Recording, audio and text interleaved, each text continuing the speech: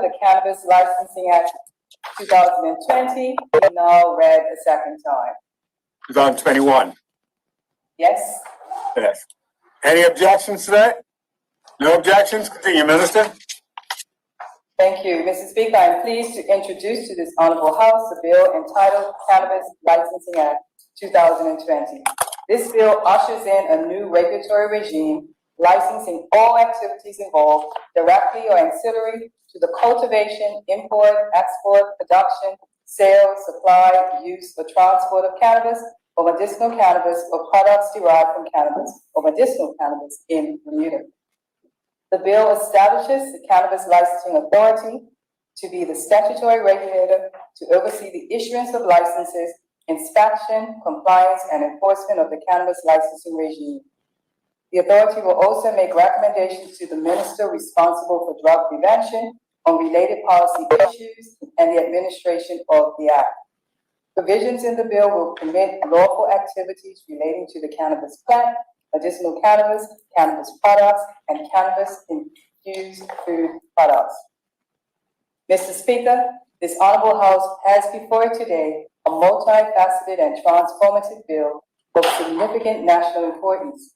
Before I detail the schematics of the bill, allow me to put on record, for the first time in this Honorable House, the full policy context and the government's objectives of a regulated cannabis regime. Liberalizing Bermuda's cannabis laws is certainly long overdue. This is undeniable in a society and the world awakening to an inflection point in discussions about systemic racialized disparities and inequities within institutions, laws, and policies. Bermuda's own peaceful Black Lives Matter and policies. I'm backtracking for a minute. Bermuda's own peaceful Black Lives Matter demonstration last year that gathered 7,000 people amidst the backdrop of a global pandemic and physical distancing rules is an historic marker that transformative change is necessary. Mr. Speaker, we can all remember a time when Bermudian society wasn't always so even-tempered when demanding rights for marginalized groups.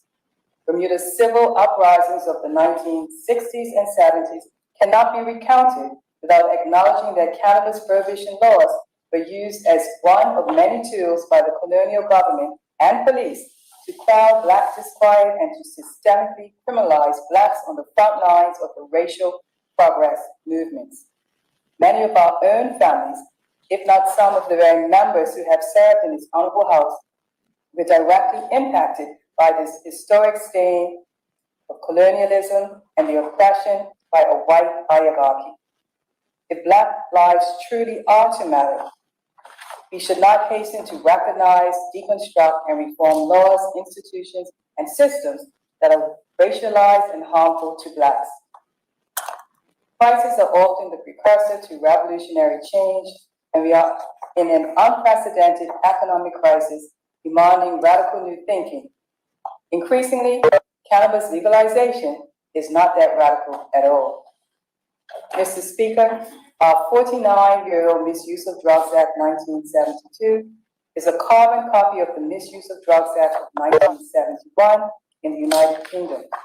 Strict drug controls which were duplicated across the British Empire based on an imperfect Nixon-era war on drugs originated out of the United States with its specific use of marijuana enforcement laws to demonize and criminalize Blacks and Latinos in their country. The great Reverend Dr. Martin Luther King, in his 1963 letter from a Birmingham jail, gifted humanity with this perspective. I submit that an individual, and I'm quoting, who breaks a law that conscience tells him is unjust and who willfully accepts imprisonment to arouse the conscience of the community over its injustice is expressing the highest respect for the law. The unjust colonial legacy of our local laws has not been fully dismantled after generations of Black Bermudians being incarcerated for minor cannabis infractions. As the entry point to our reforms, cannabis prohibition laws, designed to help society feel safe and secure, have undoubtedly had enduring damaging social, economic, and health effects upon our small community. The impact of the enforcement of cannabis laws in Bermuda has disproportionately borne by Black Bermudians, is disproportionately borne by Black Bermudians. These costs of prohibition controls are no longer justifiable by modern standards and contemporary science. Criminalizing cannabis, primarily through enforcement of personal use offenses in the Misuse of Drugs Act 1972, is ineffective, costly, and represents poor public policy in contemporary anti-colonial and anti-racist theories. Evidence of the tangible human costs hide in plain sight within our justice system. Inequities and disparities based on race in police stops and arrest data, drug-related crime rates, prosecutions for cannabis offenses, and our prison population. Black males are overrepresented in all relevant metrics. Even though it is proven Blacks are no more prone to drug use or cannabis use specifically than any other racial group. Collateral consequences cause separation and breakdown of families and personalized trauma within families affected by cannabis enforcement. Cannabis users and persons convicted of cannabis offenses are endlessly excluded from jobs, housing, and travel. Mr. Speaker, to underscore this point, a clear thread recognizing the very same racialized social disparities and the socio-economic impact is woven through the findings of the Clark Report of 1978, the Pitt Report of 1978, the Gurr Report of 1984, the Archibald Report of 1986, the National Drug Strategy Proposal of 1991, and the Tumen Report of 1992, among others. Looking back over the recommendations in these seminal reports demonstrates that our society must collectively confront, interrogate, and dialogue with our past, using today's knowledge respectful of the aspirations of future generations. It is undeniable that cannabis use is part of Bermuda's culture, despite it being unlawful to trade, share, or even to use. Cannabis use is common at social and football matches, and certainly at cup match and other large public events.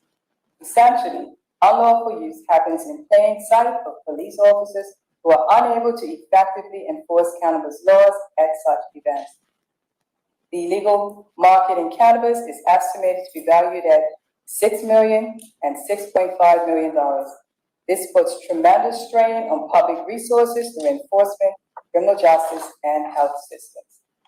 Mr. Speaker, the drug data supporting the government policy is captured in Bermuda Drug Information Network's 2018 annual report. I will highlight some of the salient figures. In the reporting year 2017, some 71,160 grams of cannabis was seized, plants, resin, seeds, and edibles. This accounted for 84.5% of all drug seizures by weight. Criminal trials for cannabis possession were at 56, with a total of 18 trials for cannabis possession with intent to supply. Contrastingly, convictions for cannabis offenses were reported as possession, 47 convictions, intent to supply, 10 convictions, importation, 14 convictions, and cultivation, 2 convictions. Only 11% of all total drug arrests in 2017 were for importation offenses. For the fiscal year 2017-18, a total estimate of $9 million was spent on drug treatment, $770,000 on drug prevention, and $5.7 million spent on drug enforcement and interdiction. Historically, the cumulative government spending for drug issues is approximately $15.5 million per year. Cannabis enforcement is overly represented in the drain on these government resources. Further, Mr. Speaker, when analyzing the prison population in 2017, at least 94 trials for cannabis offenses were initiated. Most of those accused would have spent some time in custody, either on remand or after conviction. The annual cost of housing a prisoner is recorded at $70,000 per year or $5,800 per month. It is also noteworthy that the reported primary drug for those seeking treatment in order of prevalence are opioids, cocaine, and cannabis. Yet, the order of prevalence reverses once persons are incarcerated with cannabis overtaking cocaine and opioids. This suggests the accessibility of cannabis contraband within the prison population. Mr. Speaker, the status quo has not been effective at deterring illegal consumption and trade in cannabis by any matrix. When faced with the paradox of these truths, how does a society progress from cannabis prohibition to regulation? Thinking of it as a continuum, the state cannabis laws reform are as follows: total prohibition, decriminalization, regulated medicinal cannabis, partial legislation via a strict licensing regime, legalization with a light touch regulation, and full legalization without regulation. Currently, Bermuda has partial decriminalization of cannabis as persons are permitted to possess 7 grams of cannabis without criminal penalty since December 2017. Hemp and CBD formulations are also legalized in Bermuda since November 2019. The legal definition of hemp is purposefully defined to include cannabis which contains concentrations of not more than 1% THC. Further, approved medicinal cannabis pharmaceuticals like Marinol, Sesamet, and Centivex are lawfully available for prescription in Bermuda. Other formulations of cannabis for medicinal purposes can be authorized for patients under a license by the minister responsible for the Misuse of Drugs Act 1972. Globally, medicinal cannabis is regulated or authorized by law in all of North America, most of South America, Western Europe, Australia, and New Zealand. Mr. Speaker, this government's efforts to take the next logical steps to establish a regulated medicinal cannabis regime were curtailed after public feedback was largely indifferent. Public consultation overwhelmingly showed the public felt the cost, complexity, and proposed bureaucracy outweighed any likely benefits for limited patients who will participate or for attracting prospective entrepreneurs and investors. The overarching call was for bolder steps toward legalization of cannabis. The government took a deeper look at how far cannabis reforms could go. Raising the decriminalization amount above 7 grams of cannabis, similar to Portugal's model of wholesale decriminalization, was not a feasible option for Bermuda's size and limited resources. Therefore, a balancing exercise acknowledged that full legalization of cannabis without a robust regulatory framework might have the unintended consequence of increasing cannabis abuse and could negatively impact Bermuda's pristine reputation. Inadequate regulation would neither dissuade cannabis use, eliminate the illegal cannabis market, nor prevent the known health risks and associated social harms. Mr. Speaker, the government's conclusion was that we need a regulated cannabis regime tailored to Bermuda, which would improve public health and safety, and which is not unjustifiably punitive. Opening up entrepreneurial opportunities for all in the post-COVID-19 economic recovery, including for persons convicted of minor cannabis offenses, became a necessary consideration. Soft-touch regulation was ruled out because it could not achieve the needed protections for vulnerable groups and would not satisfy our national commitment to maintaining our favorable assessment in the mutual evaluation report by the Caribbean Financial Action Task Force for our effective anti-money laundering framework. Mr. Speaker, the government is mindful to ensure that reforms effectively curtail the persistence of the illegal cannabis market of unknown quality and potency, and that the inherent exploitation within criminal enterprise would fade over time. The longer cannabis use remains criminalized, cannabis users would largely be out of reach of prevention and risk reduction protocols and treatment services without also being caught up in the criminal justice system. Mr. Speaker, scientific advances and attitudes about cannabis now indicate that the health risks of using cannabis are lower than that of alcohol and tobacco. Dependence potential of cannabis is moderate to low and on par with that of caffeine. However, Local cannabis use data places cannabis and alcohol side by side as drugs of choice in Bermuda. Reported lifetime consumption rates are at 78.7% for alcohol, 76.5% for cannabis, and 70.4% for tobacco. There is no escaping that alcohol and cannabis are cultural staples in a country where almost 99% of people admit to taking drugs in their lifetime. Law and policy models around cannabis interventions globally are shifting focus towards identifying persons at high risk, modifying risk factors and risky behavior, and modeling responsible use, the same as for alcohol, instead of outdated criminality-focused models.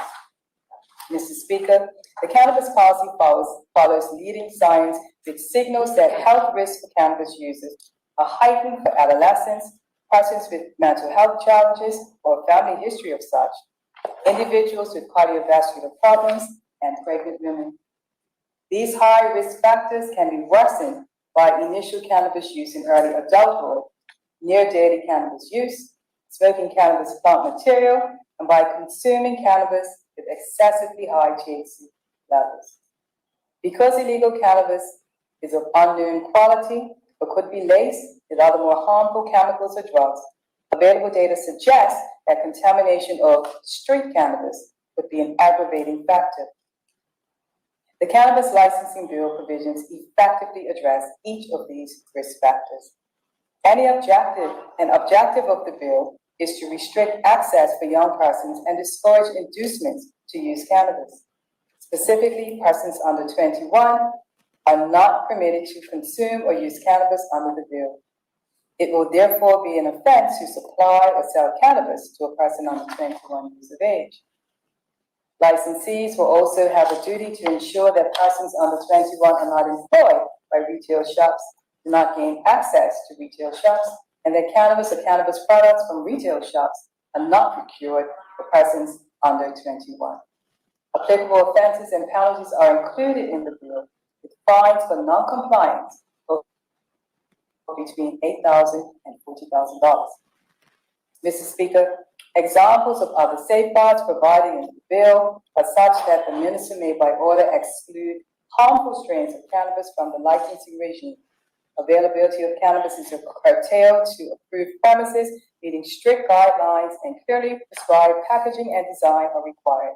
Supply chains will need approval of the authority to keep out criminal elements, and mechanisms for policies and resources enhancing education, prevention, and treatment for at-risk groups are also included. Strict security requirements for licensed facilities and conditions on licenses will be imposed by the authority. Mr. Speaker, public education campaigns and outreach will be properly executed so that young persons and the general public understand the known dangers of cannabis in the same manner as we educate on the dangers of alcohol and tobacco. The Department of National Drug Control and the authority will be tasked with collaborating to design and deliver effective, targeted prevention campaigns, improving understanding of drug abuse, and the development of best possible responses to it. The intended messaging will emphasize responsible adult use and will be sufficiently nuanced so as not to demonize positive uses of cannabis. Public messaging ought to coincide and reinforce other community-wide values exemplified by parents and family members, educational institutions, and society generally. In addition, the messaging will promote responsible attitudes and beliefs, which provide young people with the tools to decide on the most healthy course of action in regard to use of potentially addictive substances. Research shows that educational programs focusing on learning how to manage emotions and stress do better in addressing root causes of addiction and dissuading young people away from using addictive substances rather than direct programs focusing exclusively on drug abstinence. Mr. Speaker, licensed cannabis activities within the bill's licensing regime are ultimately designed to allow adults to access regulated, quality-controlled cannabis plant material, medicinal cannabis, cannabis products, and cannabis-infused food products for medicinal and personal use. The licensed categories are as follows. A Tier 1 license to allow for the growing, harvesting, drying, trimming, or curing of cannabis for adult personal use. A Tier 2 cultivation license to allow for the growing, harvesting, drying, trimming, and curing or packaging of cannabis or medicinal cannabis for commercial purposes. A cannabis retail shop license to allow for the operation of a cannabis retail shop for the sale of cannabis for the sale and consumption of cannabis. An import license to allow for the cannabis and medicinal cannabis planting material for cultivation from any country from which it is lawful to do so.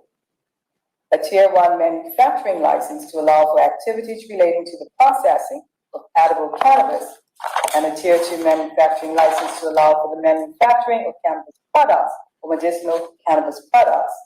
An export license to allow for the export of locally cultivated cannabis to a country in which it is lawful to do so. A research license to allow for the conduct of scientific research relating to the development of medicinal cannabis. A transport license to allow for the transport of cannabis or medicinal cannabis in Bermuda, and a cannabis event license to allow for the sale and supply of cannabis at authorized private or public events of an infrequent but temporary nature. Mr. Speaker, collectively, the proposed bill creates strict national regulation of cannabis to be enforced by the authority and police, each empowered under the bill to control and regulate cannabis within the framework. HM Customs Department officers retain the role and powers of protecting our borders from drug trafficking. Ongoing cooperation between agencies will continue under the bill and is essential for the integrity of the regime.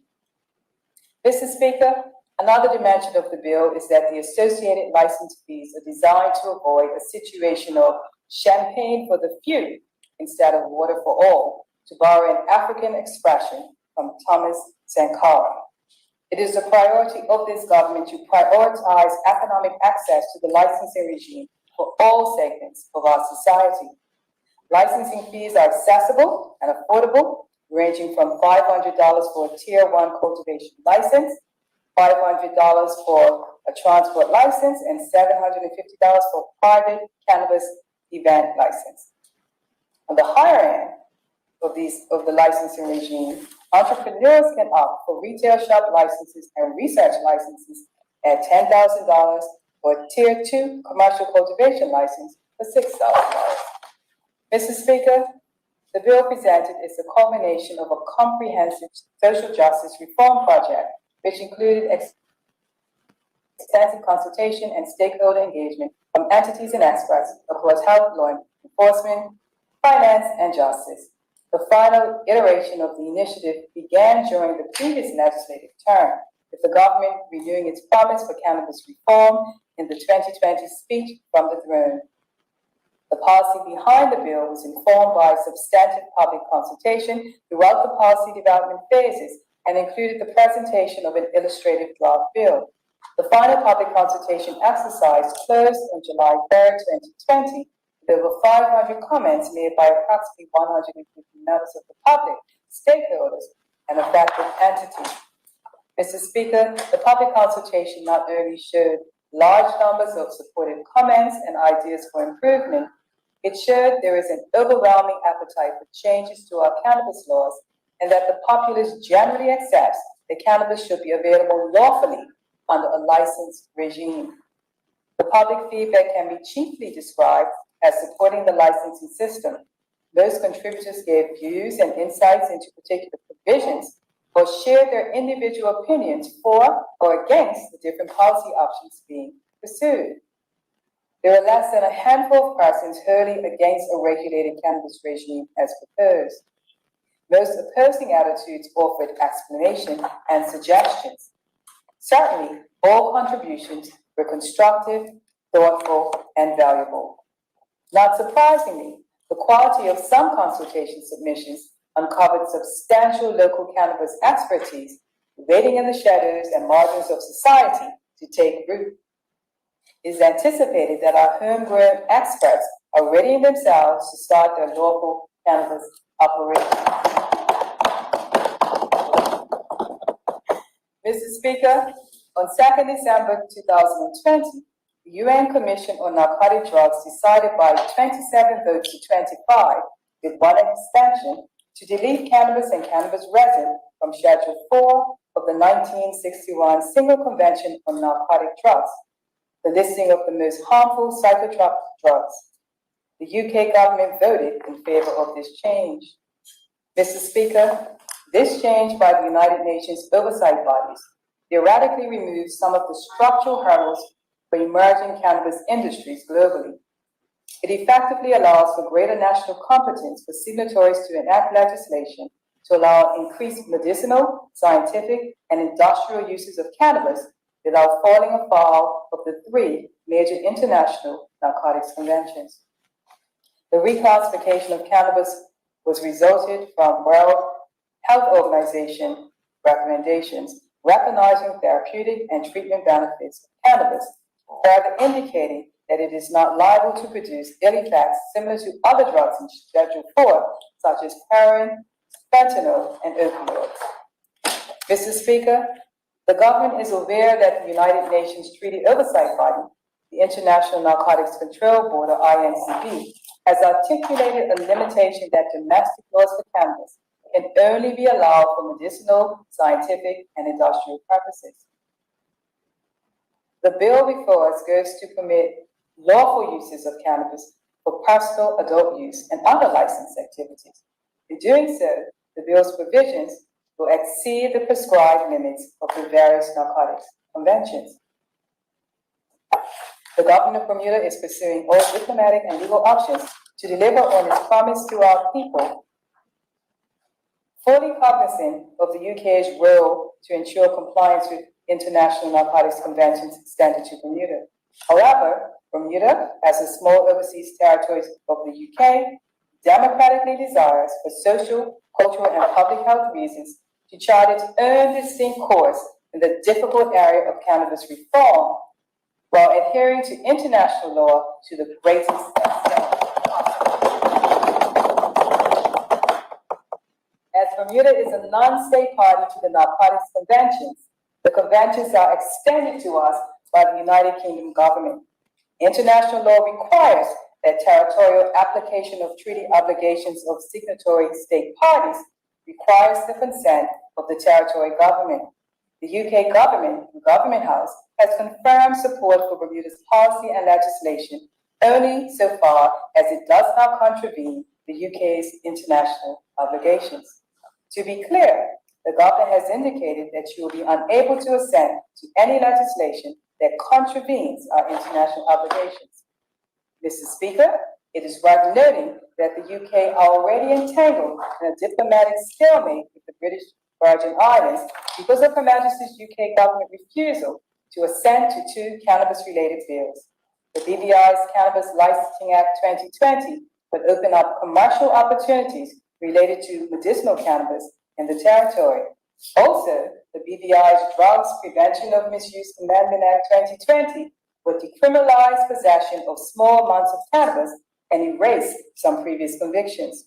It is reported that the UK is withholding assent because they were not consulted during the bill's development and to secure a memorandum of understanding granting the UK government a binding role in the territory's licensing authority. Mr. Speaker, the government of Bermuda has consulted with the UK and Government House during our law's development. As previously stated, Bermuda has already passed laws to decriminalize small amounts of cannabis, and medicinal cannabis is already available under our existing law.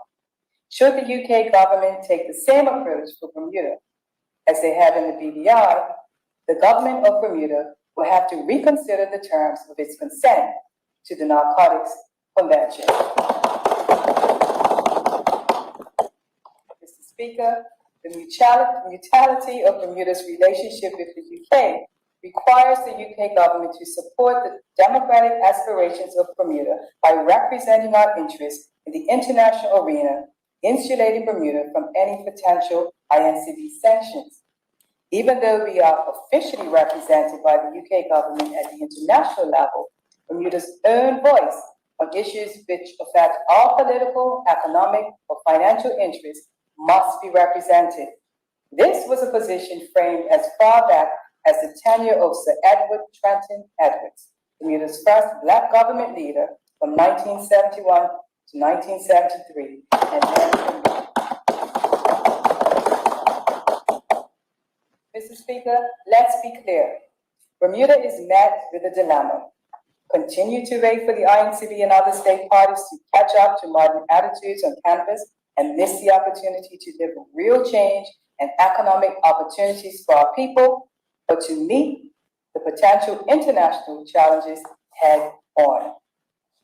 The road to progress is never perfect. Progress comes at a cost. The legendary U.S. Congressman John Lewis, best known for his lockstep advocacy alongside Dr. Martin Luther King Jr., powerfully tweeted in June 2018, "Never be afraid to make some noise and get into good trouble, necessary trouble." Defending Bermuda's democratic policy position on cannabis on the international front is the type of trouble this government is not afraid to make. Mr. Speaker, Bermuda can be confident that the pathway to a regulated cannabis legal framework has been trailblazed by Canada and 36 states within the United States of America. Other jurisdictions further afield, like Uruguay, have a completely regulated cannabis sector, with Mexico's legal cannabis industry expected to come online by the end of 2021. Remarkably, Mexico's legalization was driven by a Supreme Court ruling that cannabis use falls under constitutionally protected modes of individual self-expression, and that country's desire to eradicate drug cartels. Canada and the USA, by enacting domestic laws permitting personal adult use of cannabis and creating regulatory frameworks for cannabis industry, are in a position of respectful non-compliance in regard to the International Narcotics Conventions. Notwithstanding, neither country has been subject to any sanction by the INCB, despite Canada being called an international rebel and the INCB declaring its legislative regime to be weakening the drug treaty framework. Respectfully, it would be disingenuous for the INCB to take a hardline approach against Bermuda's cannabis laws in the face of two G7 state parties to the conventions notoriously in non-compliance with their treaty obligations. Mr. Speaker, the cannabis policies and laws emanating from the Americas and Caribbean region are more coherent with local views and culture. Prevailing views in these regions, like those in Bermuda, recognize that contemporary science and risk-based harm reduction strategies are far more effective at preventing cannabis misuse and illegal trades in cannabis than a prohibition-only approach advocated by the INCB. The cannabis laws from the model jurisdictions informing this bill are sensibly consistent with the overall objective and purpose of the Narcotics Conventions, that is, to be concerned with the health and welfare of mankind. This is per recitals to the 1961 Single Convention on Narcotic Drugs. This government believes that a regulated cannabis industry, even one which permits responsible adult use, has greater likelihood of safeguarding the health and welfare of our population than the status quo system. Systems that criminalize users and continue to proliferate despite all the best law enforcement efforts to protect. Mr. Speaker, I expect this bill will receive bipartisan support. Let me explain why. Despite the rainbow coalition of candidates run by the OBA in the 2020 election, they collectively failed to address cannabis reforms or even examine the impact of drug enforcement or drug use in their election platform. Fanciful buzz headings in their platform, such as equitable wealth creation, restorative justice, and social contract, were mainly silent on the subject of cannabis reforms and without any substantive discussion or critique of the government's policy intentions. At the time of the election, cannabis reforms have been widely reported on. 2 public consultation exercises have been completed, and 2 illustrated bills have been laid in the legislature for public and parliamentary scrutiny. In fact, Cannabis is referenced only once in the OVA's 2020 party platform, and there is no reference to drug policy generally. I dare you to search. And what you asked was the singular cannabis issue the opposition party was focused on. I quote, re-examining cannabis growing legislation to ensure that any legalization will provide real entrepreneurial opportunities. The failure to engage meaningfully on cannabis reform in the OVA's platform was trailed by the silence on cannabis reform to the opposition's reply to throne speech under the new party leader, the Honourable Member for Constituency 8. Mr. Speaker, if I may, let me also cast our memories back to 2014. That was when the Honourable Member from Constituency 10 held the portfolio of Minister of National Security. In January of that year, the Honourable Member is on record rubbishing the PRP opposition's proposals to decriminalize 4 months of cannabis. He spoke publicly, calling decriminalization reckless, and that he, in quotes, refused to believe that this is supported by the people of Bermuda. Yet, by November, the OVA had changed tack, proposing policies to allow for approved medicinal cannabis pharmaceuticals and giving wider police discretion to caution first-time cannabis possession offenders in its 2014 throne speech. Also, that same year, the OVA government commissioned and supported a comprehensive analysis of cannabis reform in Bermuda by a group called the Cannabis Reform Collaborative. That group's findings and recommendations, published in April 2014 in a 137-page report, by and large captures the policies of this government's cannabis reforms, including the social justice and social equity underpinnings to cannabis reforms. 1 month after that report's publication, the Honourable Member was appointed Premier, retaining the portfolio of Minister of National Security. So, what exactly did the OVA do while in government to advance cannabis reforms? Did they shout the report? Was it simply an exercise to placate or garner black support? Respectfully, I leave it to the opposition members to explain their party's half-baked position on cannabis and inertia in implementing the substantive reforms recommended in the 2014 report they commissioned. They can choose to rise today banging pots and pans in a display of white lash against the bill if their conscience allows. But in reality, the opposition have no real standing to oppose the policy changes in this bill because they gave no input during its development and they repeatedly failed to deliver on meaningful cannabis reform during their term in government. Whatever the OVA's position today, they never had the public trust to advance credible reforms on cannabis. Incontestably, it is the PRP government who possess the legitimacy and audacity to progress cannabis reforms on a resounding mandate by the people of this country. Mr. Speaker, political dynamics aside, cannabis has already gone mainstream. Industries are emerging and growing steadily in all of our gateway neighbors. We have fixed our gaze towards Canada and the USA's example. We are bold enough to chart our own course to create economic opportunities for our citizens.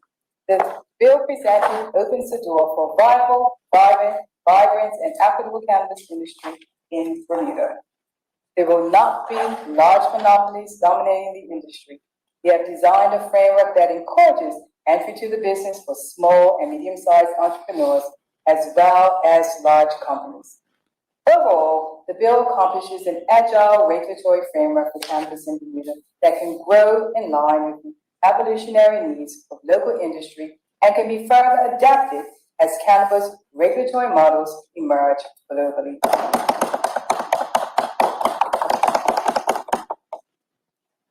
Mr. Speaker, constructing an entirely new regulated industry is not altogether unlike building a house.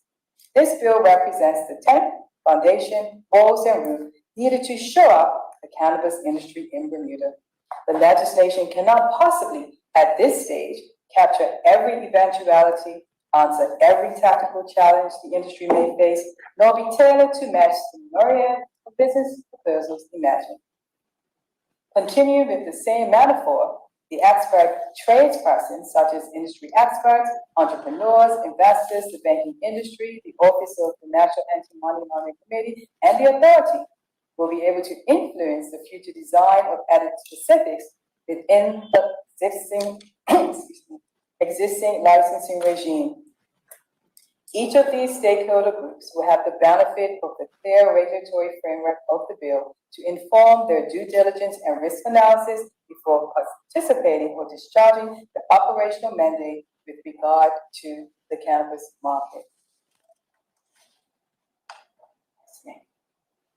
With their expertise, they will have the best understanding of the potential risks associated with any ambiguities in the licensing regime, identify ways of improving security issues, safeguards, and dynamics from within the specific areas they operate.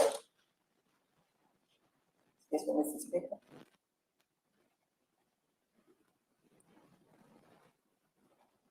Thus, Mr. Speaker, regulation-making powers are included within the legislation, allowing the minister responsible to make specific and general regulations to enhance the regulated licensing regime.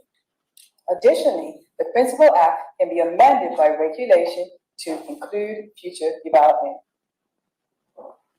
By modeling our framework on the Canadian model, Bermuda can also rely on Canada's experience with regard to maintaining its high anti-money laundering ratings, notwithstanding its regulated cannabis industry. Applying the Canadian lessons will ensure that our mutual evaluation report by the Caribbean Financial Action Task Force continues to demonstrate our effective anti-money laundering compliance. Mr. Speaker, the totality of the proposed legislation, together with the miscellaneous amendments that will shortly be proposed, provide for a better, effective regulatory control framework for cannabis to displace the illicit market, protect the youth and vulnerable persons, and finally, redress legacy harms afflicting Black families. It provides fair and equitable access to participate in the proposed market at a time when the economy and families are suffering and searching for new economic activities and opportunities. The passage of this bill and the future implementation will deliver the greatest good for the greatest number. Mr. Speaker, I'd like to take this time to thank the team of tactical officers who have worked tirelessly over the last 2 years to get us to this point. Jason Otterbridge, our lawyer and policy analyst, Amani Lawrence, our parliamentary counsel, aided by assistant parliamentary counsel, Alicia Wilson, are all a part of an effective and dedicated team, and to them I will always be thankful. With those remarks, Mr. Speaker, I move that the bill be submitted. Thank you, Minister. Does any other member wish to make a contribution to this debate at this time? Mr. Speaker, MP Pearman. Yes. MP Pearman? Good afternoon, Mr. Speaker. Yes, you have the floor, MP Pearman. Mr. Speaker, this bill has a. Can we just get you to turn your mic on? Can you hear me, Mr. Speaker? I mean, not your mic, your video. Your audio is fine, we just turn the video. Can you now see my mug, Mr. Speaker? Yes, we can. There we go. Mr. Speaker, this bill has a lot of problems, but it does have one positive. It is consistent. The consistency of this bill is that no matter what position you may take on cannabis use, this bill is not for you. That's right. No matter what your position on cannabis use may be, this bill is not for you. If you are a believer in the prohibition against cannabis, if you believe that drug use and abuse erodes the very fabric of our society, then this bill is not for you. Because this bill will legalize cannabis, and in all probability, it will lead to increased drug use. If you are a believer in decriminalization of cannabis, if you believe that it is wrong for people to be incarcerated or criminalized for cannabis use, then this bill is also not for you. Cannabis is already decriminalized in Bermuda. It was decriminalized in 2017. This bill does nothing to alter that. Decriminalization has already happened. If you are a believer in full legalization of cannabis, if you believe that adults should have the freedom of choice to use cannabis where and when they wish, then this bill is also not for you. because this bill is not about freedom of choice. What this bill is actually very clear from the title of the bill itself. This bill is about the licensing of cannabis. And licensing and licenses, as we know, Mr. Speaker, are ultimately about control. Licenses are about cost. Mr. Speaker, the bill before you today is somewhat different than the bill that was originally provided to the public in draft. It's notable that in the draft bill, there was Section 3, which said what the object of the act, the bill was. It was, quote, it was to provide for a regulatory and licensing system, end quote.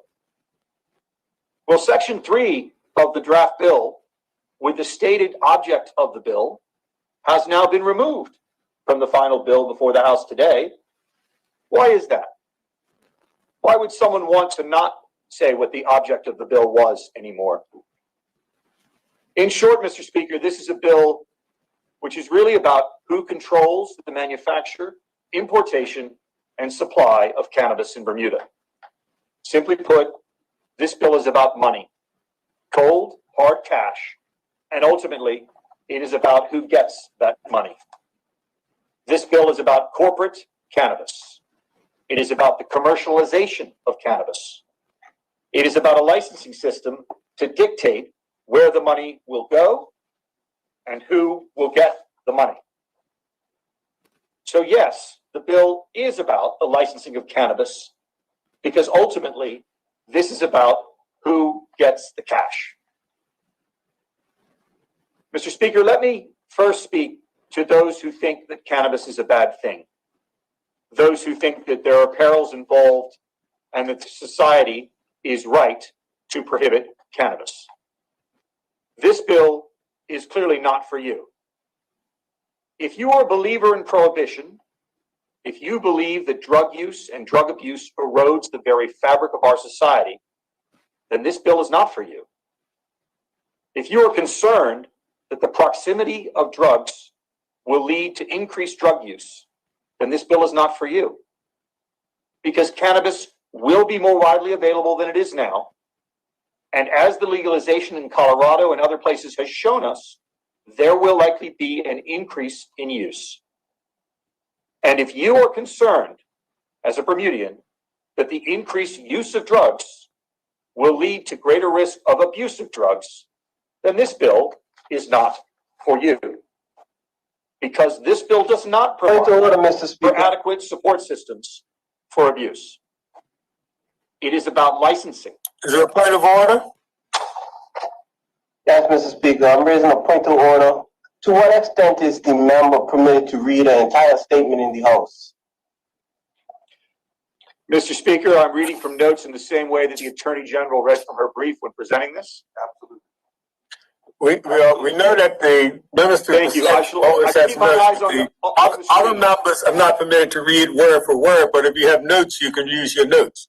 Grateful, Mr. Speaker. Thank you. Thank you. As I was saying, Mr. Speaker, if you are against cannabis, if you are for the prohibition of cannabis, this bill is not for you because this bill does not provide adequate support systems for abuse. It's about licensing. It's about the commercialization of cannabis. It's about corporate cannabis. If you are concerned that the increased use of drugs will lead to increased addiction, then this bill is not for you as well. Bermuda already has substantial addiction issues. Bermuda already has insufficiently supported addiction issues. If we have significant addiction issues before this bill, then what does our community look like when this bill passes? Mr. Speaker, like many, many others in Bermuda, I have witnessed personally the damage that addiction can do. The damage that addiction can do both to the life of an addict and the damage that addiction can do to the lives of those who love that addict. For people who've been there, who've seen the sadness and the depravity, who've experienced the lies, the tears, the breakdown, and the damage that addiction can cause to anyone who just slips, then this bill is not for you. Mr. Speaker, let us speak next to those who think that people should not be punished for cannabis use, and that decriminalization of cannabis is the correct approach. This bill is not for you either. Bermuda has already decriminalized cannabis possession of up to 7 grams, and the law was changed in 2017. Although the learned Attorney General, the Honorable and Learned Attorney General, when introducing the bill in the Senate, and again today, spoke about social justice, the fact is that the removal of the injustice of criminality for cannabis possession happened 4 years ago. That's not what this bill is about, and it shouldn't be dressed up in this way. Take the stop list. What about the social injustice of the U.S. stop list? If you believe that Bermudians should not be prevented from going to the United States because of prior cannabis conviction, then this bill does nothing to resolve that significant issue for you. Point of order. Thank you, Mr. Speaker. I'll pause. Mr. Speaker, the honorable member continues to read word from a prepared written speech. I'm looking at my notes. This bill, Mr. Speaker, shall I continue? I can't tell that you're reading directly because we're not in the house, but I'm just cautioning everybody that we know you're not supposed to, you shouldn't be reading directly a word for word speech, but you're entitled to look at your notes. But I trust that you're not reading word for word. I will do my best to make eye contact with you, Mr. Speaker, over the internet. And I too am sorry we're not in the house. It would be good when we are. So if you believe, Mr. Speaker, as I do, that Bermudians should not be prevented from going to the United States because of a prior cannabis conviction, then this bill does not resolve that significant issue for you. It does nothing. This bill is not about whether people should be incarcerated for cannabis possession. Ironically, if you believe in decriminalization of cannabis, Part 8 of this new bill provides for a cluster of new offenses. Part 6 of this new bill provides for a cluster of new criminal offenses. And I'll come back to those offenses in a bit. But if your objection to the illegality of cannabis is that people, and most often people of color, are wrongly charged, convicted, and sent to prison when they shouldn't be, then this bill does not address that either, because that's decriminalization, and that's been dealt with.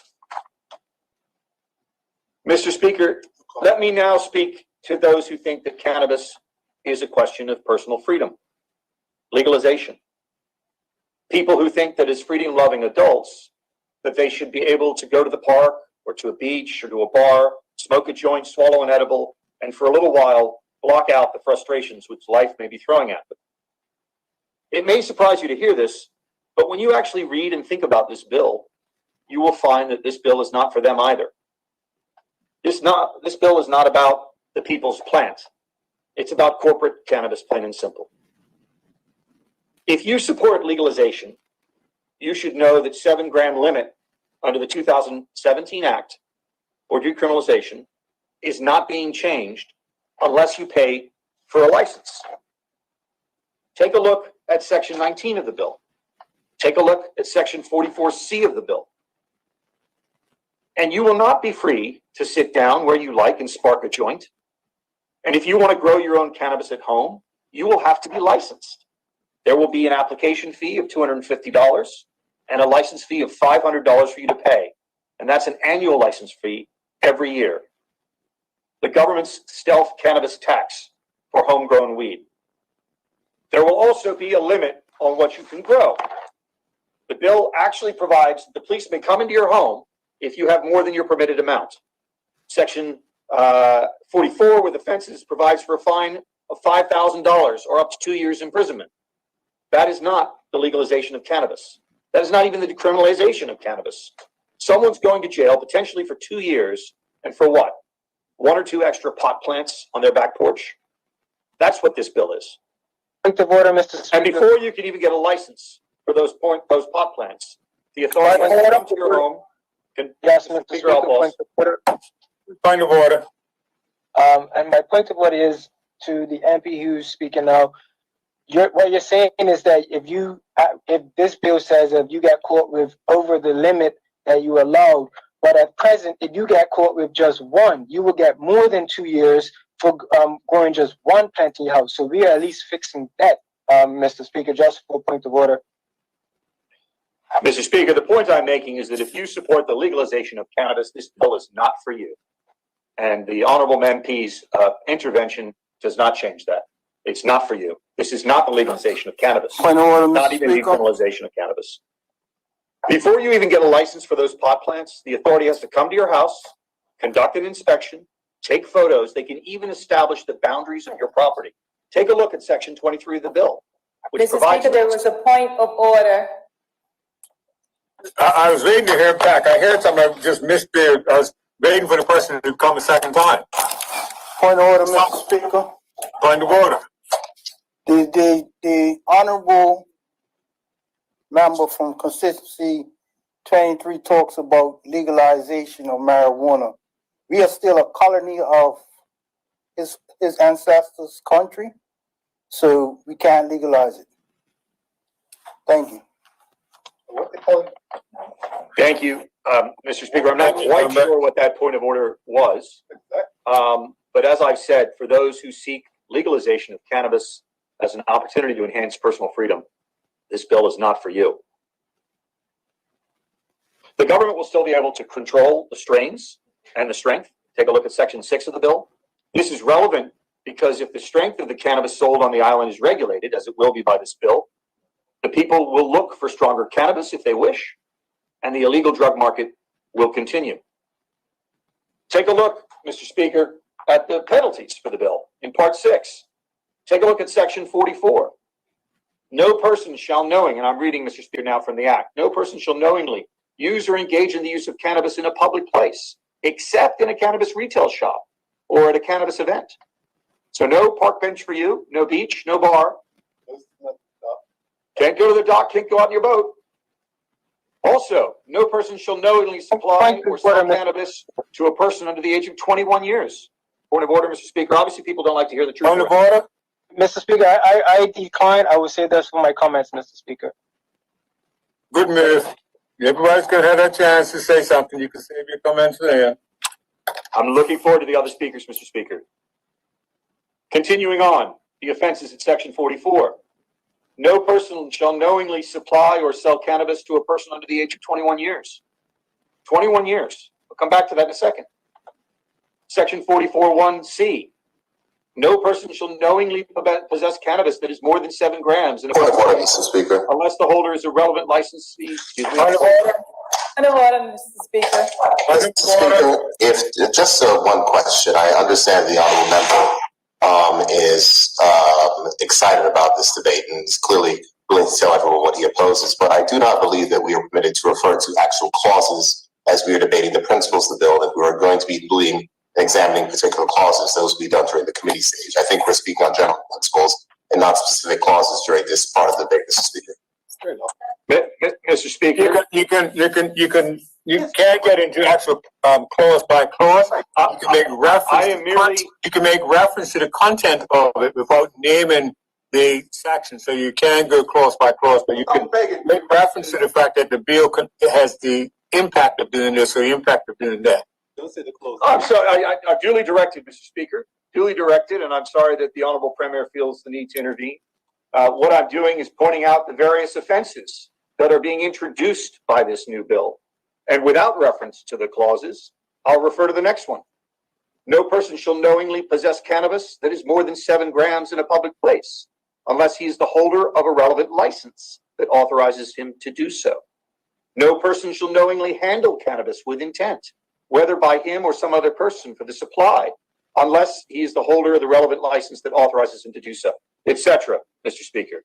So we are introducing a whole slew of new penalties. And if you support legalization, then this bill is not legalization.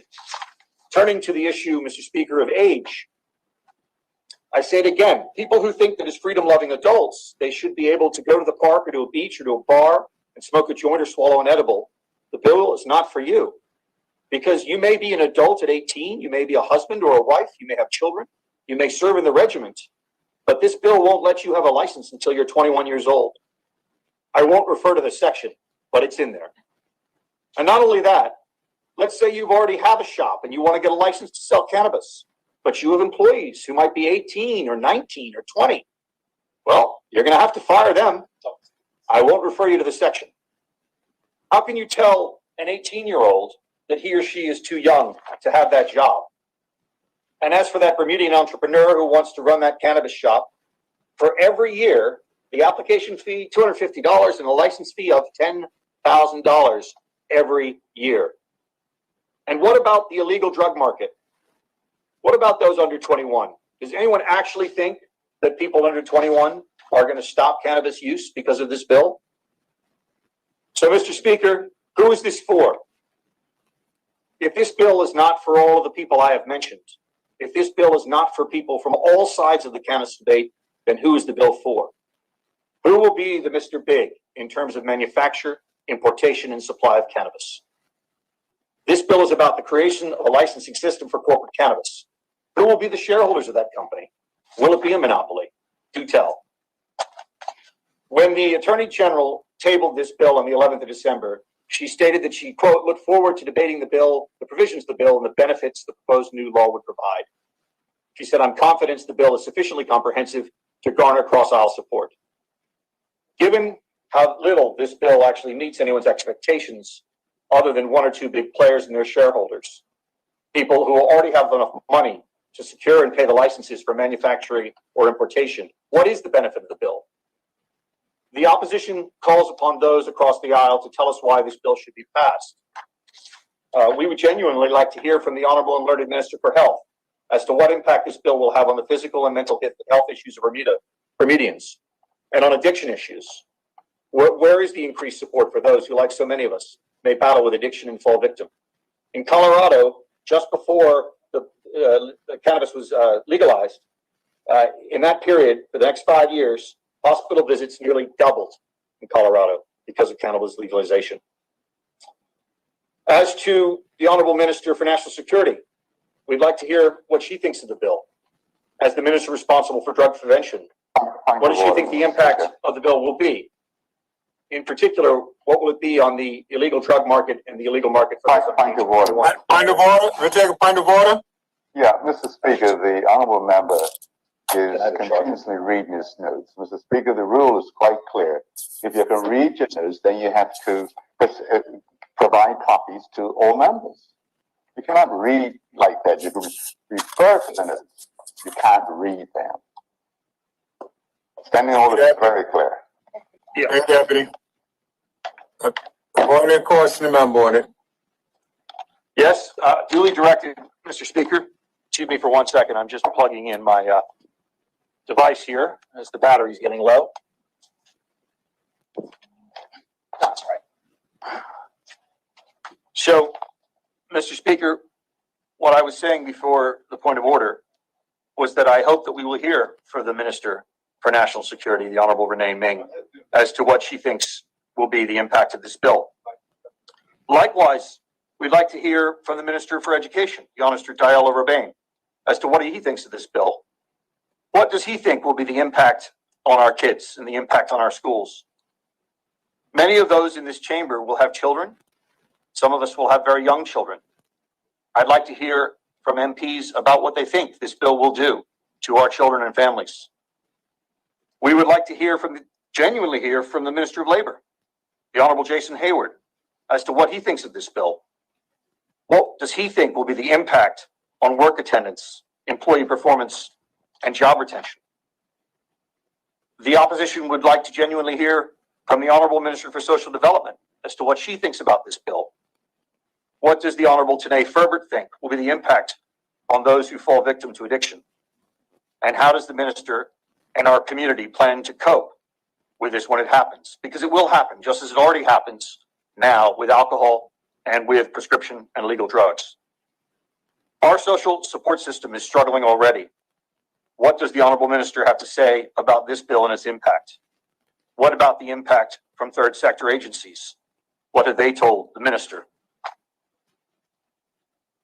Leaving aside the money that will almost certainly be made by a select few on the importation, manufacture, and sale of cannabis, what are, quote, the benefits of proposed new laws will provide, which the Honorable and Learned Attorney General has hinted at? We had a long opening speech from the Honorable and Learned Attorney General. In fairness, the speech that she gave was largely directed, quite properly, at the unfortunate fact of illegality for drug use and for cannabis use, which is already dealt with by those who support decriminalization. But her speech was not about the bill today. So, Mr. Speaker, the opposition shall wait to hear with genuine interest what is said in the debate by those on the government side. But as things presently stand, this bill really seems to offer one thing: the prospect of a whole lot of money placed in the hands of very, very few. The Honorable and Learned Attorney General made a reference to champagne for the few instead of water for all. Unintentionally, I think she hit the mark with this bill. If you support prohibition, this bill is not for you. If you support decriminalization, this bill is not for you. If you support cannabis legalization, this bill is not for you. Then who, then, is this bill really for? Mr. Speaker, on this very, very important issue for our island community, the opposition believes this. For a range of reasons, all of them carefully considered, and from a range of beliefs, all of them reasonably held, Bermudians deserve far better than the government's current corporate cannabis bill. The Premier has indicated publicly that this will be a conscience vote for PLP MPs, and the opposition will be calling for a named vote. Thank you, Mr. Speaker. Thank you, honorable member. Does any other honorable member wish to make a contribution to this debate at this time? Any other member? Mr. Speaker. Yes. Good afternoon, Mr. Speaker. Yes. Good afternoon. How are you today? I'm all right. Good You afternoon. have the floor. Okay. Good afternoon to all the listening public and to my fellow colleagues. Mr. Speaker, I was about to say I stand. I speak in support this afternoon for the Attorney General and her team for bringing this Cannabis Licensing Act 2021 to the House. I have 4 short words to say, Mr. Speaker. It is long overdue. In my comments, I have three key points I will hit on, Mr. Speaker. But I will first give a short, brief history of my experience, Mr. Speaker. I don't proclaim myself as an expert on the cannabis, Mr. Speaker, but I can say that over the last 20 years, I have done much research and collecting as much information as possible about it as I can. And I have been advocating for the change of the stigma of cannabis, Mr. Speaker. I was born in the 1980s, during the era of Nancy Reagan, the wife of President Ronald Reagan, Mr. Speaker. I grew up and I can always vividly recall the Just Say No commercials, the Note to Dope commercials, Mr. Speaker. I also can vividly recall watching TV and seeing commercials where you have a big circle and it would say, "This is your brain," and then a small circle that would say, "This is your brain on drugs." I also recall other commercials, Mr. Speaker, where there would be a hard-boiled egg in a frying pan, and it would say, "This is your brain." And then they'll crack it open, and as the egg white and the yolk fried on the pan, it would say, "This is your brain on drugs." Mr. Speaker, that's what we grew up. My era, an unbiased, one-sided opinion on what drugs were. Mr. Speaker, at about 15 and a half, 16 years of age, I had a wide awakening when I found that that was not the only opinions on cannabis, Mr. Speaker. At 16 years of age, I then wanted to learn as much as I can about cannabis, because for so long we have been taught that drugs kill, that you can, and Mr. Speaker, I was maybe a little naive when I was younger, but I assumed that it meant you would die instantly, or that, drugs kill you the moment you take them. And that's because from that one-sided approach, that's all we got. So, Mr. Speaker, at 16 years old, when I found out otherwise, I wanted to do as much research as possible. At 18, when I went off to college, Mr. Speaker, in my freshman year, there was a class project where we had a debate on cannabis, on to legalize it or not. And I happened to be on the side that was for it. Mr. Speaker, with the materials and resources and access to resources at a collegiate level, Mr. Speaker, I was able to delve deeper into my research on cannabis. And again, sort of broaden and get away from that one biased opinion that I had been brought up on all my life. Mr. Speaker, I don't want to go too far down that way because I do have my points to hit. But I will just finish that with saying this. In the mid-2000s, there was a documentary series that came out called Wired. It was put on by Dr. Sanjay Gupta, a well-known doctor. He's been on the TV and different talk shows before. At that point in time, he was an ardent he did not support cannabis. He was as gangster as far as away from it as possible. At the end of this docu-series, where he done investigation on cannabis and how the medicinal benefits of it and how it helped those that dealt with chronic illnesses, he had a total 160-degree turn, and he is now an advocate for the responsible and correct use of cannabis, rather than medicinal or recreational use, Mr. Speaker. Mr. Speaker, I'll go to my 3 points that I have. My first, there is much to be said that I can say on cannabis, but I know there are other speakers, and I know that we don't want to hear my voice all night, Mr. Speaker. So I've just limited to 3 points that I want to hit. Mr. Speaker, the first is redemption.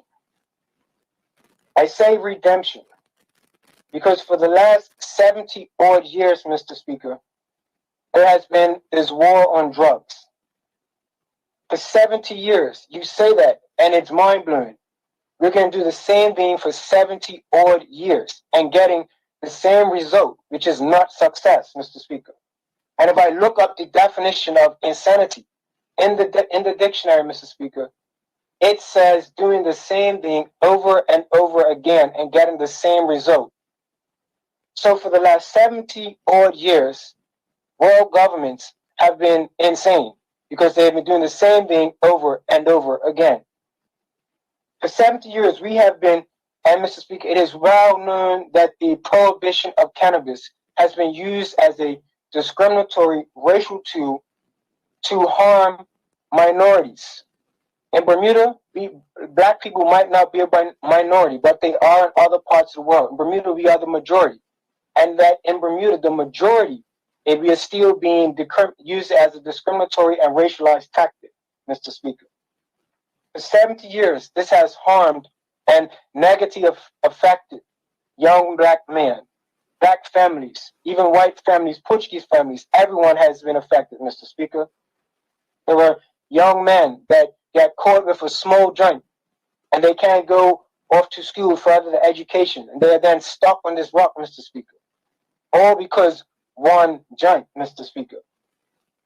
Mr. Speaker, the time has come for change and redemption. Redemption I refer to again, Mr. Speaker, because that states in the bill that the bill is looking to encourage persons that have been affected by this, persons that have been incarcerated, persons that are, while now it is an illegal, illicit trade, but persons that have the experience in it, Mr. Speaker, that as present they are being discriminated, criminalized against, Mr. Speaker. So redemption is that those that have served time in prison, away from their families, that for something that is the world attitude is changing on. Bermuda is not the first place to take this approach, Mr. Speaker. We have seen Canada. Canada done it in 2017. And as much as the previous speaker before me said that this bill is not for you, the way it is now is not for you, Mr. Speaker. The OBA and all that was said by the previous speaker before me, not one alternative was mentioned, Mr. Speaker. Not one. So you'd rather have it the way it is now and not change it than try to at least have some changes so that we can, as Mr. Speaker, the consultation period showed that this is for Bermuda, Mr. Speaker. The consultation period that was done last year showed that medicinal wasn't the interest. They wanted recreational use. So, Mr. Speaker, the next consultation showed that this is what Bermuda wants. And yes, there were those that were opposed that, but the overall majority that did this consultation, Mr. Speaker, showed that this is what Bermuda wants. Mr. Speaker, the redemption again for persons that have been affected by this, persons that were using this illicit trade to make illegal funds before, can now do a 180-degree turn and now apply for permits to have legal businesses, which they have the expertise in, Mr. Speaker. We talk much of importing expertise into Bermuda. Well, in this particular case, Mr. Speaker, with this cannabis industry, we have the expertise here. The multiple Bermudians that, while this is an illicit drug, grow it, participate in it. You know, they have been caught and they are serving time. They have the expertise, Mr. Speaker. So they now can have the opportunity to take what they were making, what was an illegal, illegal substance, and make it illegal cash. They can now make legal cash and have legit legal businesses, Mr. Speaker. So this is about giving a second chance to persons that foul of a law that is unjust, Mr. Speaker, and it has been proven to be unjust. The usage rates of cannabis are equal 1-to-1 of people of color versus white people, Mr. Speaker. But the incarceration rates, Mr. Speaker, are almost triple to quadruple that of blacks to white, Mr. Speaker. So this goes to prove that this is not an unjust system the way it is. It has been used as a racial tool to harm and to negatively affect and disproportionately harm the black people, whether in Bermuda as a majority or in other parts of the world where it's a minority, Mr. Speaker. So, Mr. Speaker, this bill, as a way as a redemption, will help to address and correct, and I will just input, Mr. Speaker, is that the PLP has shown over the last 3 years that we, step by step, have been looking to address that. In 2017, when we did the Decriminalization of Marijuana Act up to 7 grams, Mr. Speaker, the speaker before me referenced much that. But Mr. Speaker, and he did reference to say that if you feel that you can carry in public, if you're over this, you still got, you can still be charged. Mr. Speaker, research has showed that 7 grams, it is a acceptable personal amount to have on you. So persons that want to carry more than that, that is not the average. The average person at present that carries more than that on them is for retail maybe. So we are looking at the persons that want to have personal possession, which is 7 grams or less, Mr. Speaker. And Mr. Speaker, the did lose my train of thought, but it'll come back to me, Mr. Speaker. So, yes, and Mr. Speaker, the member before me, he did mention a lot about how this bill we're putting forward is not for you, because it would encourage the uses of young people to go higher. Mr. Speaker, I would ask that member do research on the country of Portugal.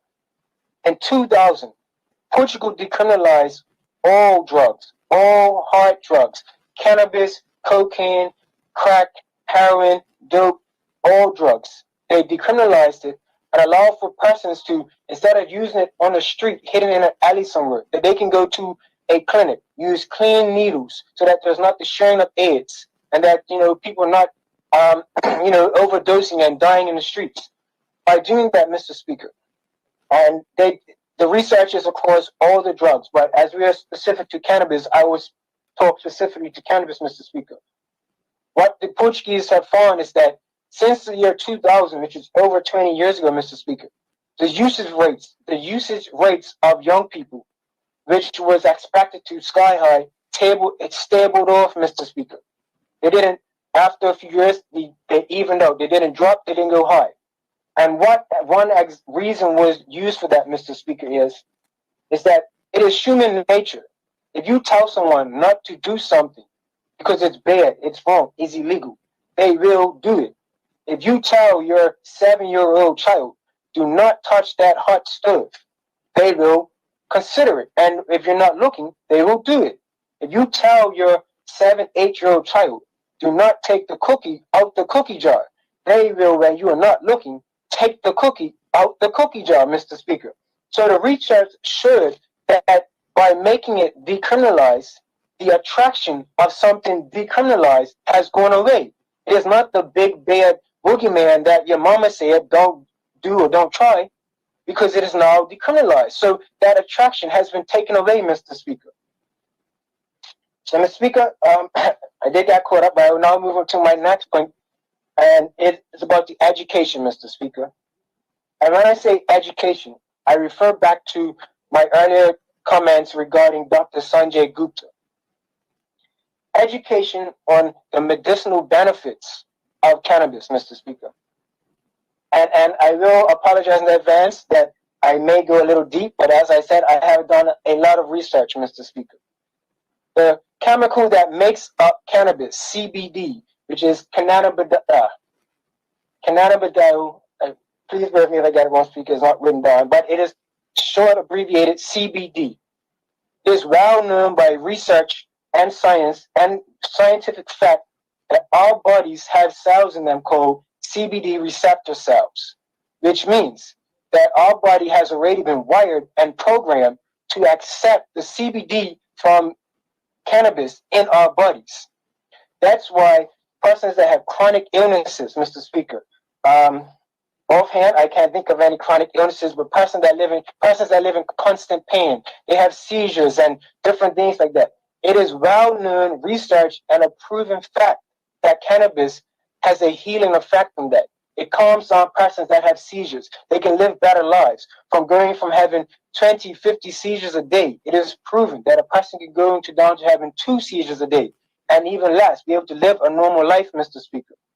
So we have to educate people on the medicinal benefits of cannabis. Everyone, when we hear about cannabis, people get caught up on recreational. Recreational cannabis is one small part of the vast, numerous opportunities and endless utilizations of cannabis, Mr. Speaker. Mr. Speaker, I would like to cast persons' minds back. We all recall Dr. George Washington Carver, who in the late early 1900s discovered over 100 ways, and I dare say, if I'm correct, over 1,000 ways to use the peanut. But most people only really know of peanut butter and the more common uses. There are over almost 1,000 ways of peanut butter. That is similar to cannabis, Mr. Speaker.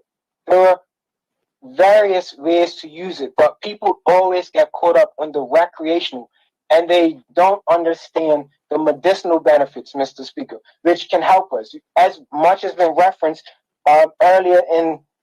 much has been referenced before about Bermuda's state of health.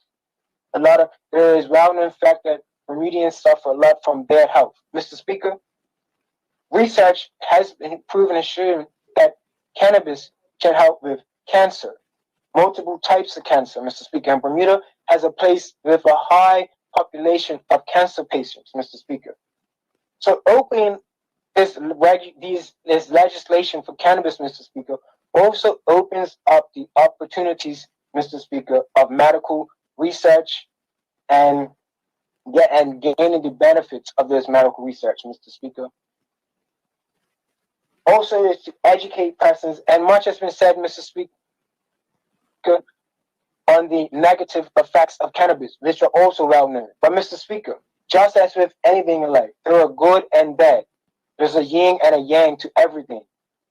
Mr. Speaker, alcohol, cigarettes, which are legal, and at the age of 18, you can purchase alcohol and cigarettes, which is well-known scientific fact that they do more harm to your body, Mr. Speaker. You can, from alcohol and cigarettes, you can get liver cancer, lung cancer, throat cancer, eye cancer, tongue cancer. Mr. Speaker, the list is unlimited. Mr. Speaker, I put on my hat as word safety chairman. The number 2 causes of accidents in Bermuda outside of speeding, the second is drunk driving, Mr. Speaker. So while we have these well-known facts, Mr. Speaker, what are we doing to address the alcohol usage? Nothing. Yes, the Road Safe Council, we push and promote the advocacy against it, but we still see it's still legal, while we know that persons drink, and the previous speaker mentioned addicted. We have alcohol addiction. It's rampant in Bermuda, but yet alcohol is still legal. We don't hear cries to make alcohol illegal, Mr. Speaker. We don't hear those cries. Why? And the member before me made much reference to it. Why? Because it's business in alcohol, Mr. Speaker. And Mr. Speaker, we well known in Bermuda, the Goslings, the Boris Lightborns, they make money off the sale of alcohol, Mr. Speaker, but we don't hear the outcry when it comes to, we know the addiction rates of alcohol, the drunk driving rates. Where's the outcry for the prohibition of alcohol in Bermuda, Mr. Speaker? There is none, Mr. Speaker. Why? Because in the 1920s, prohibition was proven that it does not work, Mr. Speaker, with the prohibition of alcohol. So they legalized alcohol and regulated. Mr. Speaker, the same with cannabis. It is proven the prohibition of cannabis does not work. So, Mr. Speaker, we must now look at how we can make it work by regulating. The speaker before me made much mention to that this is a corporate this and Mr. Speaker, we are regulating it so that persons, yes, you might not have the full legality to walk around and smoke at your free will. But Mr. Speaker, you can't do that with a cigarette and alcohol now. You can't walk in a building and smoke a cigarette. Most places have dedicated spots where you can go and smoke on your smoke break, Mr. Speaker. You can't just drink alcohol when you want. You can't even have an open bottle of alcohol in your own private car, Mr. Speaker. So, Mr. Speaker, all of this talk of expectations of full legalization in Bermuda, that is not the dream. The understanding is a regulated market, Mr. Speaker, where we can regulate those that do want to participate in it. Yes, Mr. Speaker, the reference was made earlier by the previous speaker. This creates other offenses. But Mr. Speaker, those other offenses are persons choosing to do something outside of what they are permitted. If you know that your license is only for personal cultivation to grow 4 plants in your house, and you are getting caught with growing 10, Mr. Speaker, that is a choice you made on your own. But Mr. Speaker, at present now today, if you have 1 plant in your house, Mr. Speaker, you can get arrested and your life be turned upside down over 1 plant, Mr. Speaker. So, Mr. Speaker, again, the previous member before me mentioned a lot, but as I said, if the bill that we are proposing is not for you, then what is, Mr. Speaker? The way it is now is not for you, Mr. Speaker. Mr. Speaker, lastly, the last point I want to touch on is opportunities, Mr. Speaker. Opportunities, as I mentioned earlier under redemption, for persons, not only persons that have been convicted and charged and have a record of cannabis before, Mr. Speaker, but for the everyday person that wants to get into the industry of cannabis, Mr. Speaker. As I mentioned before, the opportunities are endless. We see, Mr. Speaker, Bermuda is a very creative, inventive place. Every weekend, you can drive up and down this island and you see people selling their wares, whether it be food, small objects, clothes, whatever it is, Mr. Speaker. Cannabis has those same opportunities, Mr. Speaker. The edible industry of cannabis is worth billions of dollars. We see Bermudians on a daily basis in Bermuda. You walk into a gas station, they sell popcorn, Mr. Speaker. They sell other little snacks. Why, Mr. Speaker, you can do the same with cannabis. Cannabis-infused foods. And again, the list is endless. You can have cannabis-infused foods with oils. You can have outside of food products. You can have lotion bars, soap bars. The products of cannabis are endless, Mr. Speaker. So if now in a time pre and post-COVID where the economy has not been in our favor, persons have been struggling, looking for ways to make a little money in their side, Mr. Speaker. This is a perfect opportunity for that person that's a baker, and they know they can whip up some well-tasting food infused by cannabis, Mr. Speaker. Mr. Speaker, yes, much has been made of the cost for these licenses, but if a person can afford and pay for that license, they can then open themselves to the business opportunities that come with that, Mr. Speaker. Also, Mr. Speaker, and I did make reference to it before under the medical benefits, under education, is the medical tourism, Mr. Speaker. I mentioned how cannabis can be a healing and calming effect for persons with chronic illnesses. But if we do more research and find that it has other opportunities, Mr. Speaker, Bermuda can be a medical cannabis tourism hub, Mr. Speaker. And as I referenced that, Mr. Speaker, there are already countries that are already getting on that. Indonesia is already one of the largest medical cannabis tourism destinations in the world. Their government has already made that their direction they want to go in, Mr. Speaker.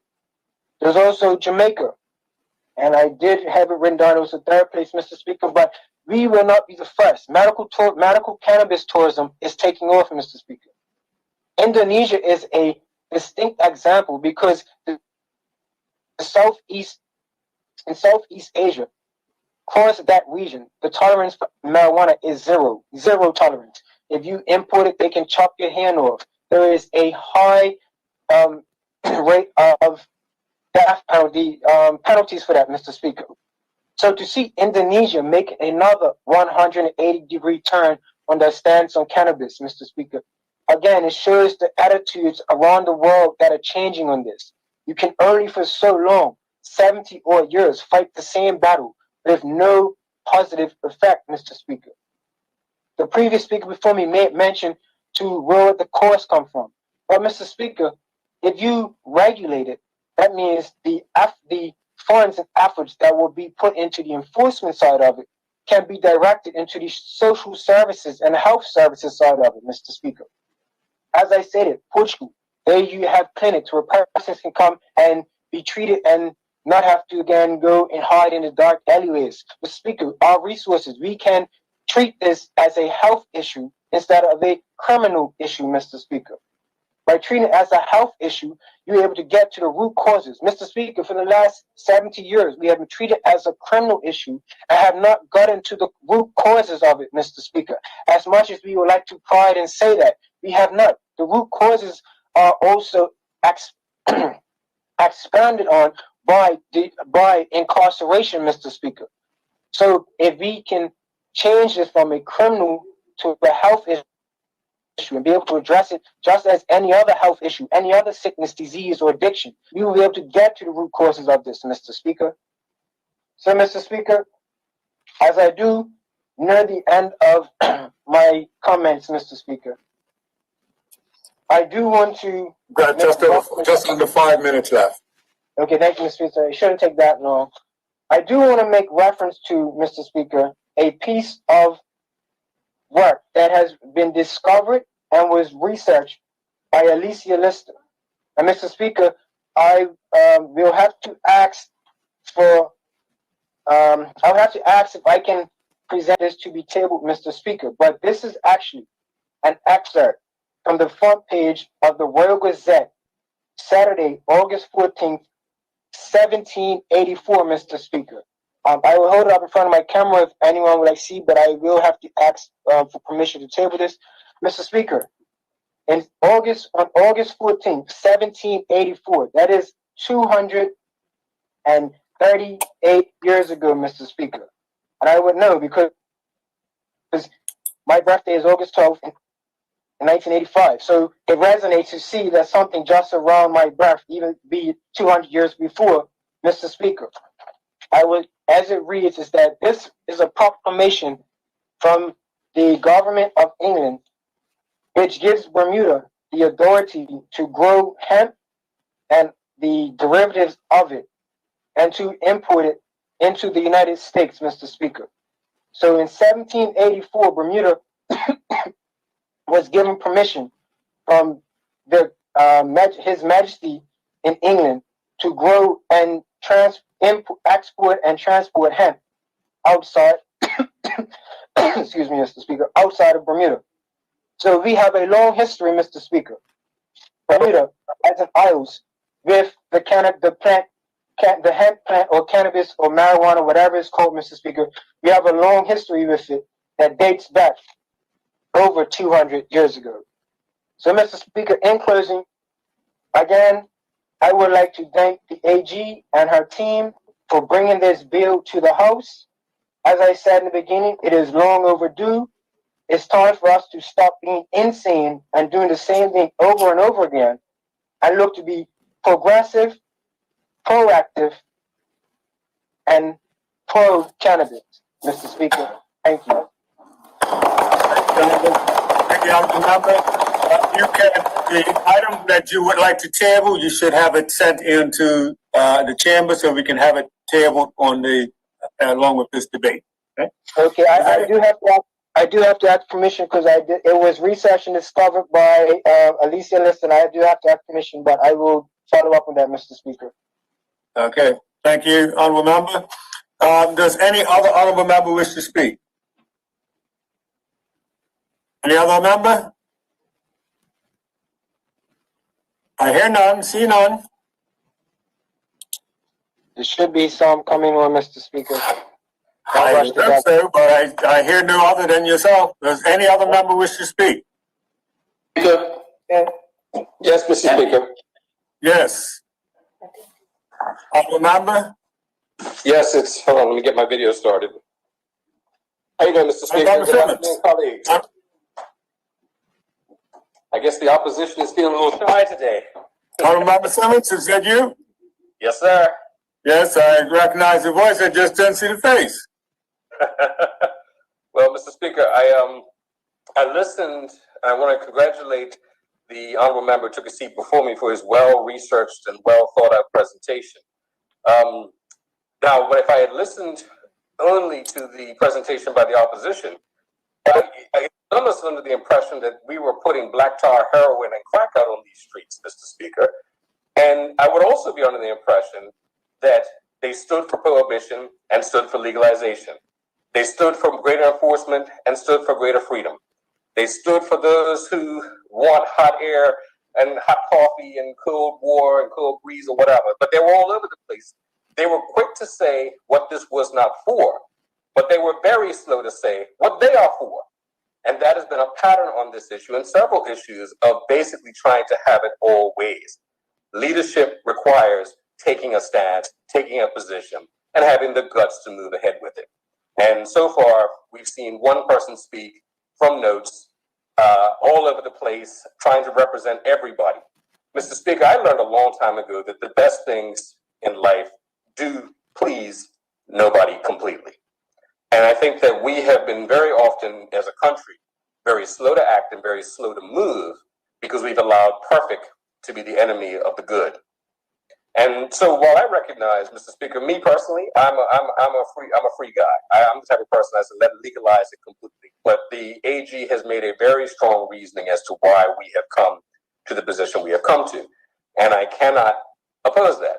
I cannot allow perfect to be the enemy to good. Mr. Speaker, when I speak to a lot of my young constituents, there is a repeated refrain. We don't do anything. Nothing ever changes. And while I don't agree with that, I understand why a person could feel that way. Because when it comes to a lot of issues, we've dragged our feet. When it came to gaming, we were late to the dance. When it came to getting something as simple as a drink served to you on the beach, late to the dance. And while we're still not that late, not that early to this dance, the music is still playing and the opportunity is there for our people if we are willing to take it. I think that we have tried to strike a balance, and the balance is one where it is about regulation. It is about allowing people to have greater freedom, but it's also about making sure that the freedom comes with a certain degree of responsibility. If you listen to part of the honorable member's speech, you'd assume that they want it to be a free-for-all. And I think we recognize as a society a free-for-all is probably not where we want to be at this time. Mr. Speaker, this is a living law. I believe that when we look at the pledge from the Honorable Minister incorporated in the Act, that there will be a report given back on its progress in a year's time. And in 2 years' time, evaluation and reassessment will be made. And I think that's a very wise thing to say. It's a wise thing to incorporate in the Act because it allows us the opportunity to correct, nip, tuck, expand, or contract as best fits the needs of the country. And I think that with this minister in particular, I'm encouraged by that because the consultative process, and I have to give her tremendous credit on the consultative process. The bill that was tabled originally, as the opposition member said correctly, is not the same one that we are debating today. And it is not the same one because there was an opportunity for the public to weigh in, share their views, and contribute to the shaping of this document. Is this a perfect document? I would be the first to say no, it is not. But perfect must not be the enemy of good. And the good within this bill is this, is that there will be greater opportunities for our young men and women to avoid being prosecuted, to avoid being targeted, avoid being victims of a lifestyle choice that they have made. Good is the opportunity for more of our people to enter the business, to become entrepreneurs, to become profiteers in this. And I recognize that there are people quaking in their boots in their mansions who have profited off the status quo. But the opportunity for new people to enter the field legitimately and to be able to enter the field in a regulated fashion is an opportunity that many Bermudians take up. And not just that, I hope that entities such as the Bermuda Economic Development Corporation will be at the ready to ensure that they are able to participate fully. I think the greatest sin that we could look back on 20, 30 years from now is this, because I believe we will manage the health aspects of it, informing the public of what the dangers are and the issues are. I believe we will handle the enforcement aspects, but I think that we have to not look ahead, too far ahead, and see that the same faces, the same loaded pockets benefit from this legalization that have benefited from everything else in this country. It is my hope that those who occupy the gray economy will move into becoming part of the real economy, the traditional economy, that they will become the entrepreneurs and the moguls, and they will be the ones who will be hiring and providing opportunities. And that is not something to be afraid of. I know that there are some who are afraid of the competition of people who are not their kind, but that's okay. This is something that is good for our country and opportunities present, and we must make sure that we do all we can to make sure that those who want to transition into this from an entrepreneurial standpoint have every opportunity to do so. But Mr. Speaker, I think we also have to look at, on the other side, is that with more freedom, more opportunities, more chances to do better, to live differently, we also have to exhibit more discipline. As a people, we have found many ways to self-medicate. We have found many ways to dull ourselves to the various stresses and pressures of our world. As a government, and as we go forward with this process, we must investigate further why so many of our people, based on the numbers the Attorney General presented, feel the need to medicate themselves and address those from a social, a policy, and a governmental perspective. But we also must take self-discipline as well. I've worked for a number of employers who did drug testing. And I know many people who would say to me those times, they might offer me something. I'd say, no, I can't because I get drug tested. And they would say, well, how could you work in a place where they have drug testing?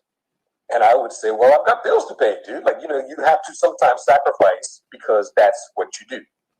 And we have to make sure that with these new freedoms that we don't become indisciplined, that we don't become dependent on things to numb ourselves. And as a government, we should make sure that we continue to inform, continue to press on your people options to recognize as an adult you have choices, but also you must be responsible. Mr. Speaker, with those brief remarks, as I said, I'm a person, I would have probably liked to have seen it go even further, but I'm not going to let perfection be the enemy of good. Thank you, Mr. Speaker. Thank you, Honorable Member. Does any other Honorable Member wish to speak at this time? Mr. Speaker, Yes. MP Campbell. MP Campbell, you have the floor. You've got your 30 minutes. Thank you, Mr. Speaker. Mr. Speaker, we've heard from the Attorney General that the Misuse of Drugs Act 1972 is 49. I'll remind you as well, if you can get a camera on, it'll be appreciated.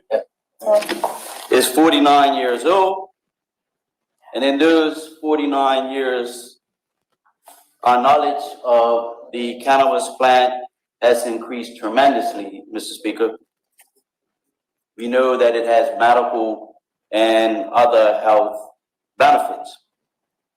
During that same 49-year period, Mr. Speaker, we have also seen a softening of the public attitude to one of acceptance more so than not when it comes to the cannabis plant. Mr. Speaker, the purpose of the bill, as we have heard, is to create a new regulatory regime around licensing all activities related to the cultivation, importation, export, production, sale, supply, use, or transport of cannabis, medical cannabis, or products derived from cannabis or medical cannabis. Mr. Speaker, in addition, the bill allows for lawful activities relating to cannabis, medicinal cannabis, and cannabis products. There were a whole lot of things attributed indirectly to what the bill was supposed to do by the member of the opposition that spoke earlier, but it's as simple as that. The purpose of the bill is to create a new regulatory regime that will allow for lawful activities relating to cannabis, medicinal cannabis, and cannabis products through a licensing program.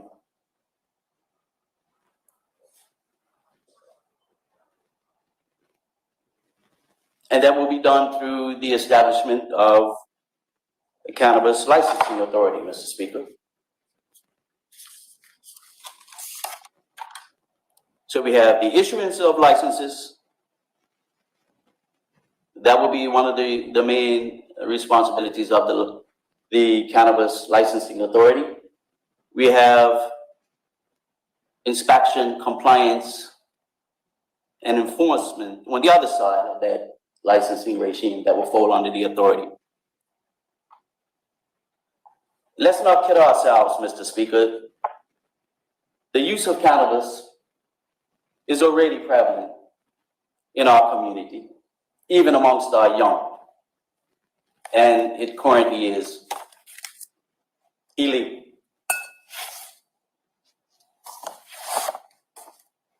So, what argument are we going to make that our kids are going to have access to it? They already have access to it. You'll be surprised, maybe not, Mr. Speaker, how young our kids get access to cannabis. Under this bill, those under 21 will be precluded from having access. It will be illegal to supply them. That is a good thing, Mr. Speaker. We said that the current use is prevalent, and that use takes place right out in public places. Sometimes, I won't say that. I won't say that. It happens in places that you at least expect it to happen. And as we have heard, that illegal market is worth somewhere between $6 million and $6.5 million.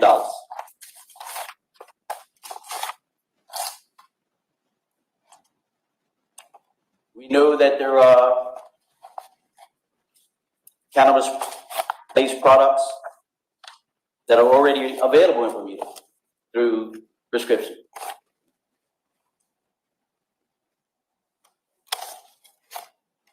We know that the minister responsible for the Misuse of Drugs Act 1972 has the power to authorize cannabis for medicinal or cannabis formulations, products for medicinal purposes for patients. That's already there. Mr. Speaker, by creating a regulatory regime for lawful activities, the quality of the cannabis in circulation can be controlled, particularly when it comes to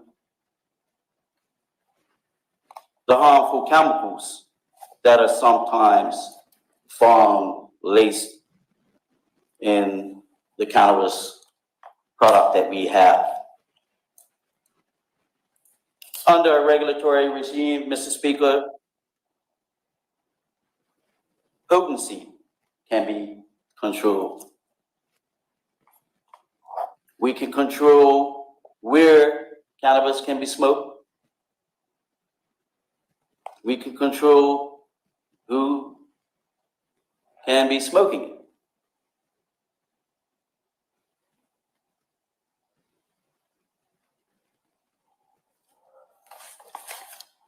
Although I've already said that our young people are smoking it now,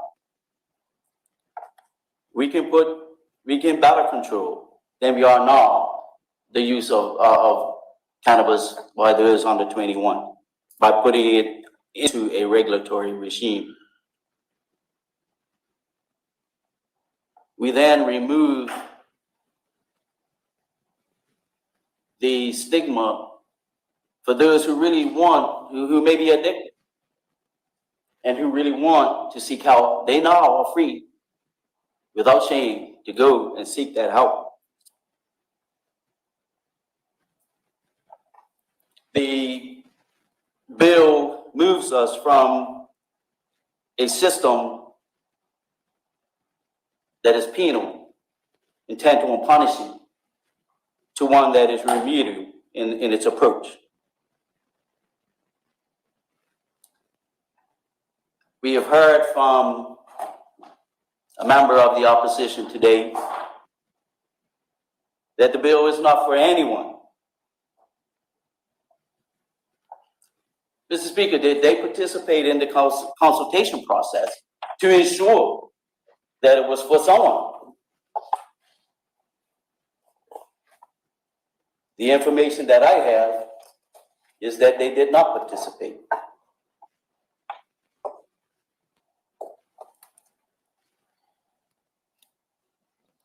It was said by the member of the opposition that if you support legalization of cannabis, the bill is not for you.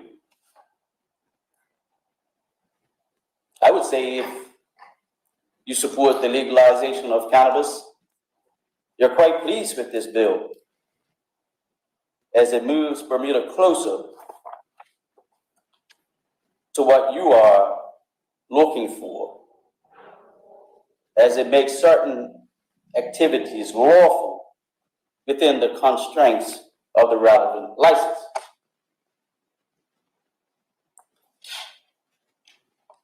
If I own a shop currently and I have young people working for me, and I really want to get into the cannabis business, why would I not open up another shop and only have those who are 21 and older working there? Why would I look to put the young people that I have currently working for me at risk and out of work? There are options. We always paint the extreme when we want what we want.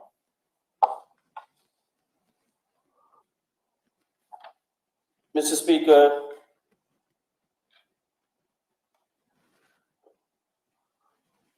we heard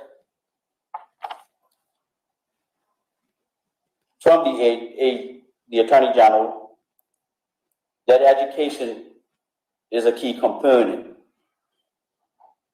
It's critical in this process. We heard from the opposition member that our kids are going to be at risk. Our kids are at risk now, Mr. Speaker. It's our job as parents now to educate our kids on the pros and cons of not just cannabis, but all harmful drugs. Just like we educate them on the simple thing, if you put your hand in the fire, it's gonna burn, it's gonna hurt. So by introducing this bill, we don't change any responsibility or add any burden to parents that doesn't exist already. We should be educating our kids. It's our job. And I've spoken on that when I was in the Senate. It's our job as parents, as the first teachers of our kids, to educate them.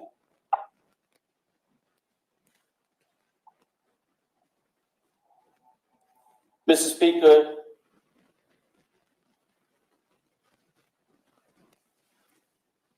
what this bill does not propose to do, it does not eliminate the employer's rights to have a drug-free work environment. And I'm speaking to those who may misunderstand what this bill means. It does not mean that you can smoke and then walk into your job. And if you have a positive test, that there's going to be some protection there for you. If you work for a job that drugs test now, don't smoke cannabis. If you want a job at an establishment, at a business that drug tests, don't smoke cannabis. It's quite clear, Mr. Speaker. And that's the way we should put it to our citizens. I would say young people, but it's not just young people. There are older people that like to smoke or would like to smoke cannabis as well.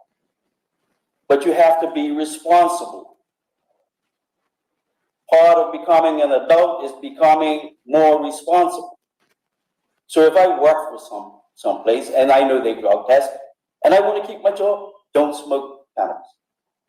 And the same as if I want a job at a place that I know has a drug testing policy.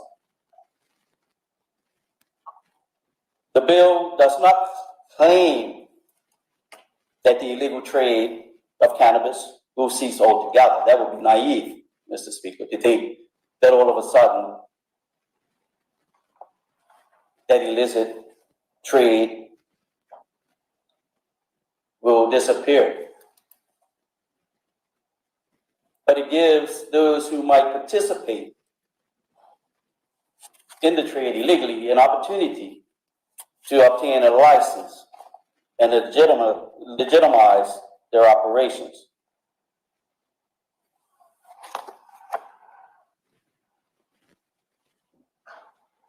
The bill does not legalize the possession of more than 7 grams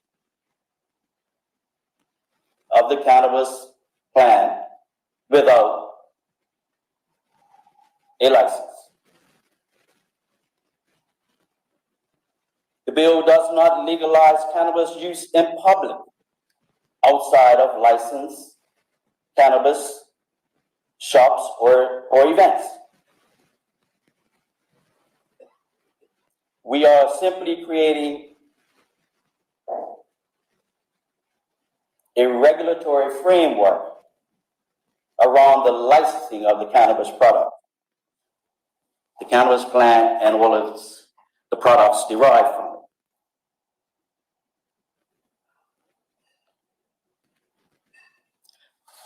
one thing we know about our opposition, Mr. Speaker, is that they are consistent.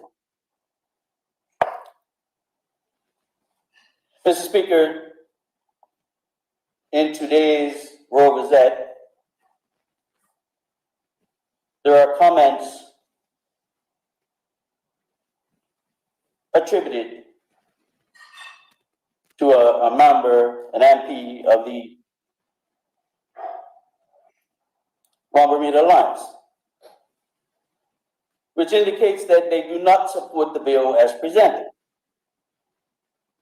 and that it was such a complex issue in one piece of legislation. And I'm reading, Mr. Speaker, with your blessing, hopefully. Continue with it.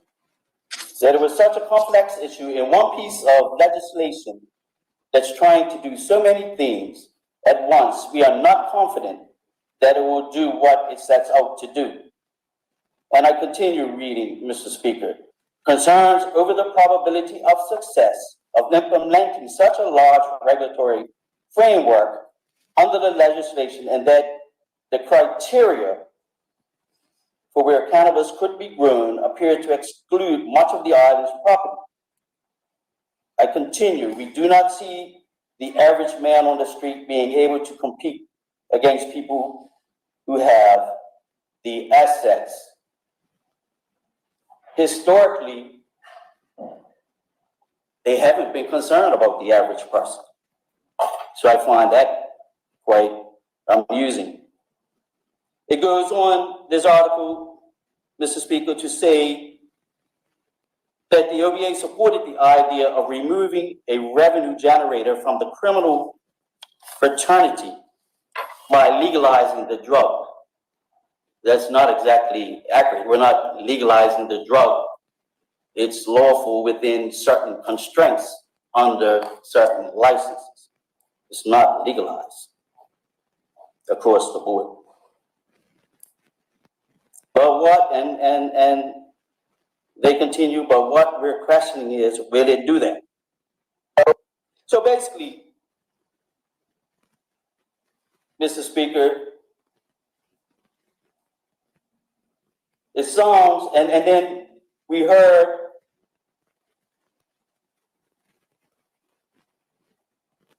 that today, from the member that spoke earlier, that the opportunities, the financial opportunities, who are they going to go to?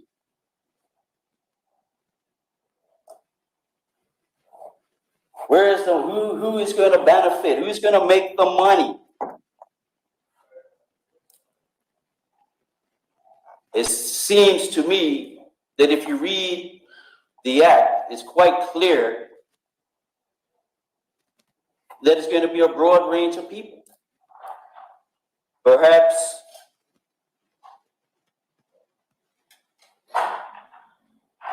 the honorable member from the opposition is concerned that the opportunities are going to someone other than the interests that his party represents historically.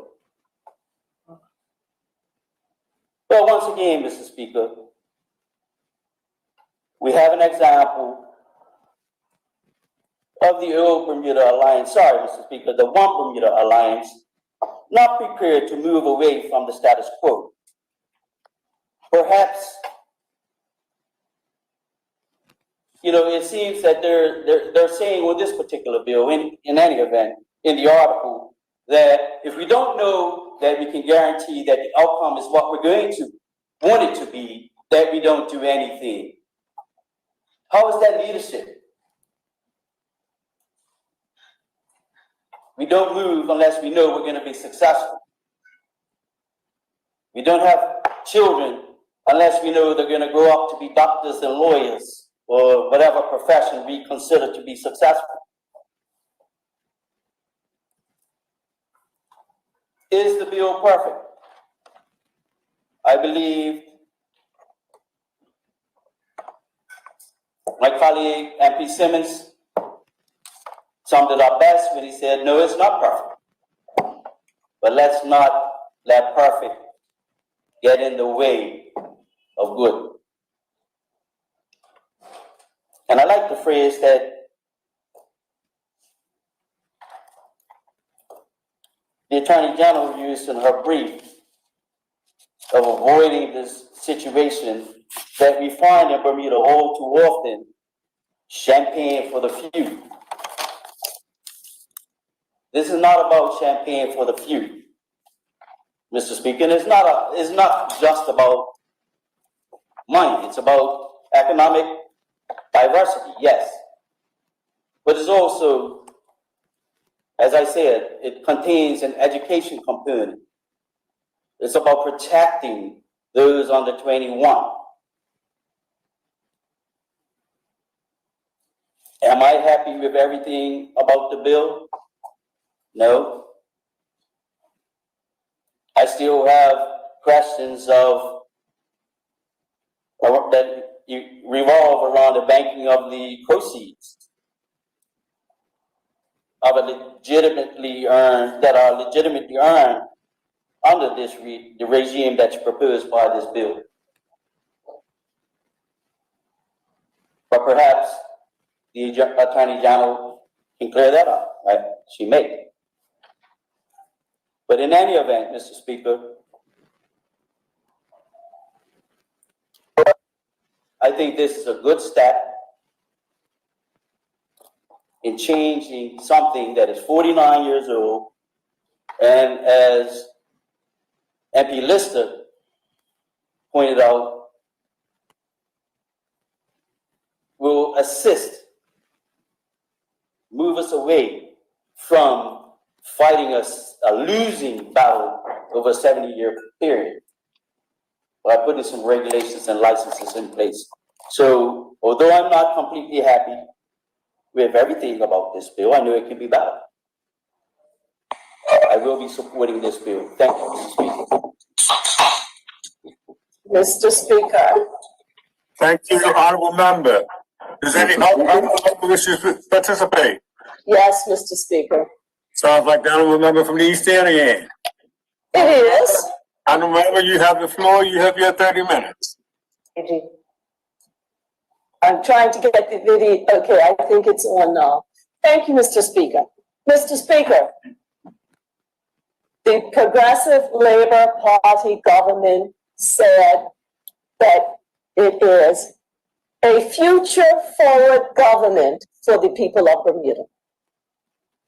The AG has brought a piece of legislation that she felt compelled from the onset to shift the direction somewhat to ensure that we address many of the inequities that prevail within the society that we operate.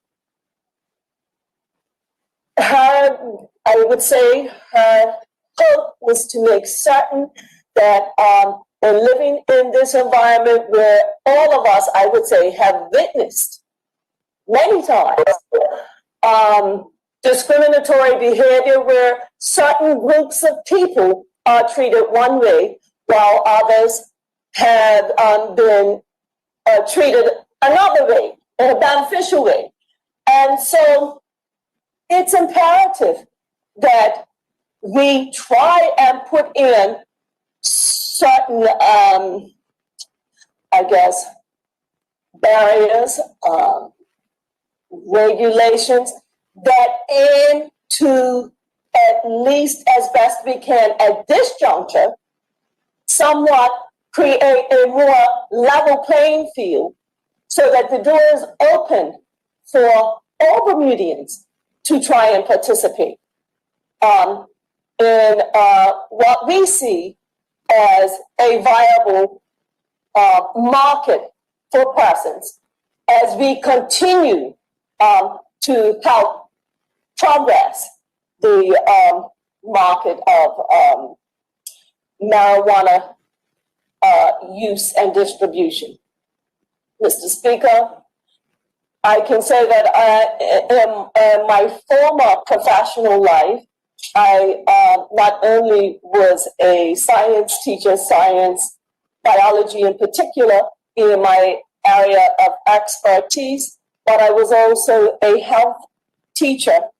And when it came to teaching young folks about the ills and even the benefits of drugs, but the ills of the misuse and abuse of certain drugs, I often firsthand took my students to the drug addiction services where they got to meet those who abused and misused drugs and could speak to them firsthand of the serious impact of the use and abuse, not just from a legal perspective, but from a medical and biological perspective. So many of my students got to see firsthand the abnormalities that can manifest in persons when there are abuses that are especially on a continuous basis, and especially for those persons who are quite young with the use of marijuana. The AG has made sure that she has put in age restrictions and others to combat against having those that we would that we recognize if their exposure is too soon, would more than likely experience some adverse effects. I can say that for me personally, I am not an advocate of marijuana use or any other illicit drugs and even prescription drugs. I am not. I am one of those persons who always look for the what I consider the real traditional medicine, and that is the herbal medicines. But Mr. Speaker, if I have to be honest, I have to stand on the side of what I consider progress to ensure that we create a regime in this world, I'll call it the world of marijuana, that stops criminalizing certain groups of people, that cuts or prevents certain persons from it being able to progress their lives, and that encourages looking at ways to for persons to be able to engage in this realm in a way that is beneficial for all. I certainly embrace the medicinal use of marijuana. There is a whole world of research that has been done, tested, tried, proven in terms of the medical use of marijuana. But I say again, the AG knew that she couldn't just stop there, because in trying to make certain that we create the space and environment for our persons to be able to operate freely, she knows that she had to address certain aspects of the law, again, that whether it is intended or not, tended to target certain groups of people within our society. As a member of parliament and as an advocate for my constituents, and looking at the various communities that have arguments for and against, I think it is imperative as a regime here in Bermuda that we enter into, enter into this economic race at this point in time, because we all know those who hesitate often are those who lose out or get on the bandwagon too late to be able to operate in a way that is going to prove to be beneficial.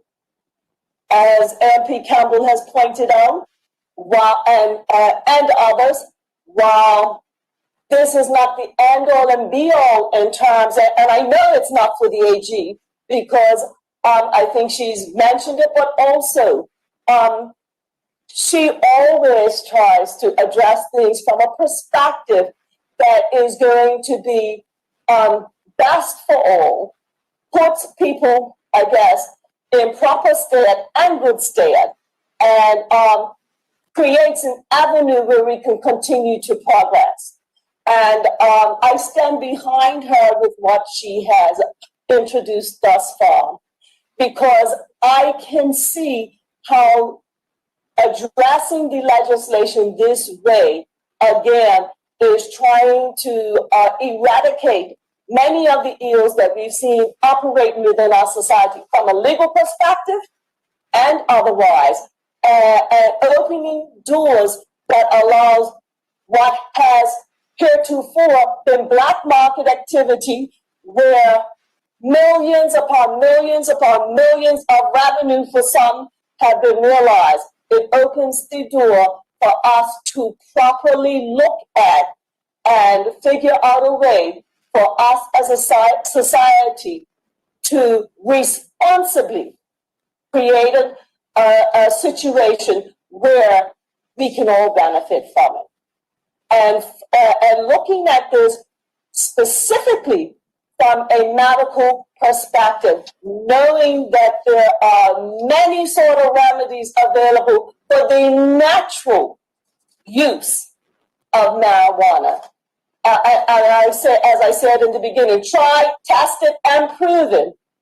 I, for one, cannot sit back and say no to something that I think overall, if addressed properly, and I think we are already heading in that direction, if addressed properly, will put us in better stead.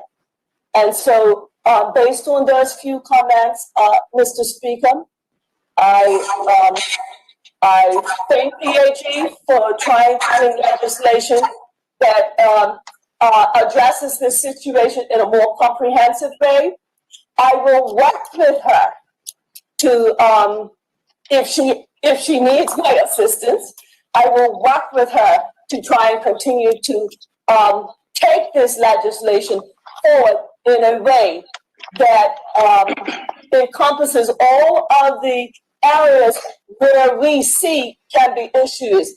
And one of them, yes, we have to put on a tremendous education program, because even though the literature, the evidence, the scientific evidence has been there for decades, there are still many in our community and worldwide who do not avail themselves of this education. So that if they are going to use marijuana in whichever form, they are able to do it in a way that promotes beneficial results, as opposed to using it in a way where we know the preponderance of evidence, the impact has largely been negative on the human body for the most part. And so, again, Mr. Speaker, I thank the AG, and I don't think I need to say any more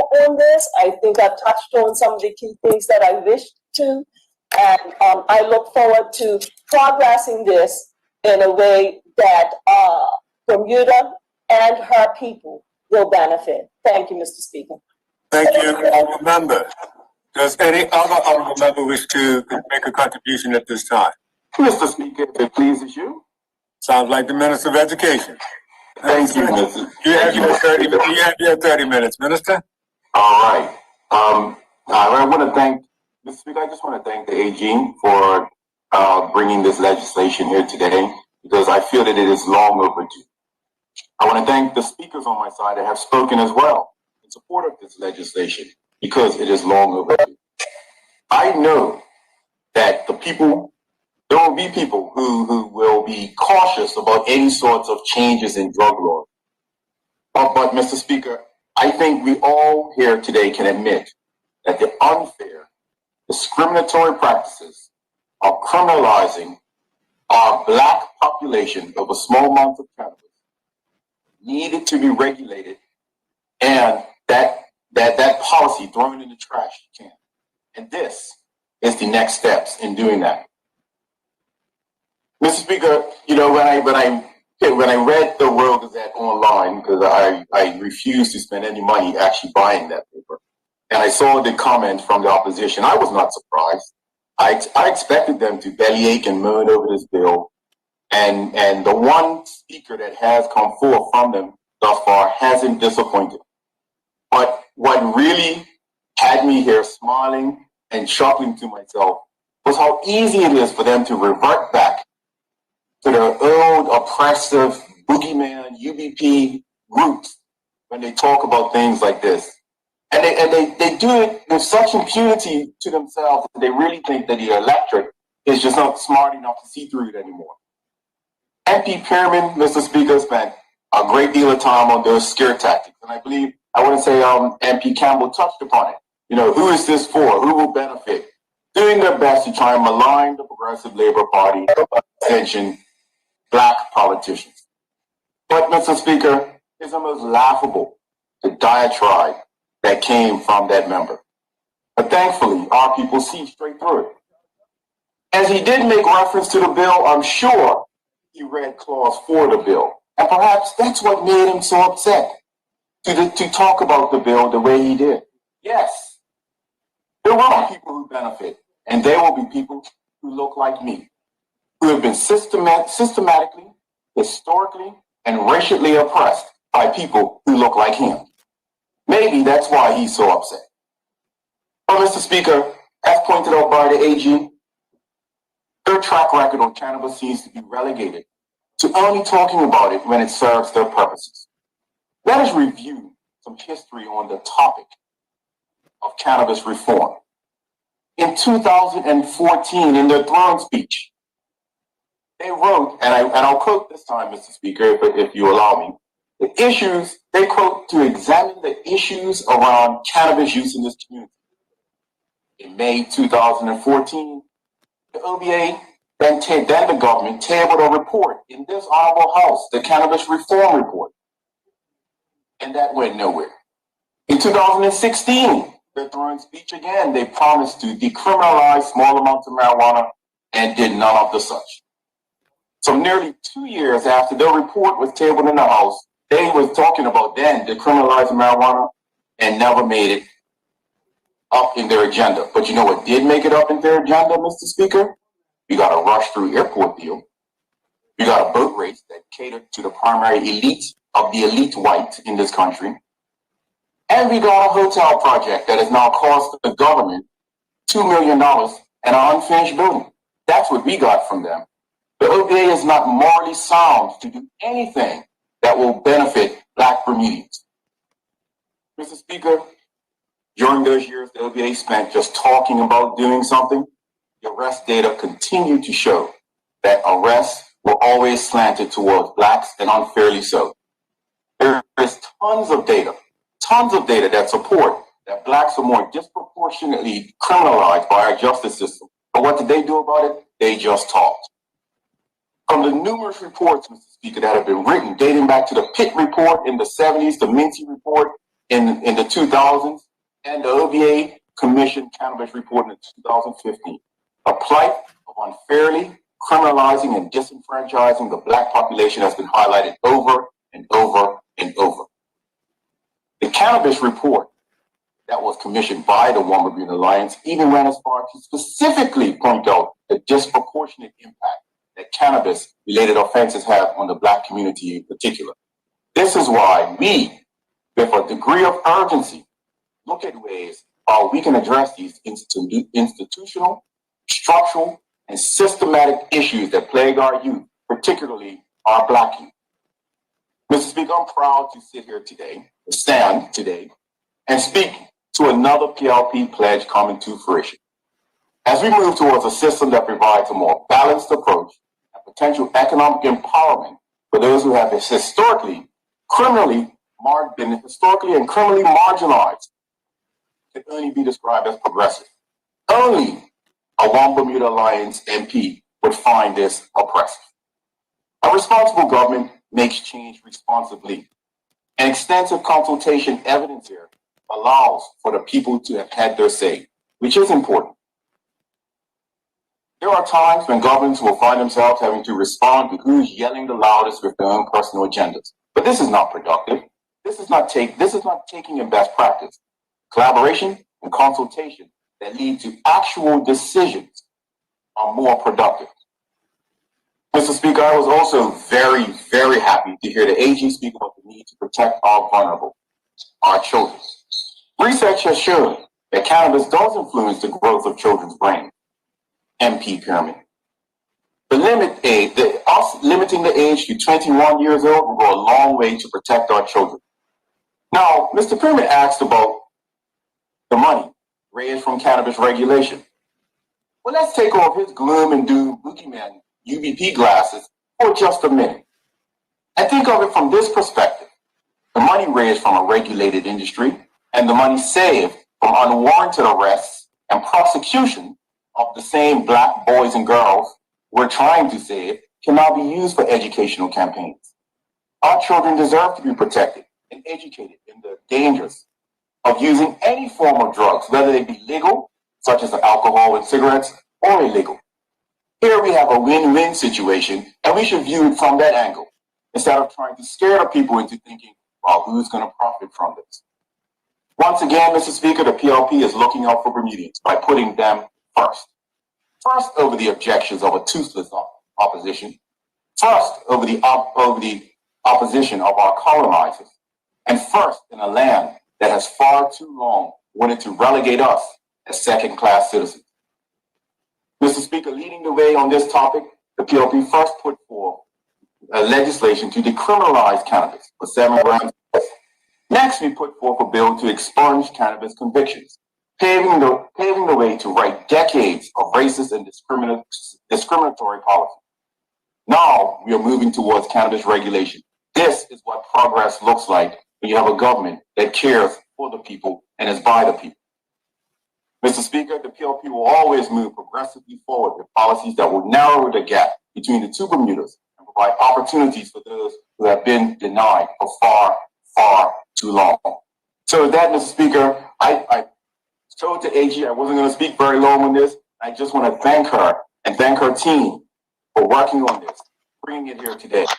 I want to thank her for having the fortitude to fight for Bermuda, despite the empty rhetoric and protest from the other side. AG, continue to walk the path of what is right for our people. Thank you, Mr. Speaker. Thank you, Minister. Is there any other member who to make a contribution at this time? Yes, Mr. Speaker, I wish to make a contribution. So, MP Dunkley? That is correct, Mr. Speaker. MP, you have your 30 minutes. Thank you, Mr. Speaker, and good afternoon to colleagues. Mr. Speaker, let me start off by saying, first off, I thought my colleague, the Honorable Scott Pierman, presented his thoughts in a very balanced and fair way. Mr. Speaker, some might have a selective memory when the speaker just before me in his prepared remarks, which, like some of the other people who did a point of order my colleague said before, appeared to be pre-written in red. Mr. Speaker, the honorable member referred to the record of the OBA. Well, here's what the OBA did for Bermuda. We turned the country around. We got an economic turnaround. We brought it back from the brink. I think many will forget that in 2013, Mr. Speaker, I didn't interrupt anybody when they spoke on a point of order, but it's over to you, sir. Mr. Speaker, point of order. The speaker before him said Black Bermuda. What did the OBA do for Black Bermuda? So you said Bermuda. Just to clarify that, Mr. Speaker. Mr. Speaker, I thank for the clarification, but when I speak for all of Bermuda, Mr. Speaker. Everyone is important to me. Unlike what the PLP would like to cast to Bermuda, everyone is important to the One Bermuda Alliance, Mr. Speaker. So we're proud of our record of turning the country around, of building hotels. Yes, we made mistakes, Mr. Speaker. I've said that many times, and I'll keep saying that. But, Mr. Speaker, in 2017, when we had that boat race that this government likes to refer to. There was opportunity in Bermuda. There was an economic turnaround in Bermuda, Mr. Speaker. People were feeling pretty good about the way we're going, Mr. Speaker. And you know what, Mr. Speaker? It just hit me that boat race that the government talks about now, the PLP government talks about, they're bringing a similar boat race back to Bermuda in April, Mr. Speaker. Now, if that's not hypocrisy, to be polite, Mr. Speaker, I don't know what it is, Mr. Speaker. Point of order, Mr. Speaker. point of order, Mr. Speaker. The member is misleading the public. Point of order. The sale GP is being bought back by the tourist authority that is an independent entity from the Bermuda government. Thank you, Mr. Speaker. Mr. Speaker, I'm sorry to laugh. You're guided by your comments. Yes, Mr. Speaker, I'm sorry to laugh at the point of order. While I respect the honorable member's opinion, if that body was so independent, then I wonder how we have so many government members sitting on the board of that body, Mr. Speaker. And if that body is independent, then tell me now, Mr. Speaker, a point of order was raised. The point was incorrect by the learned member. Mr. Speaker, I'm not a learned member, I'm an honorable member. Mr. Speaker, but if this government doesn't support the race, then say they don't support the race. Wait. All members stop. We've had a decent debate thus far.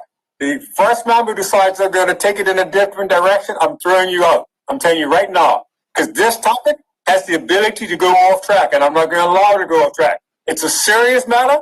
Let's deal with it and keep the personality out of it. Thank you. Thank you, Mr. Speaker. I certainly appreciate and understand that, and that's the direction I want to go. I was just referring back to some comments colleagues made earlier. So, Mr. Speaker, there was a great deal of conversation earlier in this debate about the opposition being shy to speak. Well, Mr. Speaker, when it's 36, you have to pick your spots when to speak. And so as an opposition, we allow government members to speak, and we will certainly speak. On an important issue like this, I would be surprised and shocked if we didn't see all 35 members of the House of Assembly speak this afternoon and this evening, Mr. Speaker. Now, Mr. Speaker, I respect everyone's views on this bill, and I know that we will probably have 35 divergent views on this bill because it is such an emotive subject. It is a subject that we all get on the doorstep, and it's a subject that has been talked about for some time. But, Mr. Speaker, I believe that this bill does not really help those who just want to have an occasional joint. It creates bureaucracy. Mr. Speaker, I believe that this bill really does not help those who are uncomfortable with the legalization of marijuana because they don't get much comfort from how we're going to deal with the challenges around marijuana. And I'll come to that more through my comments here this afternoon, Mr. Speaker. So what we're doing now is we're making cannabis legally available to anyone almost at any time, Mr. Speaker.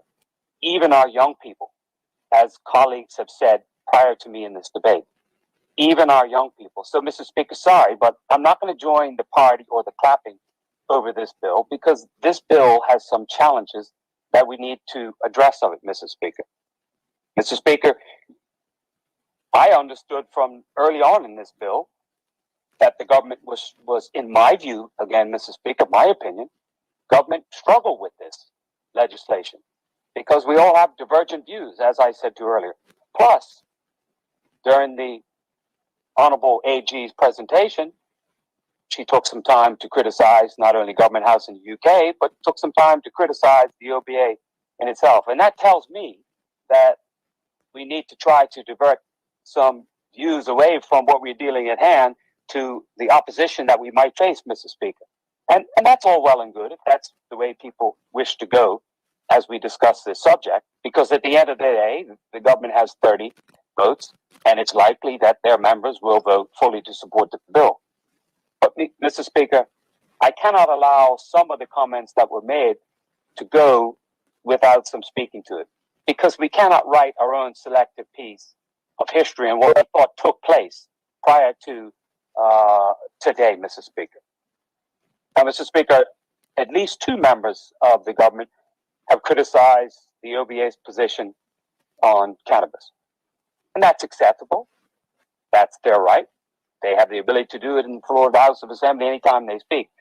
But, Mr. Speaker, they should also reflect that just like they have reflected in the conversation around this bill, that there are many divergent opinions and the bill will always struggle to meet everybody's approval totally, Mr. Speaker. Now, having said that, Mr. Speaker, I think it would be inappropriate if I spoke today and didn't mention that the OBA did grapple with cannabis reform. Members have alluded to the collaborative that we set up. What members have forgotten to mention is the great strides we made with medicinal marijuana. Now, Mr. Speaker, I've always been a big proponent of medicinal marijuana, Mr. Speaker, because while I am not an expert on this subject, obviously as members of parliament and as a former minister of national security and premier, I took the time to make sure I researched the subject in detail. And I found out very clearly, not only from my research, but from my conversations with people who are knowledgeable on the subject, from doctors to scientists, it was very clear that the properties of marijuana, cannabis specifically, and I refer to CBD, have excellent health benefits in dealing with pain, in dealing with nausea, addiction, depression. And I'm informed that CBD is non-intoxicating in itself, Mr. Speaker. Now, Mr. Speaker, we know that THC causes the high, but the CBD has medicinal benefits that we can use. And colleagues have referred to the excellent property within that to deal with seizures. And I think we all, as members of parliament who are in touch with the people that we serve, I think we're all aware of individual constituents and some of the challenges they have. Because when I was the Minister of National Security, certainly I was always lobbied by people over medicinal marijuana. And it was with great delight when we passed legislation to make it available to hear the stories of people who are getting better comfort. Maybe not a cure for their challenge, but we're getting better comfort in dealing with their challenges. And there are certain things, Mr. Speaker, for example, just like CBD oil, which is just like a cream, and if you have a shoulder pain, you can rub the cream on your shoulder. And it has some effect in releasing the pain, but maybe no long-term effects. But these are all important, Mr. Speaker, as we deal with some of our health challenges. So the OBA did tackle the real large propensity for medicinal marijuana. And so here we are. We move on forward to today, where we deal with this bill this afternoon, Mr. Speaker. And I find it interesting in listening to members as they've spoken earlier, and I will applaud all members as we speak about responsibility in education. I think the Honourable Member Simmons and the Honourable Member Campbell talked about our responsibility as adults in making sure that we educate our family, our friends, and the community about the pluses and certainly the minuses of cannabis, because that's one of the shortcomings that this legislation faces, and that's one of the shortcomings that we face with all drugs. So I applaud members for talking about the responsibility that we have, Mr. Speaker, because to me, in my humble opinion, Mr. Speaker, that one is a glaring concern and a problem that we need to address going forward, Mr. Speaker. I was somewhat surprised and taken aback, Mr. Speaker, by the Honorable Attorney General's comment where she said that cannabis was part of our culture. Now, Mr. Speaker, it's a good talking point, but I never have seen us up until this day celebrate cannabis as part of our Heritage Month in May, Mr. Speaker. And while some people might want to say that cannabis is part of their culture or our culture, Mr. Speaker, I certainly don't think that that is something that we should say is part of our culture, Mr. Speaker. I think we're better than that as Bermudians. We know what our culture is, Mr. Speaker. We know the things that we stand proud of, Mr. Speaker. And I don't believe that we should consider that part of a culture. But it's a challenge that we have to deal with today, Mr. Speaker. Now, Mr. Speaker, I have never supported the legalization of cannabis. I fully support the decriminalization, Mr. Speaker, because I understand that many people, and specifically young black males, have been put in a very difficult situation for a long period of time, for their lifetime, because they were stopped when they were young and then put on a stop list, Mr. Speaker. And that's why we were so keen to deal with the decriminalization aspect, Mr. Speaker. But the stop list is still there. And that's a debate for another day, but we still need to deal with the stop list, Mr. Speaker. But now that the government has decided to move forward with the legalization of marijuana, and I thought the honorable member, Lister III, gave a good history of it. I didn't always agree with everything he said, but I thought he gave a good history. The world has clearly changed from the conservative position of saying that marijuana shouldn't be legal, perhaps because, sorry, shouldn't be legal. That's correct. Probably because it hasn't worked, where marijuana is illegal, and the war against drugs hasn't worked in many areas, to a position now where marijuana should be legal, and we should try to deal with it in the best way we can, Mr. Speaker. You also made a comment about alcohol, and that there's no push in any way to clamp down on the legality of alcohol. And I appreciate that point. But as we make cannabis legal today, Mr. Speaker, we need to make sure that we are protecting the vulnerable in our society. Just like we've had to do with COVID, Mr. Speaker, we've had to protect the vulnerable in our society. With COVID, it was our seniors. It was the people who weren't as healthy as most people. Here, Mr. Speaker, it's our young people. It's our people who are addicted, Mr. Speaker. It's the people who are looking for a better life and are feeling down on their lot, and they need some easement of the challenges in their life, Mr. Speaker.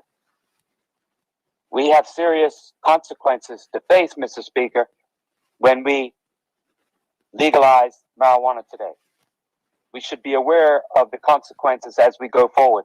Mr. Speaker, we know now that we have huge issues with drinking and drugs.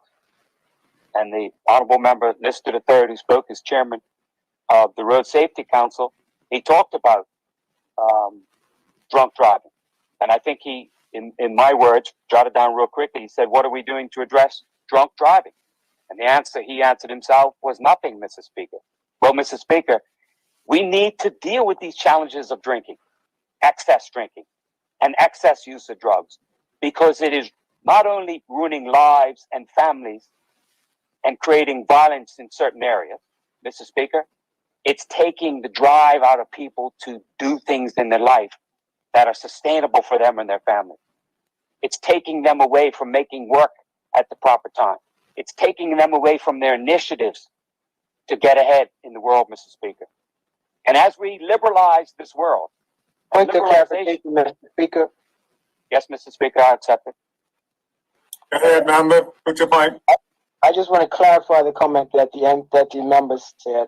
I did say that when I said what is being done on road safety, I said none. And then I followed up and said there is no outcry for the prohibition of alcohol. And the member has continued on, and he has stated that the reasons why. So again, with the reasons that he said, where is the outcry for the prohibition of alcohol if it does so much damage? Those are my comments, Mr. Speaker. Thank you. Continue, member. Yeah, thank the honorable member for the clarification to the general public. I'm focusing mostly on the comment about what are we doing with drunk driving? Nothing, Mr. Speaker, and I use that not as a criticism of the honorable colleague, because I think he has good intent, but as a criticism of us generally, Mr. Speaker, because we realize we have a huge problem with drinking. At the same time, when we realize we have a huge problem with drinking, we are not doing enough to deal with it, Mr. Speaker. Yeah, we've made some significant moves with roadside sobriety and things like that. But Mr. Speaker, getting on the roads after you've had one too many drinks, Mr. Speaker, is still, taking the AG's words, Mr. Speaker, part of the culture for some people in Bermuda. It's not acceptable. And so as we deal with drinking and drugs, we need to have a firm hand in helping those who are impacted by it, Mr. Speaker. We can't slough it off because it's a family member and we don't want to upset a family member or a friend. We can't turn a blind eye because it's our neighbor, Mr. Speaker. Because when an accident happens and a loved one is killed by a drunk driver, we all had an opportunity to make a difference about it, Mr. Speaker. So as we deal with this cannabis legislation today, the most important part of this is not getting enough voice, and that is how are we helping those in our society, Mr. Speaker, deal with it? And in today's Royal Gazette, which hardly any members of the House say they buy, but they read, and I find that interesting in itself, Mr. Speaker. In today's Royal Gazette, we heard some of the people who are concerned socially about what's going on remark on that, Mr. Speaker. And in today's debate, we've had a reasonable amount of conversation so far, as well about our young people, Mr. Speaker. Now, Mr. Speaker, in today's Royal Gazette as well, Dr. Parent-Chief said that, and I quote, the impact on our young people, the body development, specifically the brain, takes place up until your age of 25, 26. And I quote directly, Mr. Speaker, Dr. Parent-Chief said, the last thing you want to do is to be bringing on board a chemical which is going to screw up the choreography of that brain, Mr. Speaker. Now, Mr. Speaker, how are we going to deal with that? We've already said that the legal age is going to be 21. But we still got a number of more years of development going forward to there. And then it goes on to say in the paper, Dr. Parent-Chief says, you know, if you see an 18-year-old smoking a joint, it's likely 13-year-old brother or sisters can want it as well. Well, Mr. Speaker, an 18-year-old shouldn't be using a joint, but a 21-year-old, Mr. Speaker.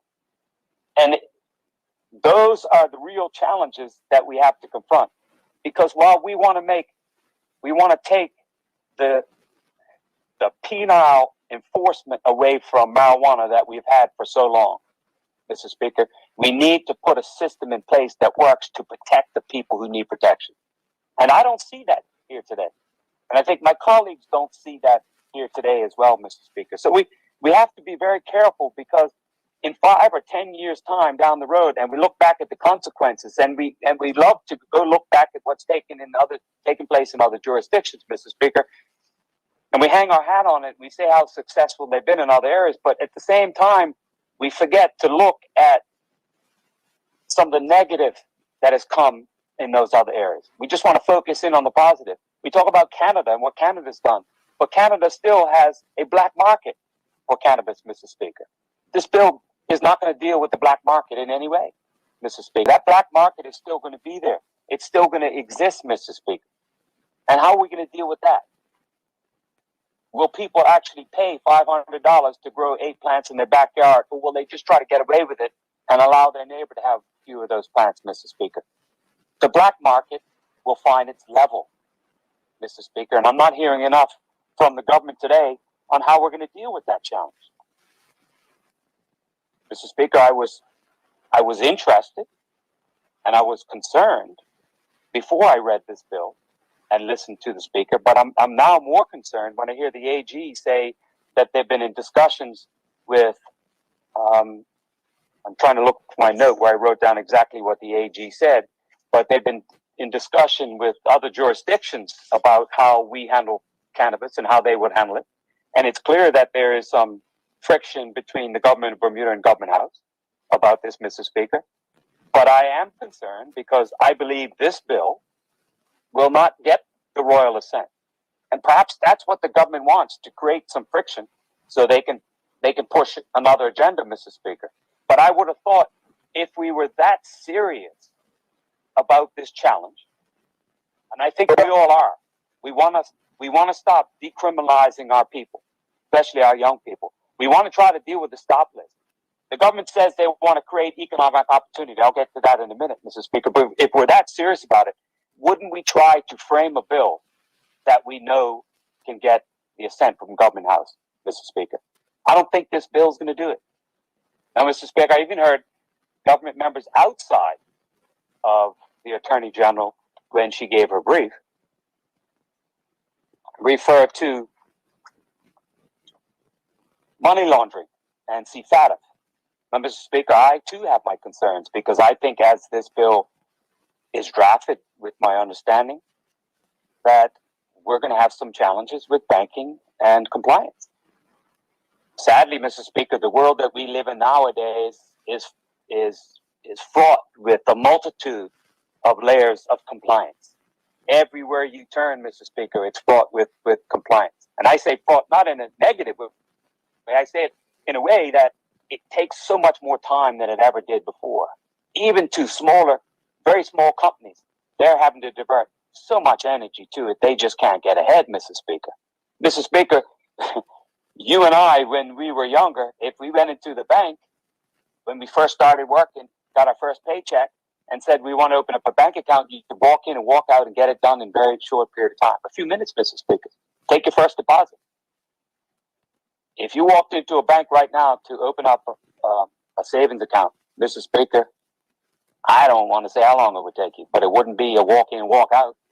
It would be a plethora of forms to fill out before you can get there. That's the compliance that we have to do, because there are those throughout the world who want to try to abuse right and follow in and wrong, Mr. Speaker. Sadly, because we're a small fish in a big ocean, we jump to everything that everyone around us says we have to do, Mr. Speaker. And I'm afraid that this bill is going to ruin the great reputation that we have generally as a jurisdiction, Mr. Speaker. And we need to make sure that we do all we can to avoid that. But that's one challenge that I share, Mr. Speaker. Mr. Speaker, unfortunately, this bill also creates more bureaucracy, more an authority and staff. Now, Mr. Speaker, I have confidence in many areas of government, and there are many first-class civil servants that work in government. I was blessed to be able to work with some of them, and I mentioned in condolences earlier the good man Anthony Mandis as one of them. There are many like that within government. But if you ask, Mr. Speaker, if you ask members of the public about bureaucracy and the ability to get things done, they will step back from it and say, well, it's questionable at times, Mr. Speaker. How can we be sure that this added layer of bureaucracy is going to be fair and balanced, Mr. Speaker? Because I've heard a previous speaker said it's going to take care of people look like him, Mr. Speaker. Now, I have no problem, and I think we should strive for equality in every area, Mr. Speaker. However, we have to be careful where we draw the line and how we draw the line, Mr. Speaker. I want to make sure that this authority is respected, gets the job done, people are comfortable with it, people trust it, and people have the opportunity that government says they're going to get. Now, Mr. Speaker, I don't believe, and I'm not as bullish as the government members are, that this is going to be the boon economically that they've led on to believe. I would love to be proven wrong in 5 or 10 years' time, Mr. Speaker, but I think cannabis liberalization is the thing that everyone is getting into because people are demanding it. Politicians pay for votes too often in it and don't say really what's on their mind, say what people want to hear, Mr. Speaker. But the economic boom, I don't think is going to be there because I think everyone's going to want to do it. And there's only so much to go around, Mr. Speaker. But time will tell. But we need to make sure the authority gets the job done in the appropriate way. Now, Mr. Speaker, colleagues have talked about the different tiers and the licenses, Mr. Speaker. You know, a number of people I've talked to about the bill have raised their eyebrows about the cost of some of the fees. $500 just to grow a few plants in your backyard, Mr. Speaker? Well, government is doing it to raise funds, and that's fine, Mr. Speaker. But if we're serious about creating economic opportunity, if we are serious about making sure that some of the harms of the past are dealt with, maybe that tier phase would have a different representation in those costs, Mr. Speaker. Now, Mr. Speaker, my honorable colleague said it was, would even go insofar as to say it was corporate cannabis.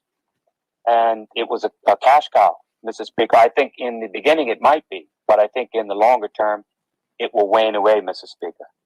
Yes, it provides some economic diversity, but it's not something we can hang our hat on or get out of our challenges with, Mr. Speaker. It's going to take a lot more than that. So just like Bitcoin, it might be a small peg, Mr. Speaker, but I don't see it rising up to amount to much that the finance minister will be overtly pleased about, Mr. Speaker. Now, Mr. Speaker, cognizant that I only have a few minutes left, I want to just reflect, Mr. Speaker, back on some of the most critical points in regards to this. The government will win the vote because it's 30-6. We know that. The opposition will never shy away from stating what's on our mind after we listen to the people we serve. And we won't shy away from speaking what's on our mind, even with the criticism that will come from the government, Mr. Speaker. We know that this bill is going to create an authority. We want that authority to be efficient and effective.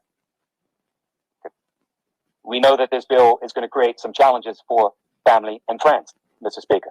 We want to make sure that social services can handle the crunch that comes with it, Mr. Speaker. We know that this bill is going to create some real challenges on education, Mr. Speaker. We want to feel comforted that that educational aspect will be dealt with, Mr. Speaker. Haven't heard anything about it today. And we look forward to understanding on how we're going to work through some of the compliance issues.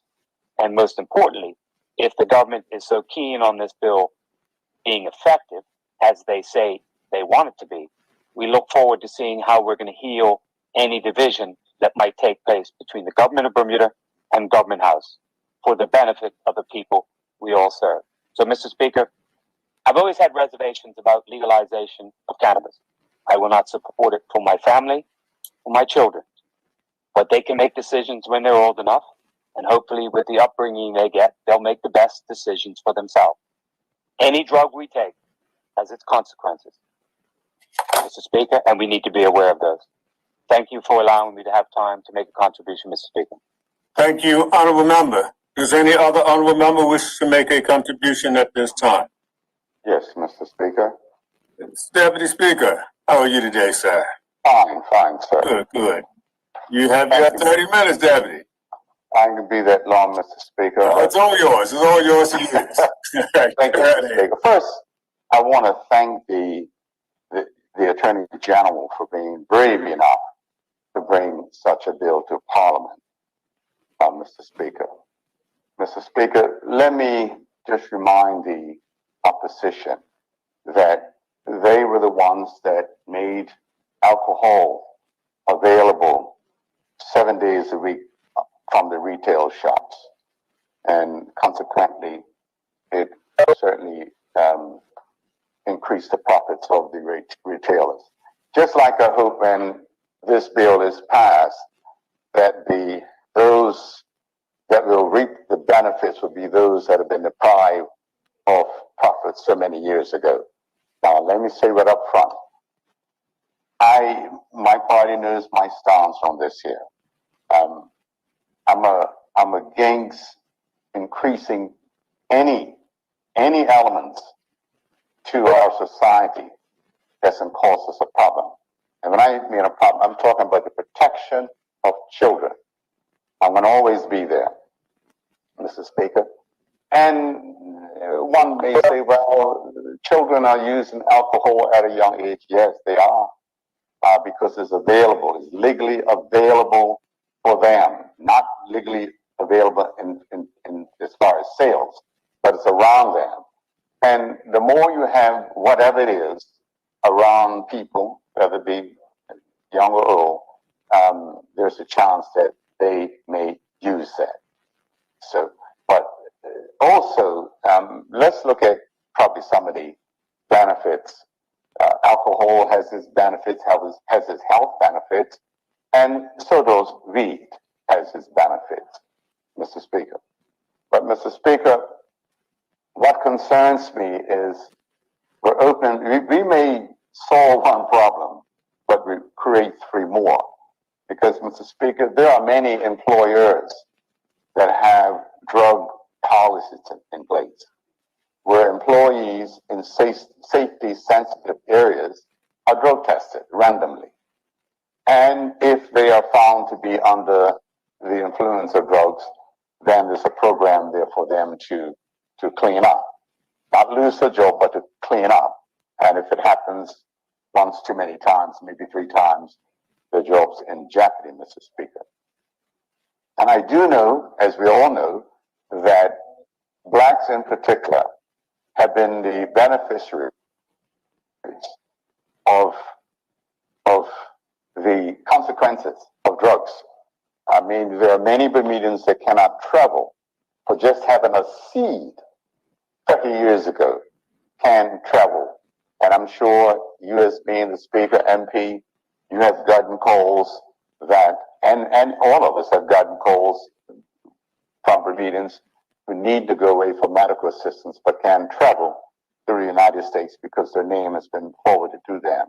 And my reply to them that you probably need to go to get treatment, because if you're able to get through to the United States, the problem you may have taken you out somewhere, whatever. So that's the consequences of that, Mr. Speaker. Mr. Speaker, I can remember as a bartender some years ago, not many years ago, and I was working where the buses would come almost up in the yard of the establishment I worked. And an operator came inside, this is like between noon and 12, I can remember like it was yesterday, and asked for scotch. And they were dressed in uniform, and I says, no, I can't give you scotch. The driver got annoyed at me, and I invited him, well, you need to get the manager, because I'm not going to serve you any liquor here, because I have children that may be on the streets on their bikes, push bikes, they weren't old enough to ride motorcycles at that time, nephews, cousins, neighbors, and with you driving that big bus, I'm not going to give you a drink because it would put our kids at risk. Not to say that that person would have an accident, which I hope they wouldn't, but when you consume alcohol and other things that affect your mind, your chances increase of you having an accident. And Mr. Speaker, there are some areas, what we call safety sensitive areas, where there is drug testing.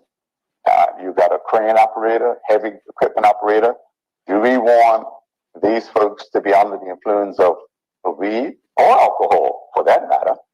And with our little roads that we have, I must say, we have some of the best operators, bus operators, heavy equipment operators, crane operators in the world. But we don't need one more negative, as I would call it, to add to this habit that can put us at risk, Mr. Speaker.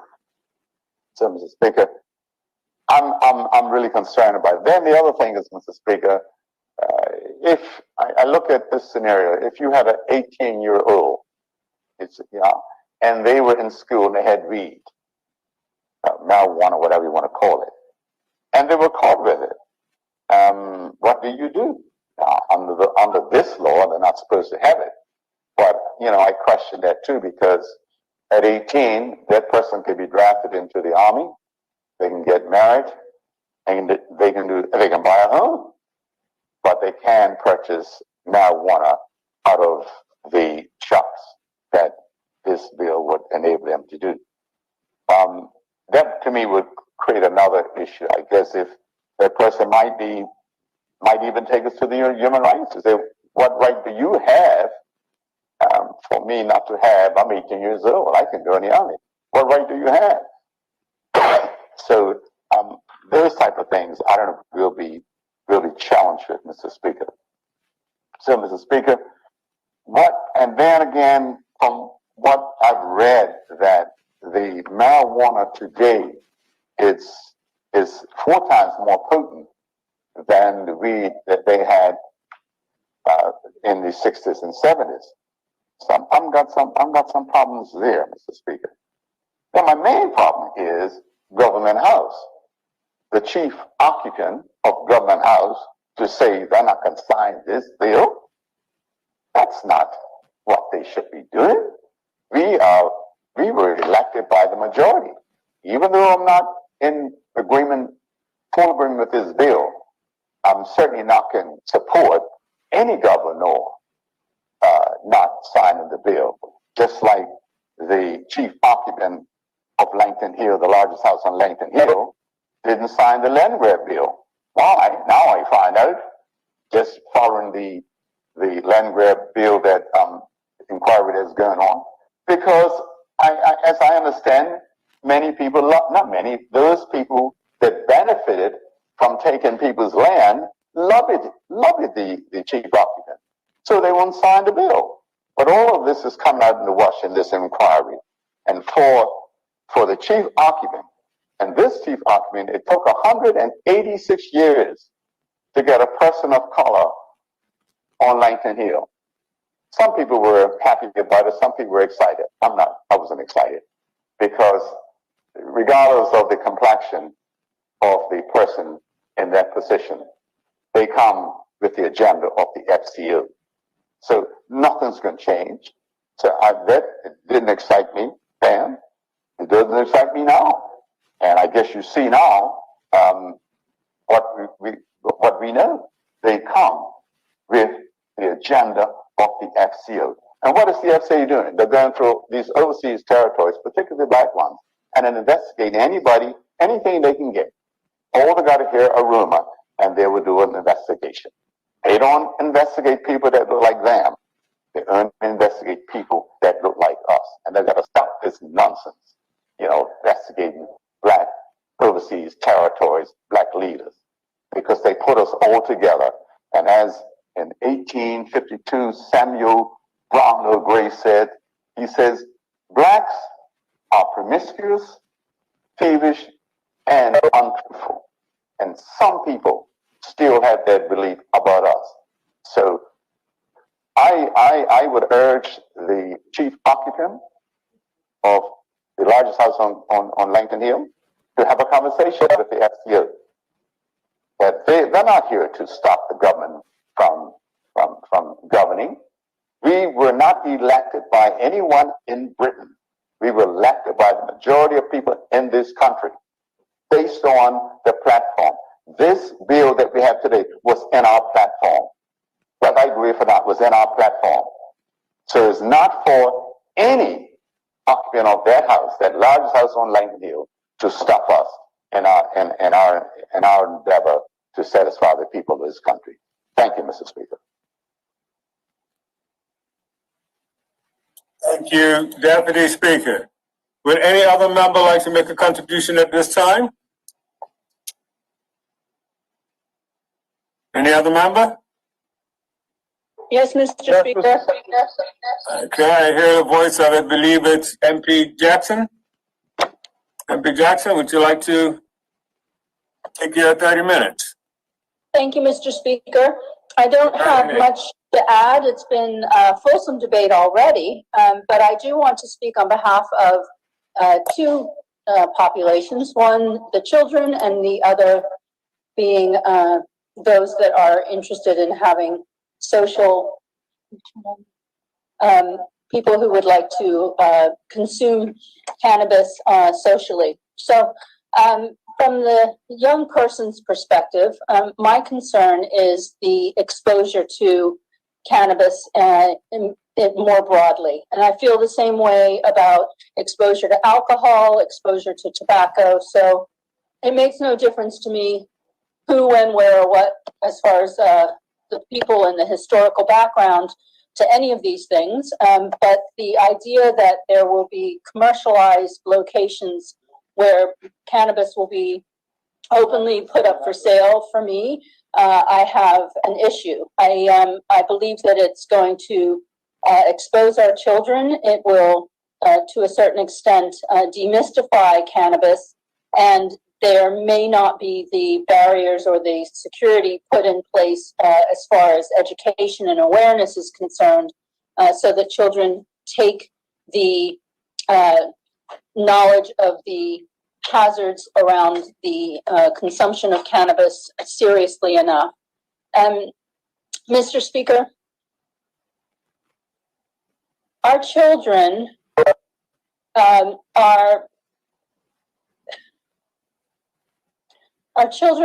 being put in a position where if they decide that they want to participate in the consumption of cannabis, then they're going to be doing it illegally up to the age of 21.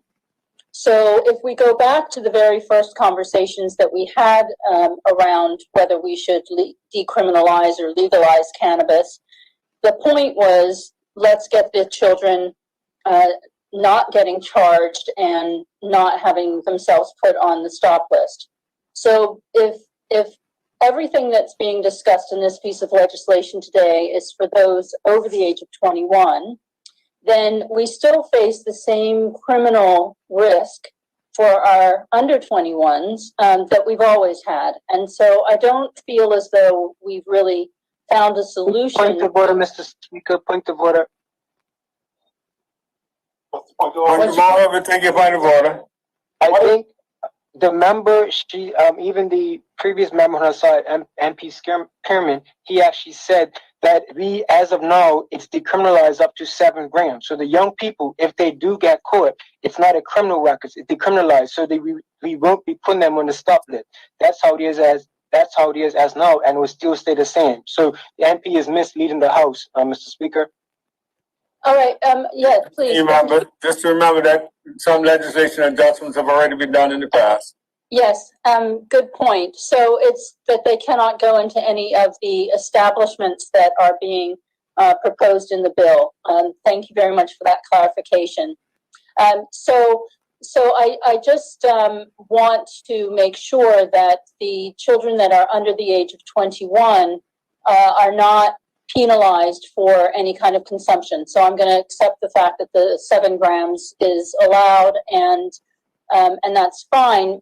But the other piece is the medical repercussions that could occur from children who are consuming cannabis. So even, yes, we've got the decriminalization already, but we still have to face the risk that children are exposed to some various forms of injury through psychosis and other through the consumption of cannabis. And so keeping our eye on that, and I'm feeling as though we may be putting a gap in there without having the support. I do know that the Attorney General did discuss the educational piece around children and cannabis use, but I just want to make sure that we are always mindful that young children are going to now be exposed to cannabis more openly, and the effect that that's going to have on them, and making sure that they receive the education and the support that they need in order to manage as responsibly as they can their consumption of, or better yet, their abstinence of cannabis until they reach the age of which it will be legally and commercially available to them. Now, one of the other concerns that I have is the self-medication, which someone has already raised today. There was a time when I had a conversation with a psychologist here in Bermuda who was doing some research around young men and women who have bike accidents. And one of the big issues that this psychologist raised was the fact that so many of our young people who have bike accidents have undiagnosed head injuries and sometimes are in pain and don't understand what that pain is, and so they self-medicate, and usually according to the informal research that was done, they were consuming marijuana as a way to alleviate some of the repercussions from injuries from bike accidents. And so and this is not medicinal. So I guess maybe if we were to educate our young people that if there are medicinal medicinal ways to alleviate some of the pain and discomfort from, let's say, an accident or an illness, that our young people are educated in the availability through medicinal rather than going through the illegal channels and consuming more potent cannabis through the black market. I also am just curious about the licensing of these establishments. It seems to me that the commercialization of it is going to really only be available to the few that have the financial resources to set up these establishments. And certainly the people that I've listened to who are interested and do maybe potentially experiment with growing cannabis, that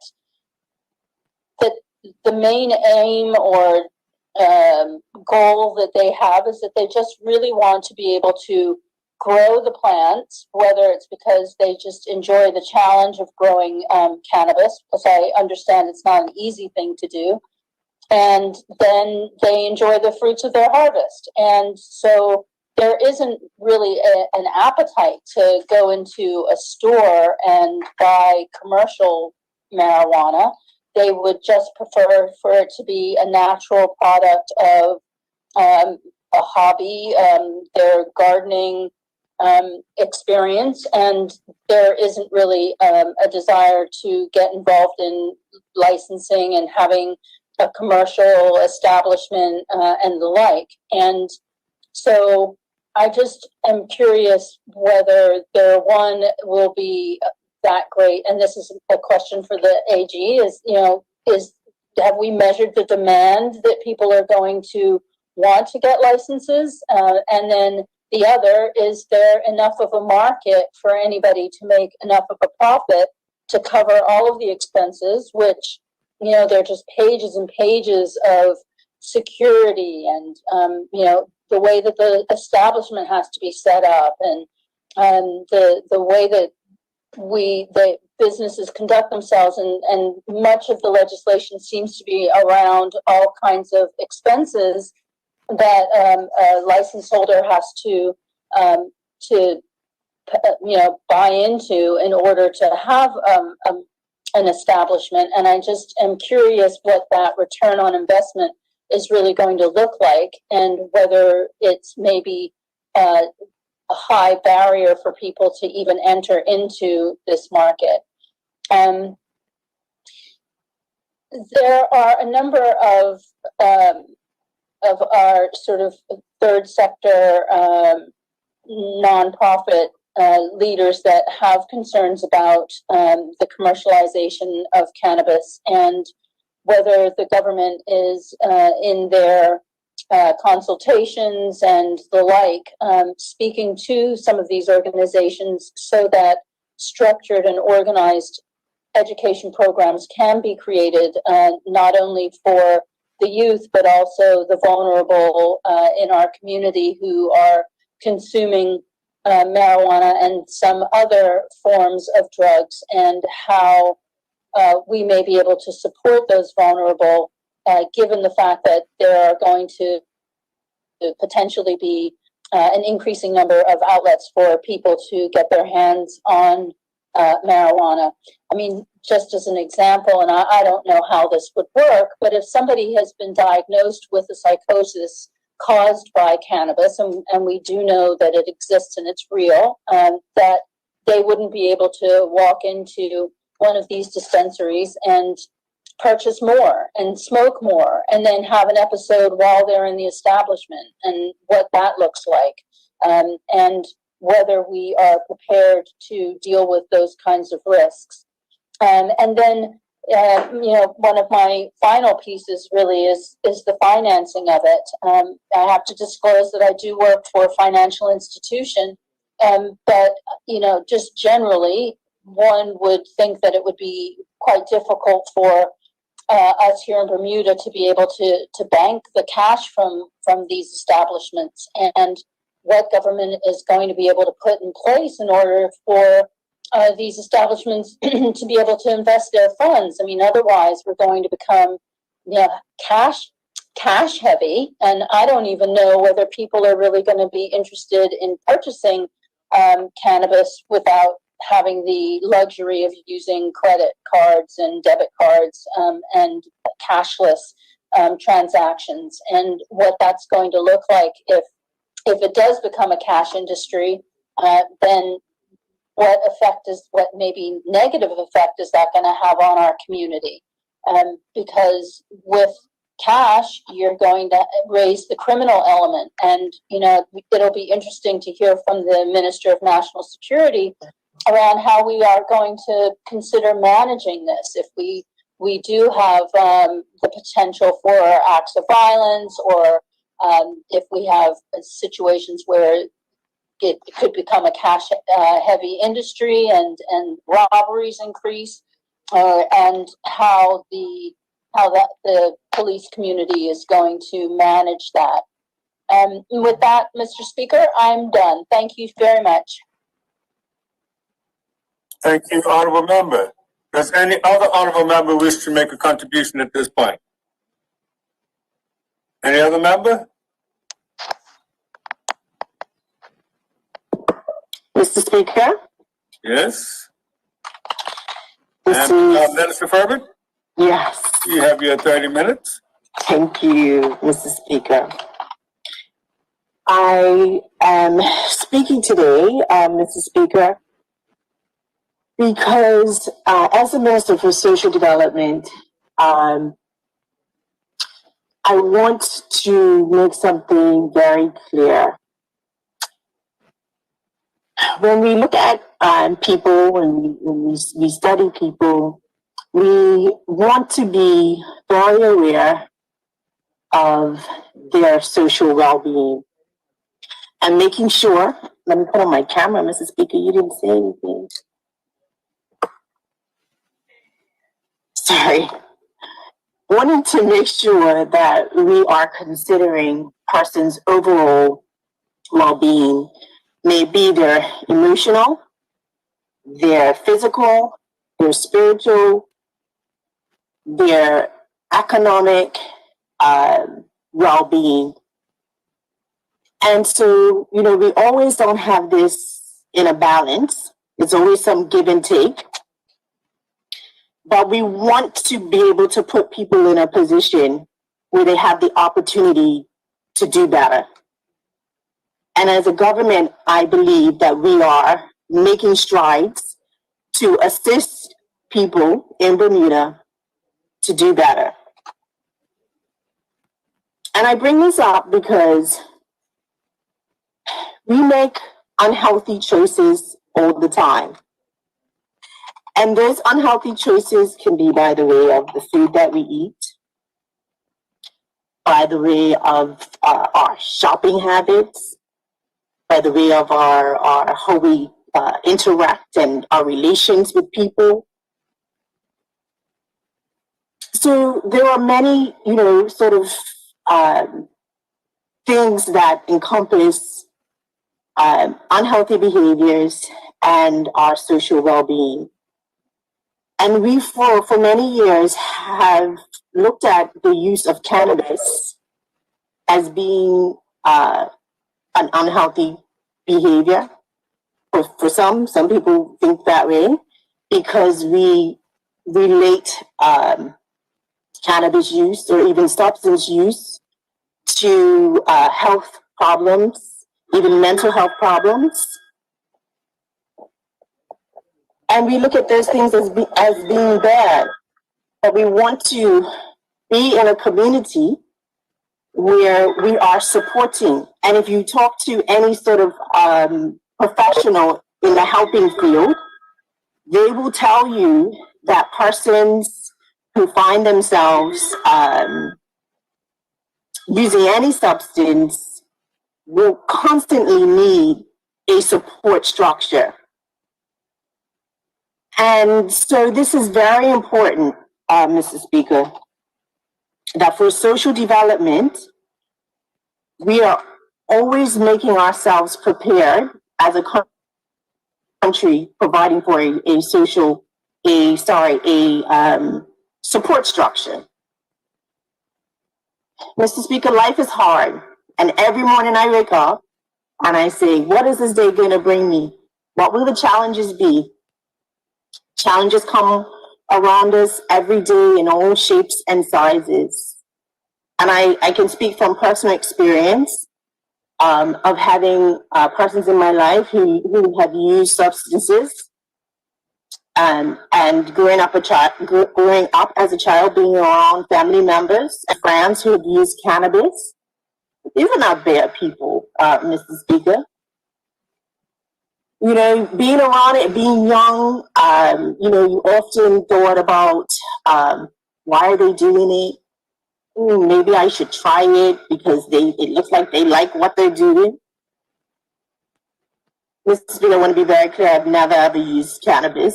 But I know with this cannabis regime structure that it will encourage us to talk more about it.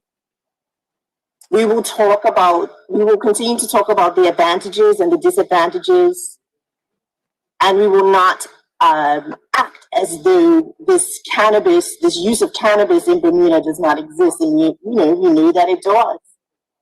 Because if you drive up and down this island, Mr. Speaker, and you look around, Bermuda's very pristine and very clean, as though we have no social issues. But Bermuda, we've been hiding too long.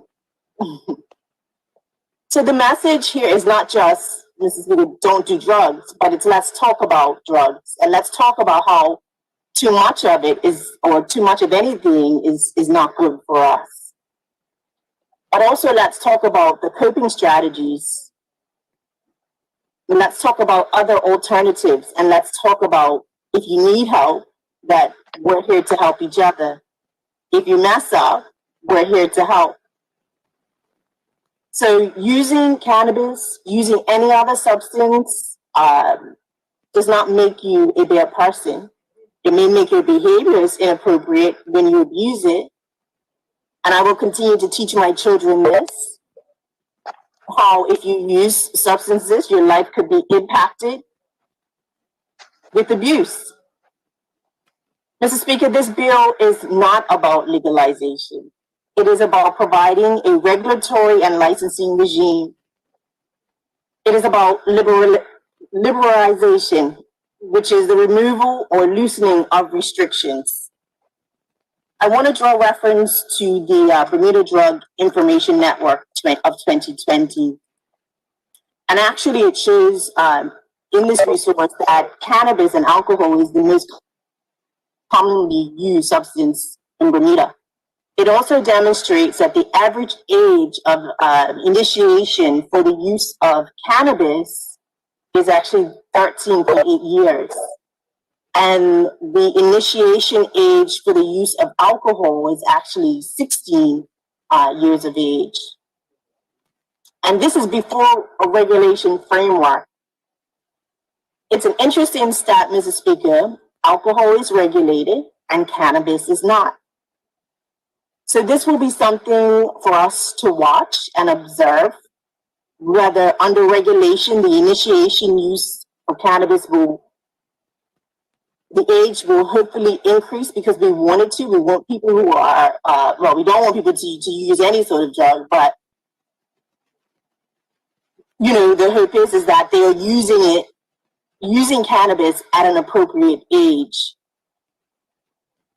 Nevertheless, Mr. Speaker, we have provided for proper public protections with this act.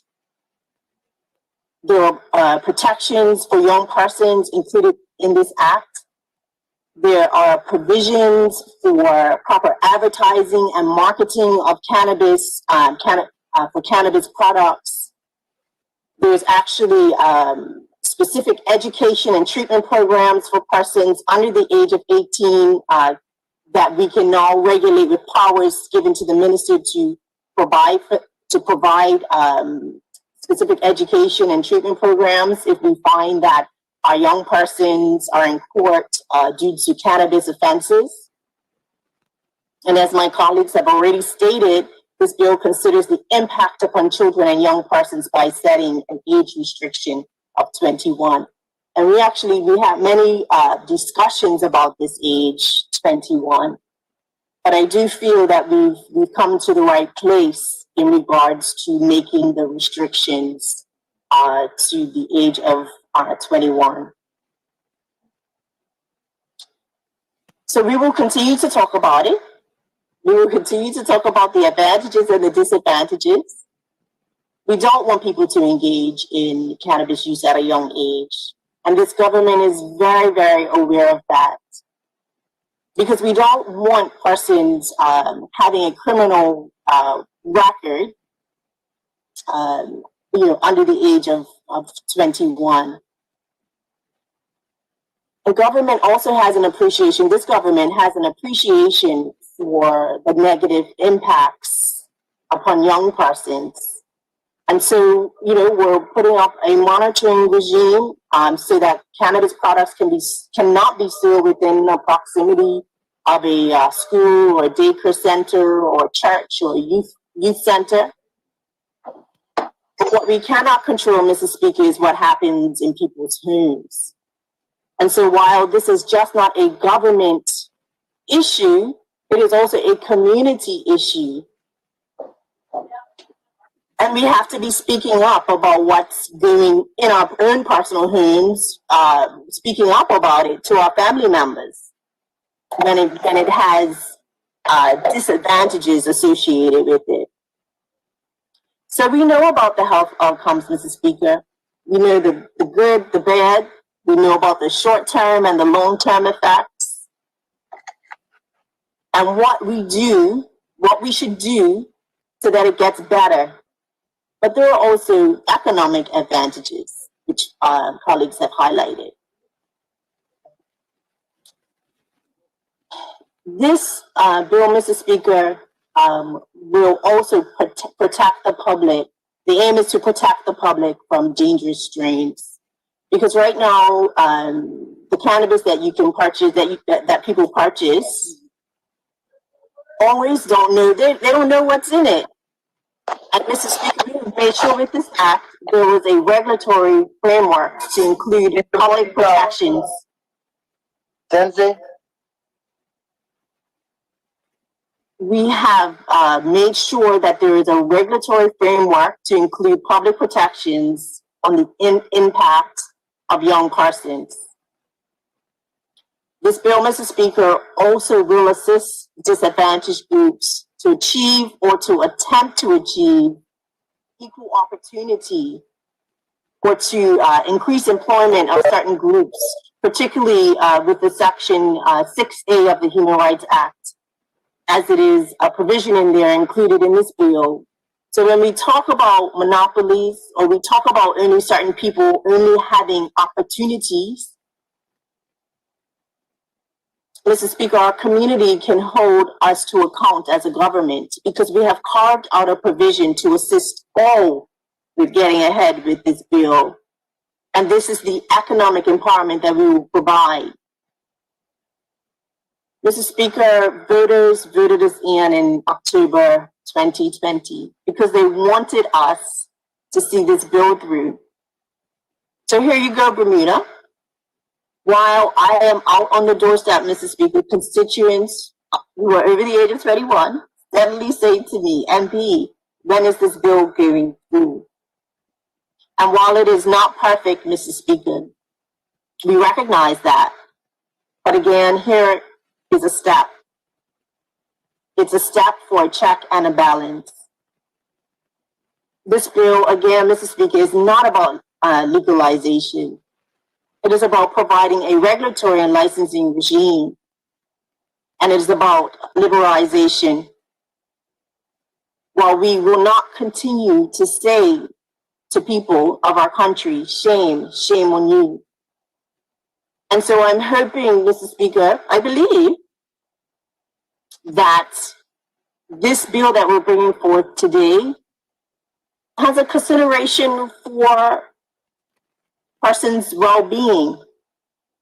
Again, both recognizing disadvantages and advantages, and also providing for a regulatory structure around the use of cannabis in Bermuda. And we'll continue to watch and see how this bill will progress. And as we know with any other bill, if things need to be changed, we can bring it back and we can make amendments. And so we will keep our finger on the pulse as it relates to that. So I am comfortable today to say, Mr. Speaker, that I support this bill as it is written today, as we are receiving it today. And I am also confident that this government, Mr. Speaker, will make any necessary changes that it needs to, should there be any sort of negative or adverse effects as it relates to this bill. And I'm actually looking forward, Mr. Speaker, to monies going towards the assistance of treatment programs. I'm actually looking forward to that. So without further ado, and I don't have to spend too much time on this, Mr. Speaker, I just want to say to Bermuda that this is a government who has made a promise to put such a bill through, and here it is today. Social issues will always be around us. They will always be around us, and I just want our public, our community, our people to recognize that we must continue to provide support to help to improve everyone's well-being. And that's what we have to continue to message, that we will be a government committed to providing support. Thank you, Mr. Speaker. Thank you. And Minister, does any other member wish to make a contribution at this time?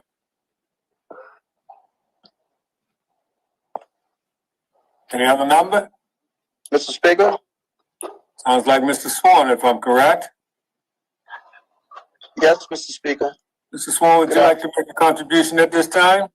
Yes, Mr. Speaker. All right ahead. You have your 30 minutes.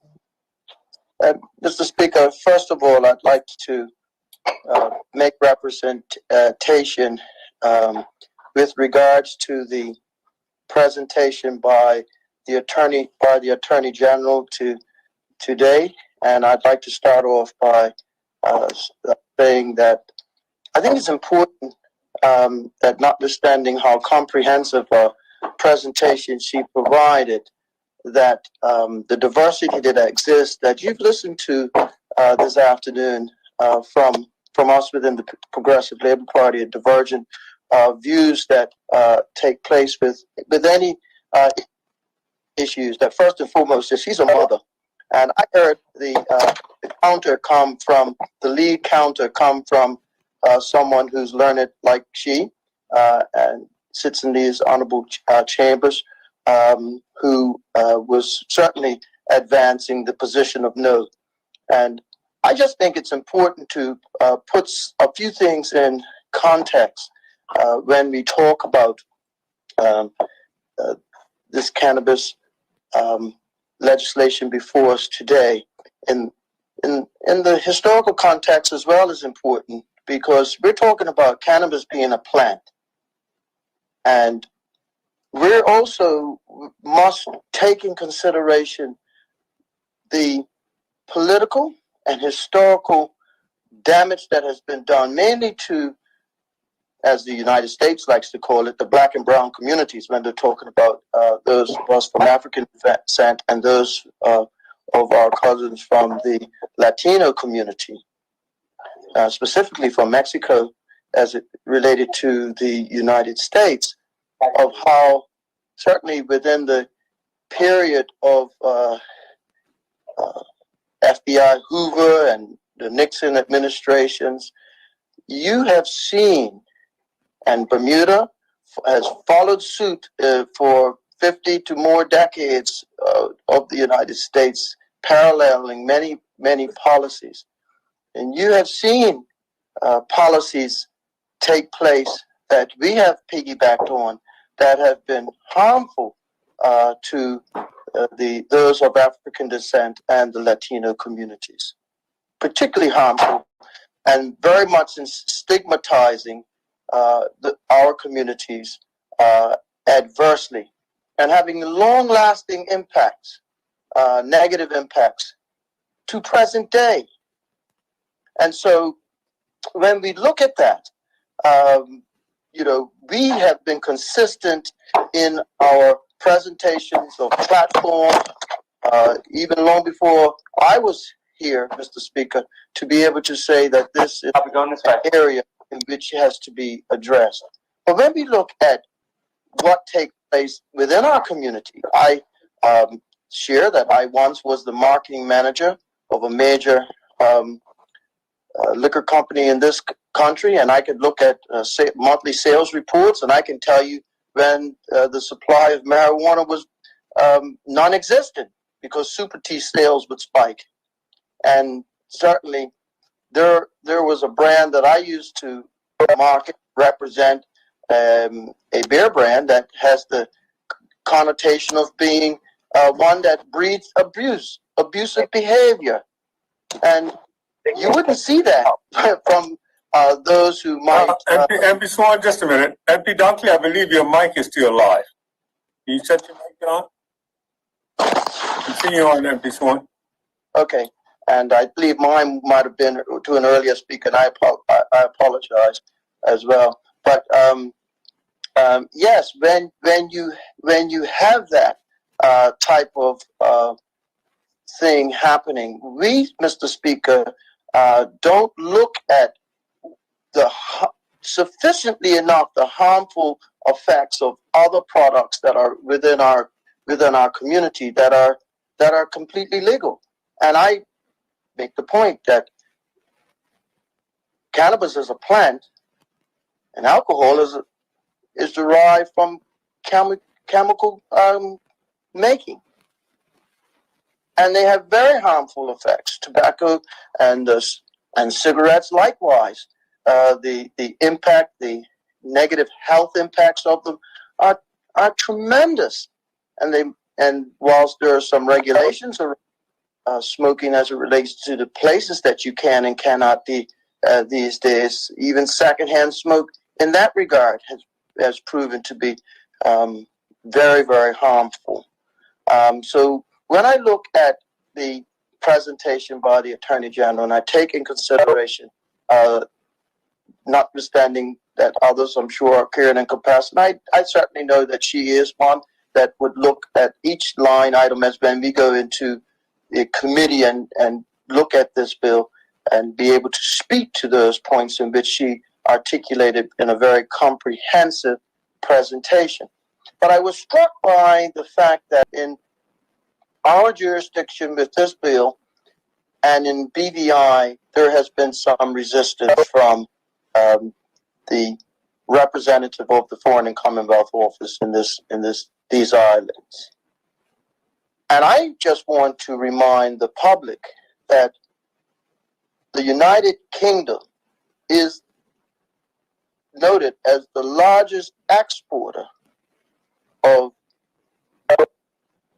cannabis in the world, and may have a conflict as overseas territories look at legislation for varying reasons. We've seen conflicts as it relates to position when it comes to finance, and we may be having a serious conflict as we look at what takes place in their marketplace and how they export the very product that they would be quick not to sign off on if this government or another overseas territory is looking to move in that direction. So we certainly need to beware of what we are confronted with. And I heard Honorable Member allude to that we may be looking to pick a fight. I think MP Dunkley alluded to that. That might not be his exact words, but I say this, is that as Britain has moved away from the United Kingdom has moved away from Europe by way of its electorate, it is looking at our territory in ways in which it is more colonialistic in the mindset than ever before. And as we look to carve our way forward in this world, I make no bones about it. In 1995, I stood at the polls and supported independence. So I not speaking of anything that I haven't espoused long before today. But I certainly am seeing a mother country that is looking to strengthen its grip on these overseas territories, and this is just but one example. And in our historical, I do a lot of research of history these days. I'm looking at a lot of 19, 20, and 30 and 40 articles as I research my elders and ancestors. And I can tell you there are a lot of things that was done in this country in the best interest of the white community, both here and in the United Kingdom and other places, specifically and endorsed by the hierarchy from overseas, notwithstanding some elements of compassion that was shown by some along the way. I have uncovered that, and I glory in their spirit, and will elevate those who have.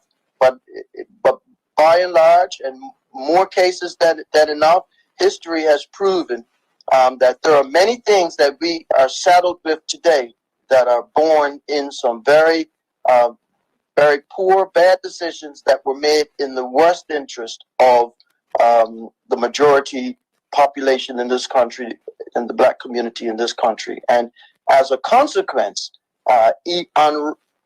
delving and dealing with it is not a simple exercise. So with that, I just want to say, Mr. Speaker, that it struck me when I looked at some of the farms that exist, particularly in England, and note that the world looks at Britain as being a major exporter of cannabis, that says that they will look at these territories, and they are looking at these territories a lot different today than they were before Brexit came on the scene. Thank you, Mr. Speaker. Thank you, MP Swan. Does any other member wish to make a contribution at this point? Yes, Mr. Speaker. MP Weeks. Like MP Weeks, is that you? Yes, sir. MP Weeks, you have your 30 minutes. Yeah, continue, sir. Yes. Yes, Mr. Speaker, good evening. Good evening. Yes, Mr. Speaker, good evening to you. I've been patiently waiting my turn. I would like to start I know off you're by congratulating. you're in good stead. Thank you, Mr. Speaker. Here you go. I would like to start off by congratulating, like others have done, the Attorney General. I think in the climate that we are in Bermuda, I have to praise her courageous stance, because I could imagine the pushback that she has gotten, but she stayed the course, and here we are, Mr. Speaker. So it'd be remiss if I didn't start there and take my hat off to the AG. Having said that, Mr. Speaker, I looked long and hard at this piece of legislation. And like my honorable colleague from C33, I think I could start off my comments by saying that I didn't want the perfect to negate the good. So rather than look at it through those lenses, I said, okay, this is a great start, Mr. Speaker. And when we as a party have promised our constituents that we address this issue,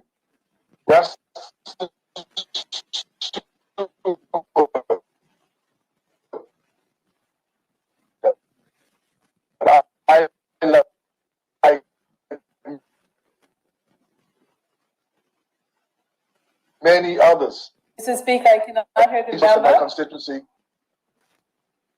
there's a segment that always said, no, Mr. MP, are you challenged with your audio right now?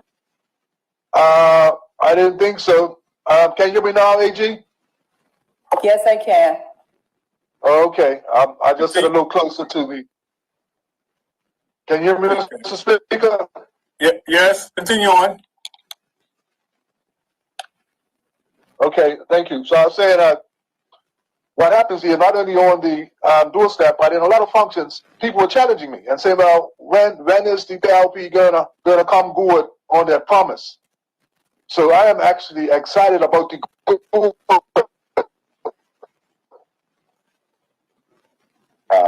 Mr. Speaker, the MP Weeks is breaking up somewhere.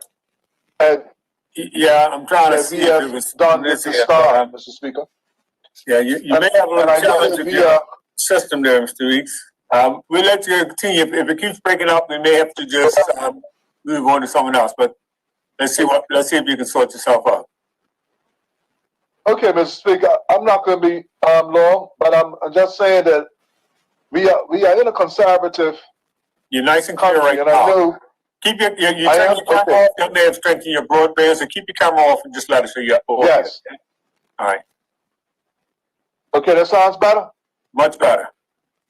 All right. So I don't know.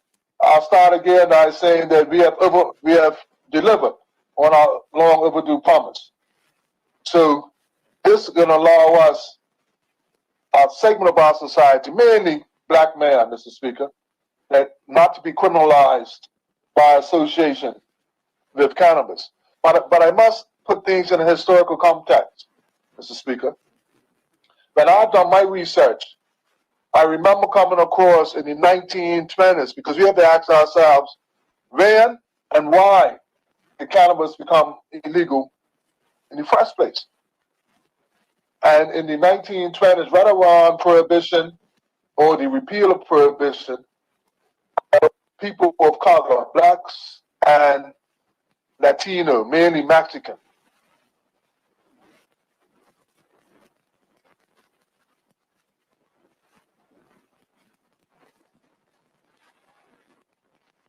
Have we lost you again? Mr. Weeks, MP Weeks, I think you. Okay. made yes, go ahead. marijuana. Pardon? Can you hear me? Yes. Okay. When the powers that be, Mr. Speaker, made marijuana illegal, it was not because of medicinal purposes. It was strictly to try to control that market. So when we fast forward 40, 50 years from the 20s into the 70s, when we finally had a bill, Misuse of Drug Act in 1972, that which mirrored that of England and Nixon in America. Again, it was really aimed at controlling that lucrative industry, not because of medicinal purposes, but it was always a financial purpose, a financial endeavor by the powers that be. So I don't want us to get caught up in the minutia that I've heard some of the others say. And if I could use the words of one of our senior MPs, Mr. Speaker,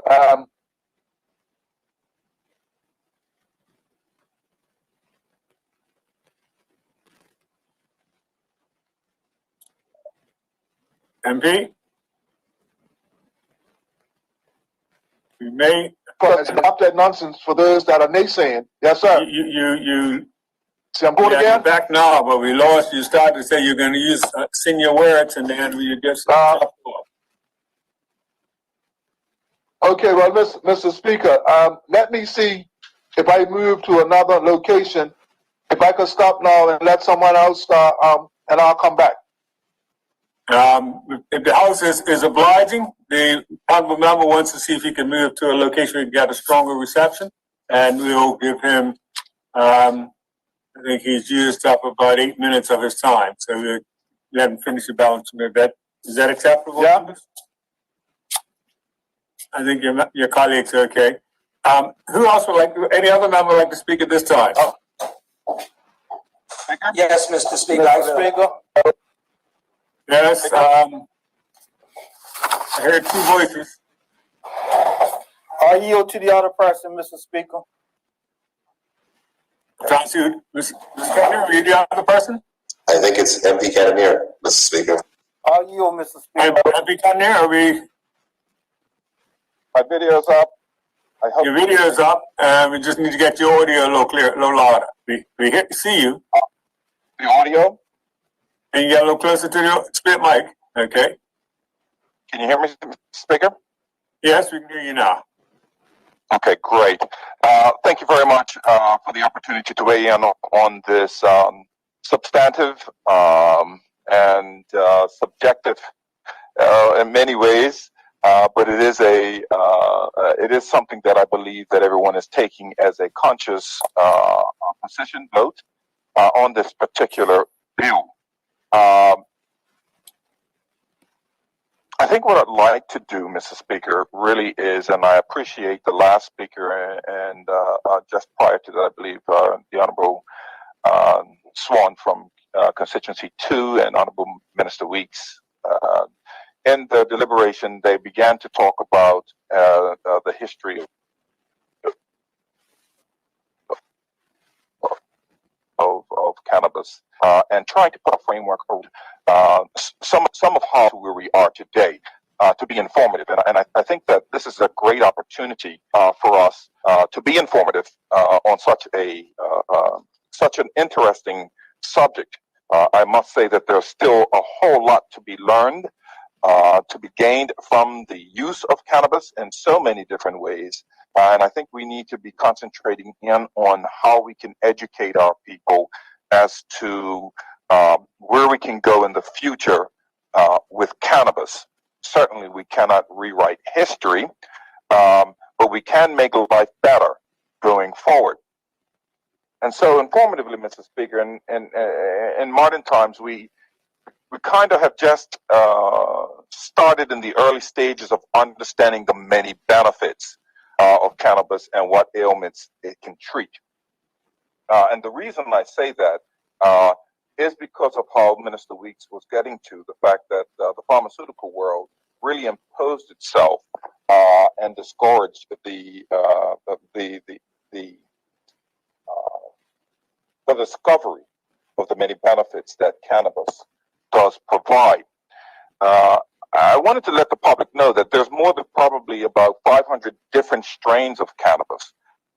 And with that, we are not entirely sure of all of the benefits that cannabis can provide, but we certainly know that there are hundreds of different strains and about 100 or so different cannabinoids that exist within these different strains, hundreds of strains.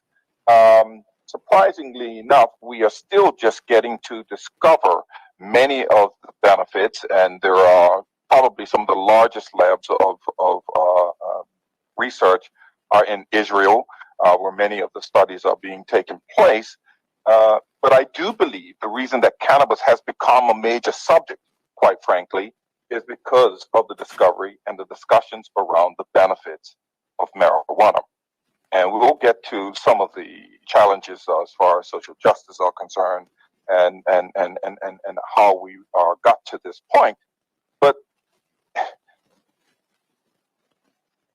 cannabis has been around, Speaker, for thousands of years and used by the Egyptians, by the Chinese, you name it.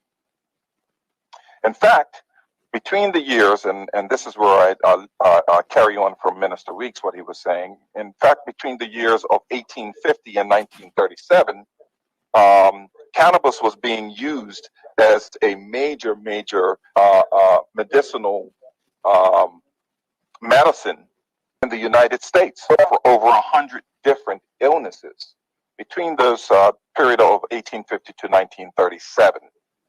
Unfortunately, after 1937 is where we begin to see the fall off of the use of cannabis and synthetic drugs being brought into the arena, quite frankly, to enable the fat cats to become even greater. And now we're in a position where we are beginning to discover the great benefits of cannabis. Some of those benefits, reducing anxiety. One of them also is communication. It encourages communication amongst us as a people. One of the other benefits of cannabis is that we become less violent. And so we know that there are many things that are going on, and we know that there are many doctors locally who are encouraging. And I would say that the real focus that we should be having really is around the medicinal purposes and usage of cannabis. Now, this bill invariably is trying to set up a framework, quite frankly, as we go forward.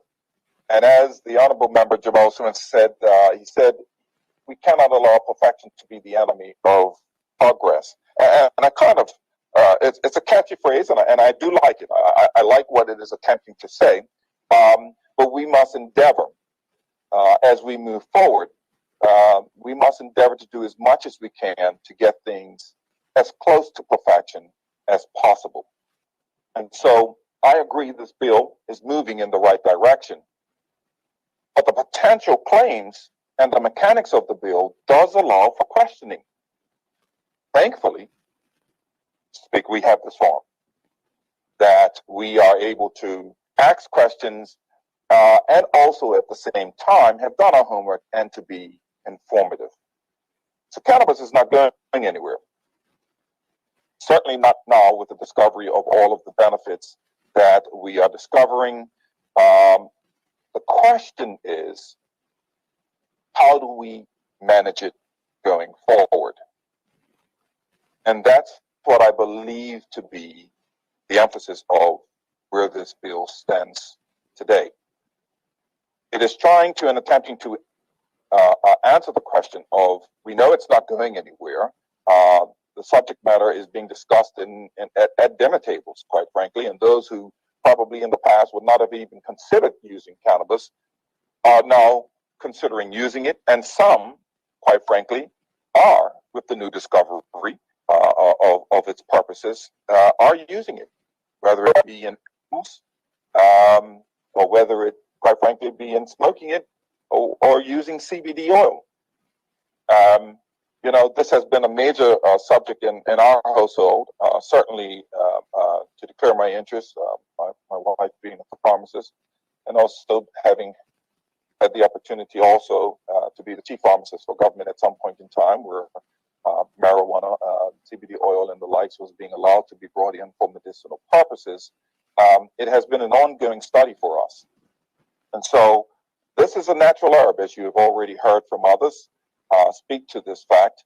The question then is, how do we, moving forward, manage this great potential for medicinal purposes and maybe even potential economically to improve the lives of families economically. One of the challenges that I do have, and we'll talk about that, is Bermuda market and whether or not it economically is feasible. And we have the numbers in order for it to make sense to make money off of it. I believe that there is a global opportunity, whether it's positioned in Bermuda offices or for labs and the likes.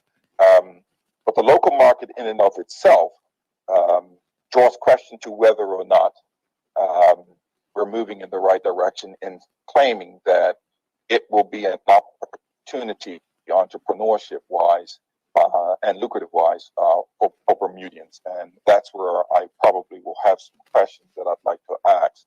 What I would like to say from this, however, is I would like to encourage especially our doctors,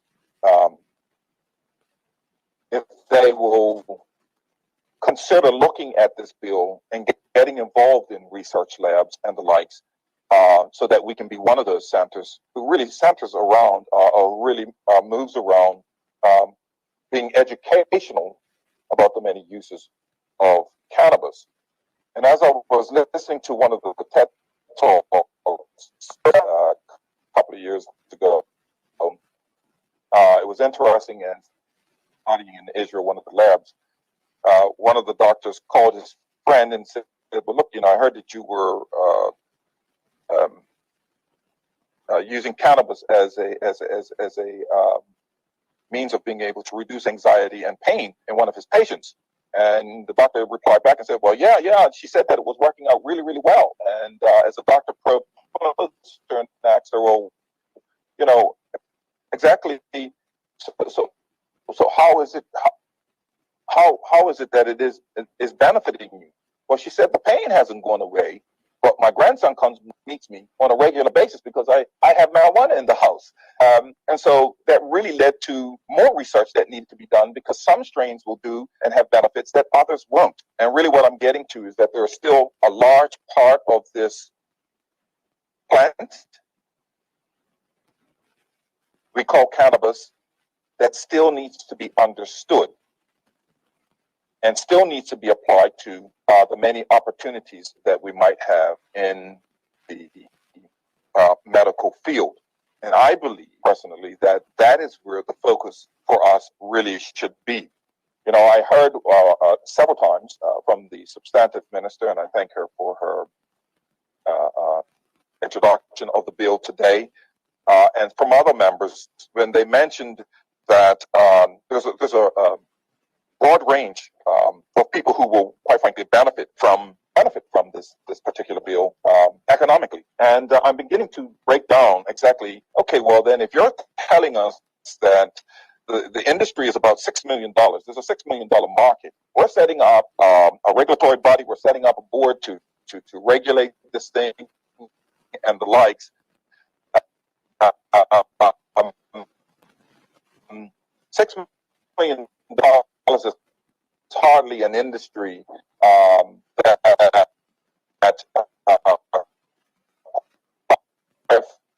frankly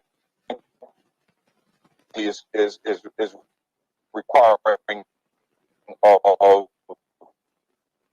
an extensive amount of manpower and the likes to regulate. We're to invest in cannabis and the sale of cannabis and the likes. And so as we go through the bill and we start breaking it down and we about the legalization of cannabis. And I think that we need to continue to reiterate the fact that it has been decriminalized. I'm surprised that even today that I'm in Bermuda for a certain amount. And so I think that we still need to go a long way in educating the public around all of the aspects of cannabis. Again, I do not believe that a $6 million market at this point in time is going to be lucrative to anyone in the near future. And when I say the near future, not within this year, we still have not the issues of the bank being able to take the proceeds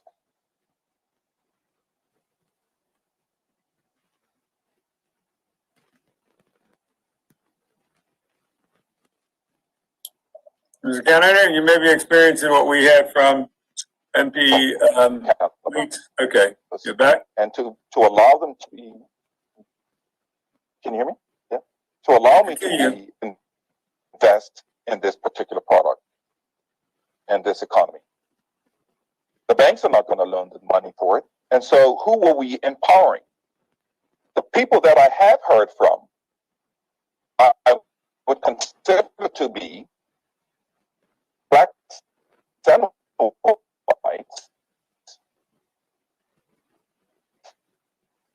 that cast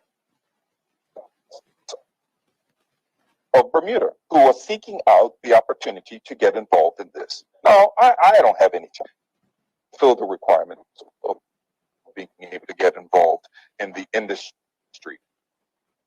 But make no mistake,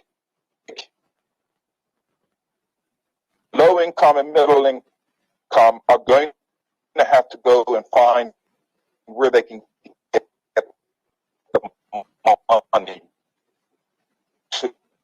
to invest.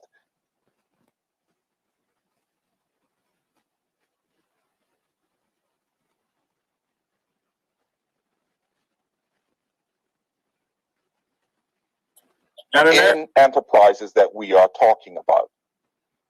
And the question then becomes, if people benefiting from the sale of marijuana illegally don't have this issue. And the bill does not address some of the issues that we have of stamping out the illegalities that are going on with marijuana right now. So if you import marijuana, just like you right now, if you go to the supermarket, Mr. Speaker, and you get a local tomato, and then you go to the other side of the aisle and you get an imported tomato, the cost of that imported tomato is less than the local grown tomato. Why is that? Because our cost of living is high.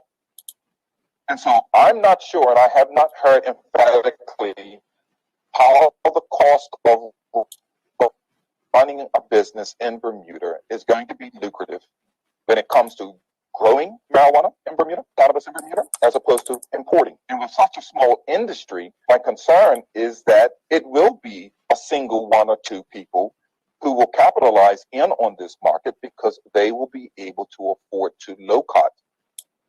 So that young fellow who wants to grow it, to commercialize it, he's already at a disadvantage. And these are the very young men and women that we are talking about who are already disadvantaged. So what we need to hear from our government is how they are going to allow and make it possible for the very ones that they are saying that they are wanting to champion, how they are going to make it possible to be affordable to get involved in this industry. We have not heard that as of yet. And so those questions will continue to have to be answered. And maybe in the future as we go forward. It'll be very, very interesting to see how this proceeds. But with the economy the way that it is right now, I don't see where anyone successfully is going to be able to set up shop that is not from already existing wealth. And that's where we need to hear more from our government in dispelling this issue. Now, when I said that, I heard from the government that this was going to be a broad range of people that will benefit from this bill. I also mentioned earlier that smoking cannabis also improves communication. So I would probably say that maybe we all need to have a little smoke to be able to communicate a little better as to what are going to be the benefits or not the benefits, and be real about exactly what is going on here. Yes, we have a bill in front of us. And it is a bill that I have already stated is a progressive one. It is moving us in the right direction. But we cannot allow our people to be misled into believing that once we pass this bill, in 6 months from now, we'll be able to sell and you'll be able to have something that is a viable entity, business entity in Bermuda. To be the case is misleading because the cost of growing marijuana cannabis in Bermuda is going to be high. On top of it, you've got all the other restrictions that you have to fulfill. And so the fellow who's selling it underground, who's already importing it and doesn't have to pay taxes on it, will continue to thrive. And I have a problem with that. And I'll explain why I have a problem with that. I've mentioned it before, and it was mentioned earlier that some of our young Bermudians, particularly blacks, have had, unfortunately, bike accidents that have led to head injuries that, unfortunately, for many of our young men, in order to relieve the pain, they turn to self-medicate the use of cannabis. It makes sense. It's logical that they would do that. But I personally experienced that with my father, who was in a coma for 2 months after having a bike accident, 16, came out, and the early use of marijuana was used. Eventually, schizophrenia set in, and it was not there. Now, I'm not complaining about it. I have no remorse about the fact of what took place. He was a beautiful man. And unfortunately, in a society that he grew up in, more so than what I grew up in, He was marginalized as a black man. And certain of his friends and others were incarcerated because of possession of marijuana. And so the system marginalized black men.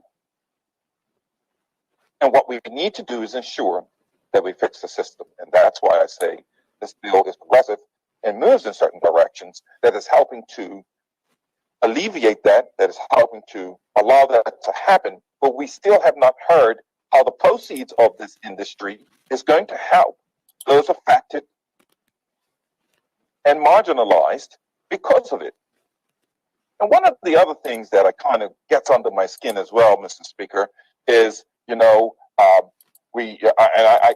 trying to understand a little more about what the bill is presenting here, and it appears, and I can be corrected if I'm wrong, it appears that we will be concentrating more on black entrepreneurship as opposed to white entrepreneurship when it comes to cannabis and the likes, and maybe this government can clarify that for me.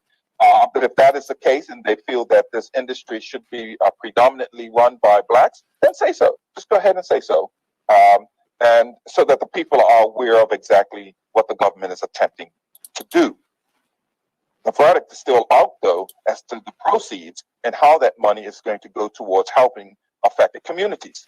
And the reason I bring that up is because the past with the sugar tax, we still have not seen the effects of the tax on sugar coming to fruition, where we have less diabetics and less purchase of sugar and the likes, and more education as to the ills of sugar.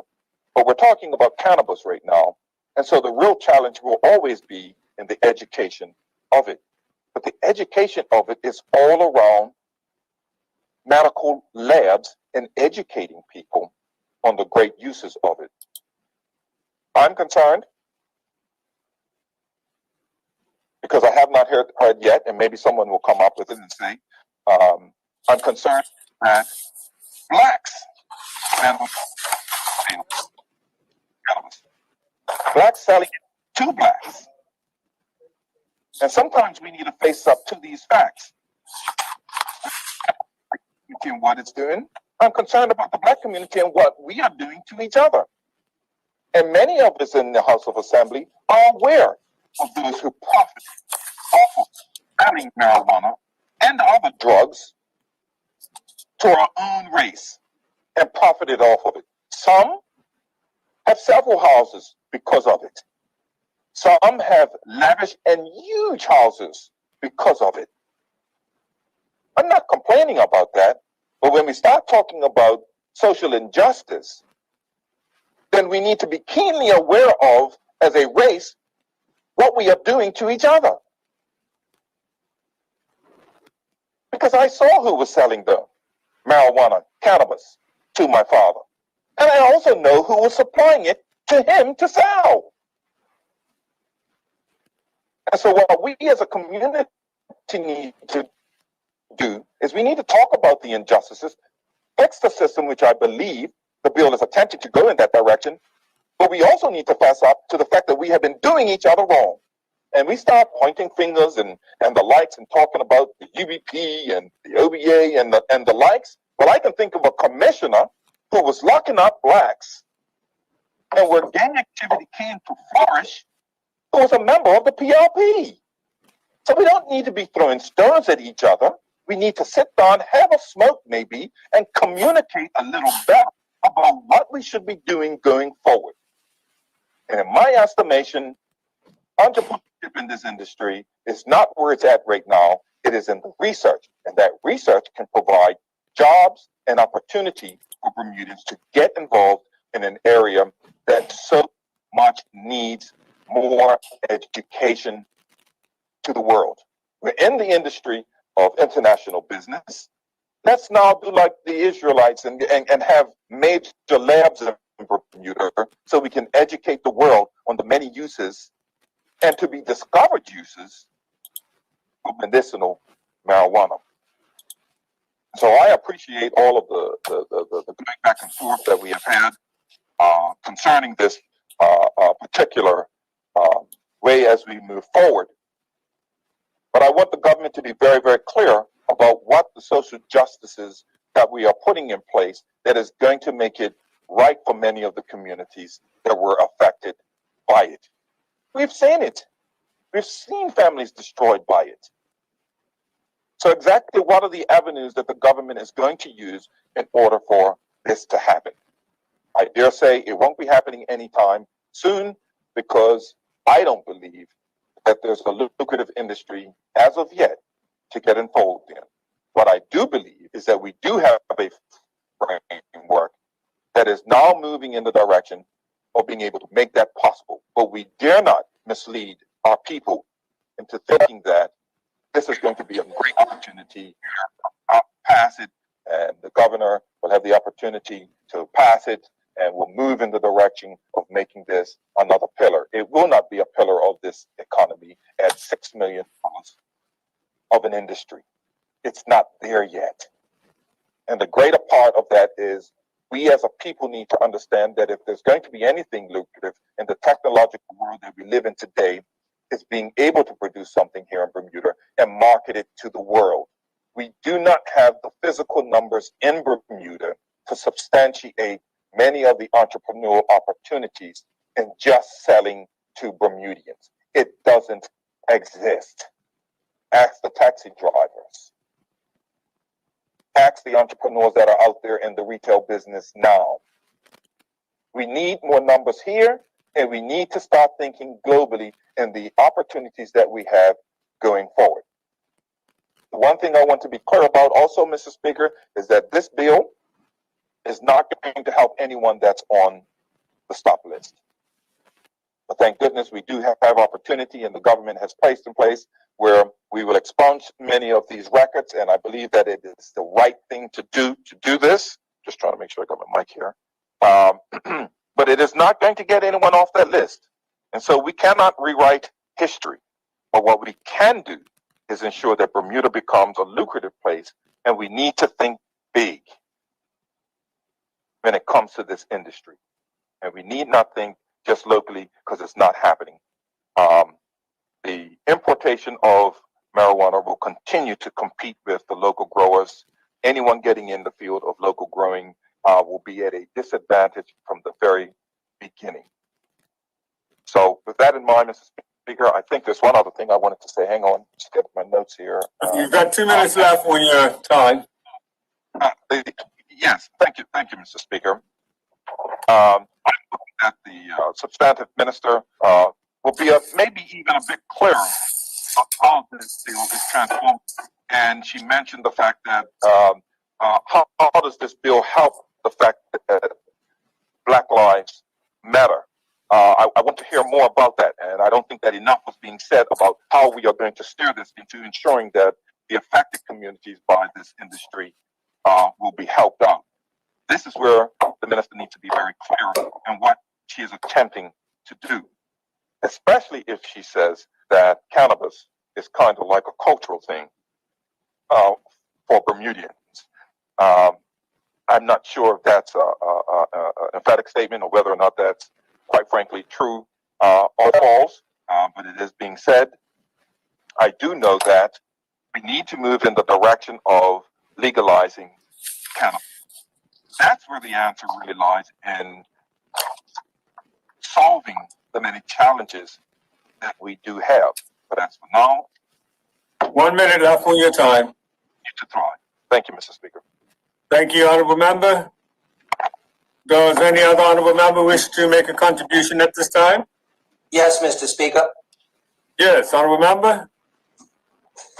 Honorable Member Silver, you have 30 minutes. Good evening. Thank you, Mr. Speaker.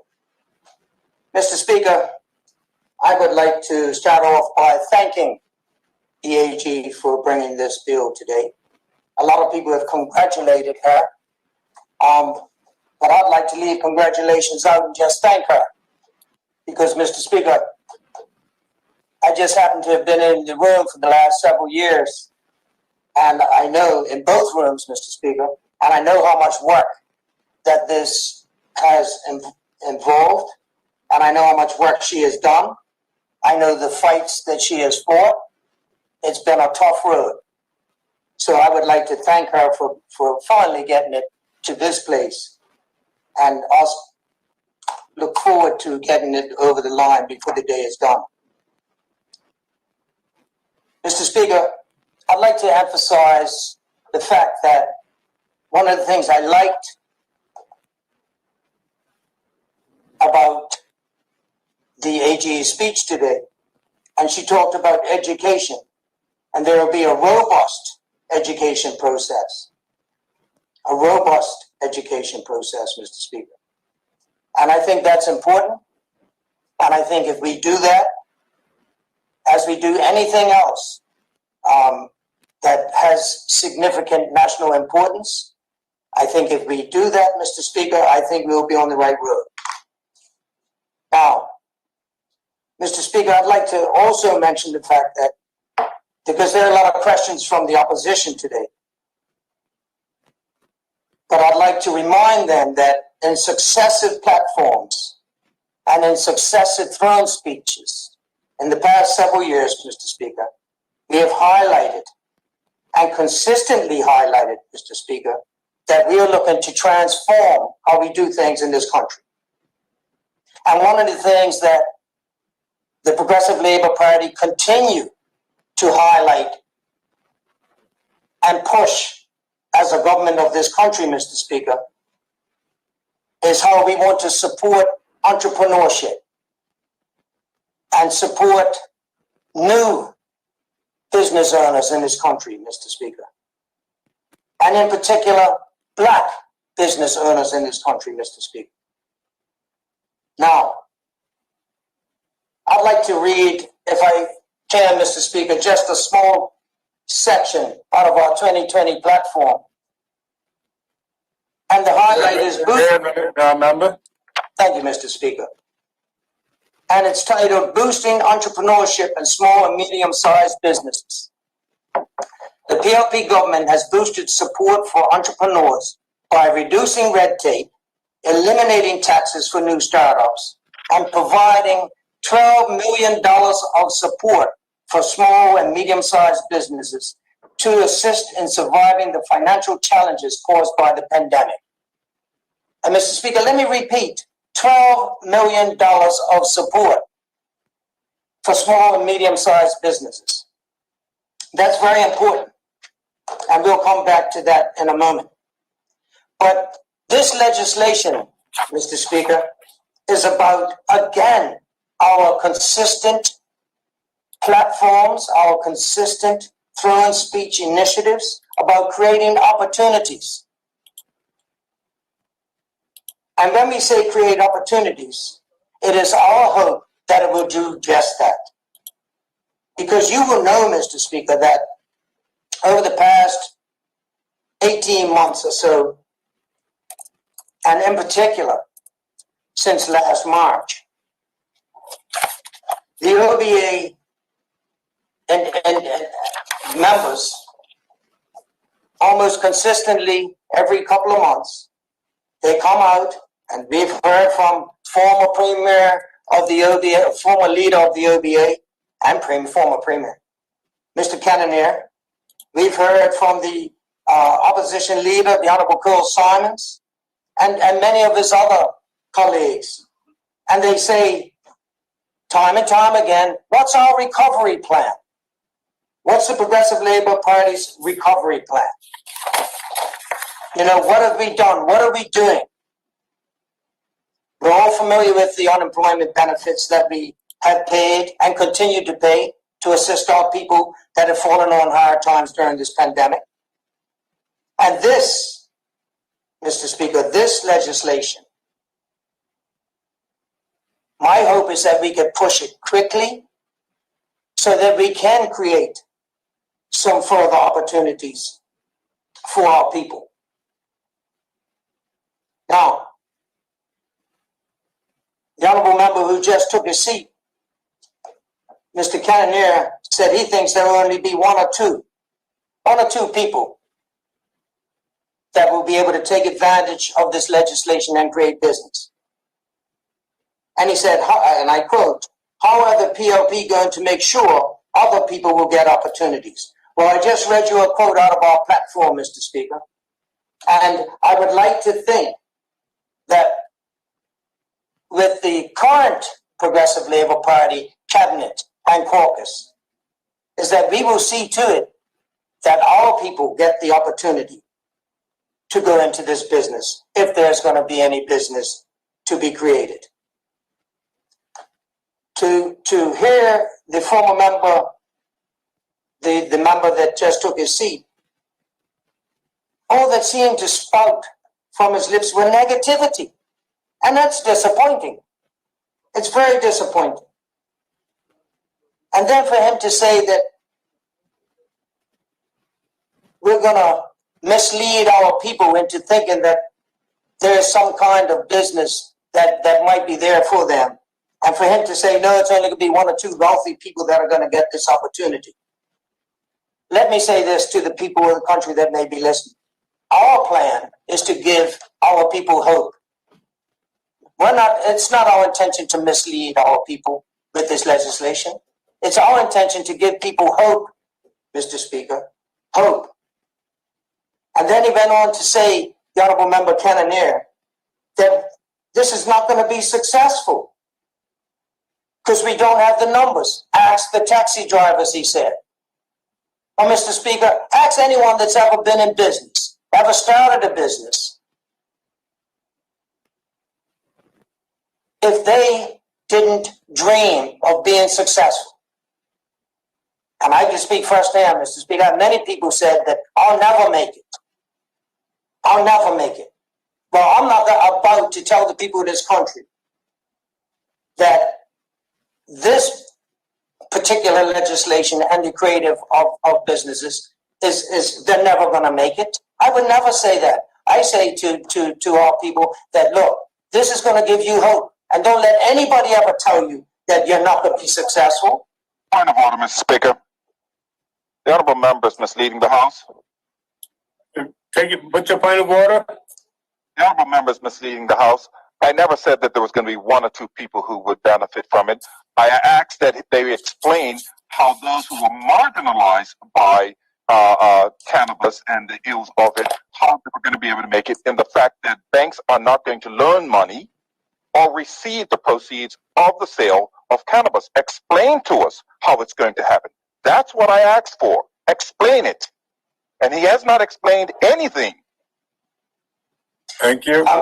Mr. Speaker? Be mindful of this clarification, but continue on. Mr. Speaker, you will know that I make notes when people talk. And I don't do shorthand, but I can write pretty quick. And I'm going to quote. I will. Point of order, Mr. Speaker. I haven't even started saying anything yet. I was waiting for the minister. Really hadn't edited any. The member hadn't edited anything. But make your point of order. He's misleading the House.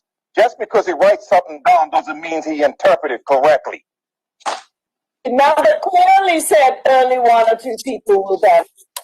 Thank you. Thank you, member. You were rising on a point of order, so we don't need the support of echoes in the back. Continue on. Member, just be mindful that the member has attempted to clarify what was stated. But Mr. Speaker, I will read again what the honorable member said. And he said he thinks there will only be one or two people that will start this business. And he went on to say, and I want to quote him again, Mr. Speaker.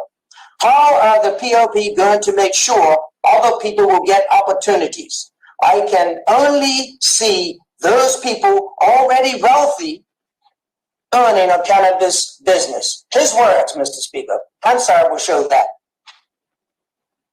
So my answer to that is, he said, he hasn't heard any answer to that. I answered it, Mr. Speaker. The PLP government has boosted support for entrepreneurs by providing $12 million of support for small and medium businesses. And I would think that part of this $12 million will be available for any entrepreneurs or new people willing to start any business like anyone else has. Our record shows that we have consistently given more money towards entrepreneurs and small business owners in this country. This is just another, Mr. Speaker.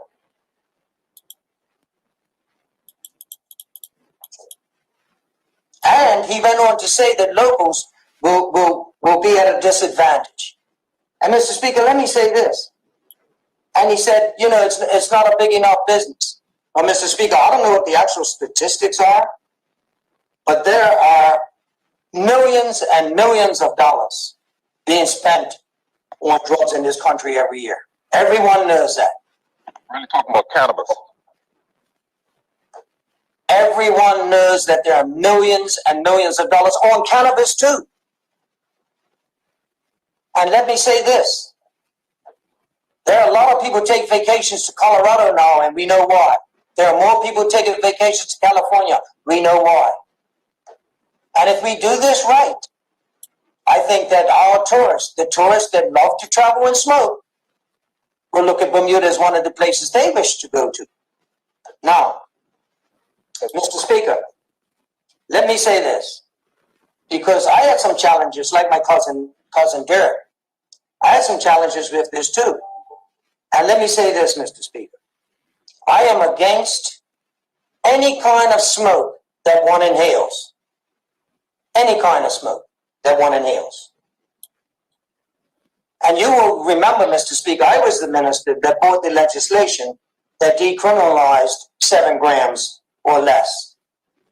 I was the one that brought that legislation about. And that legislation was brought to help our young black men in particular. There's a white man and some white ladies and some black ladies too. But we know why we done that.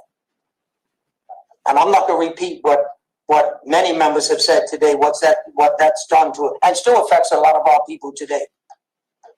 But, Mr. Speaker, the Honorable Member Dunkley, when he spoke, he ridiculed one of my colleagues, or several of my colleagues. He was sort of saying that they don't know what they're talking about. When we said, and I think the AG mentioned it as well, that, you know, smoking cannabis is part of our culture. And they smirked at the idea that some of us have said that that is part of our culture. Well, I don't know where they're living, Mr. Speaker. And I don't know if they have had a chance to talk to some of their relatives, friends, family members, colleagues. There are a lot of people that smoke weed in this country, Mr. Speaker. A lot. And I would say it is part of our culture. I mean, the Honorable Member Dunkley went on to say that drinking is part of our culture. And I would say that is correct too. Well, if you don't think smoking weed is part of our culture, then you need to get your head out of the sand. Because there are a lot of people that smoke weed in this country.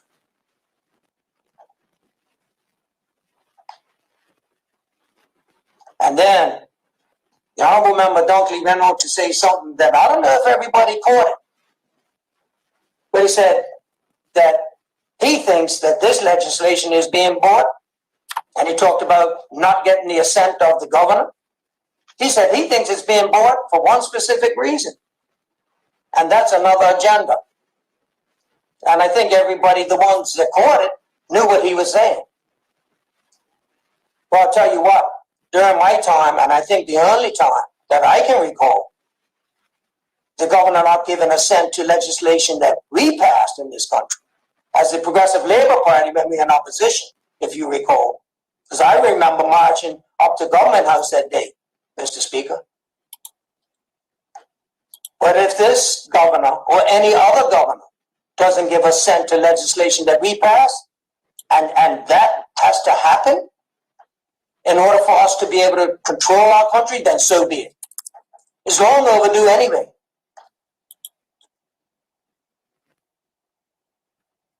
And let me say, go back to Cousin Derek, because that is important. And I think Minister Tanae Furbett has said this in the past. She may have mentioned it tonight.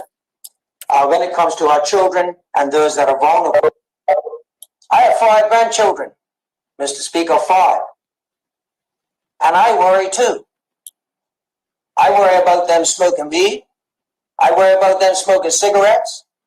And some of us, Mr. Speaker, we don't want to show too much of our age. And I didn't experience this, but I certainly heard it from my parents, and I'm sure you did if you didn't experience it, because people used to smoke cedar bark. So, Mr. Speaker, I do worry too. I do worry too. But what gives me a little bit of comfort, is when the AG said she's going to have robust education with regard to cannabis use in the country. Now,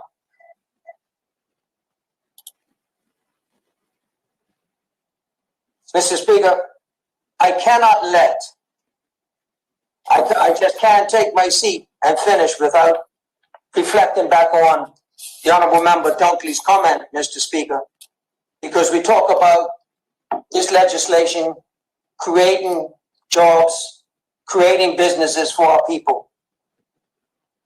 And what we're trying to do, and the Honourable Member Dunkley, and his words, and I quote, he brought this country back from the brink.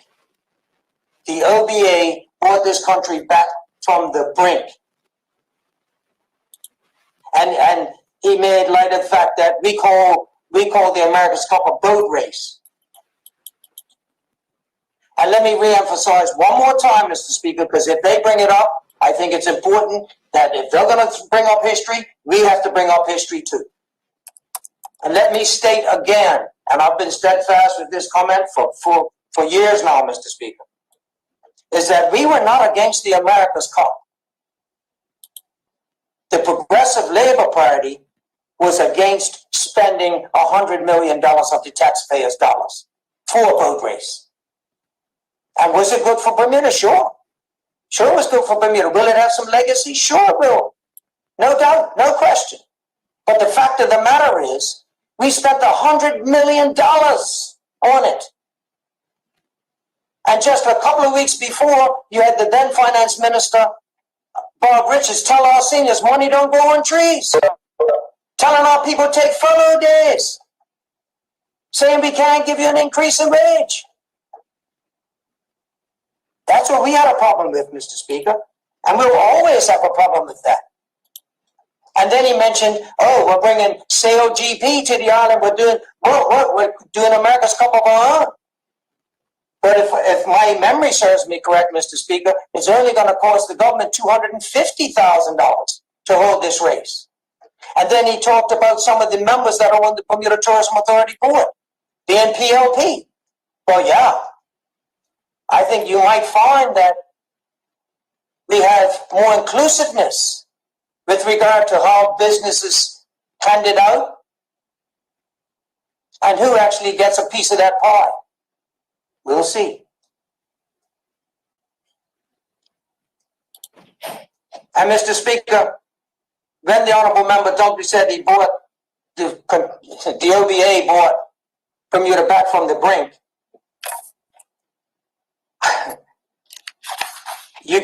we cannot forget the airport, Mr. Speaker.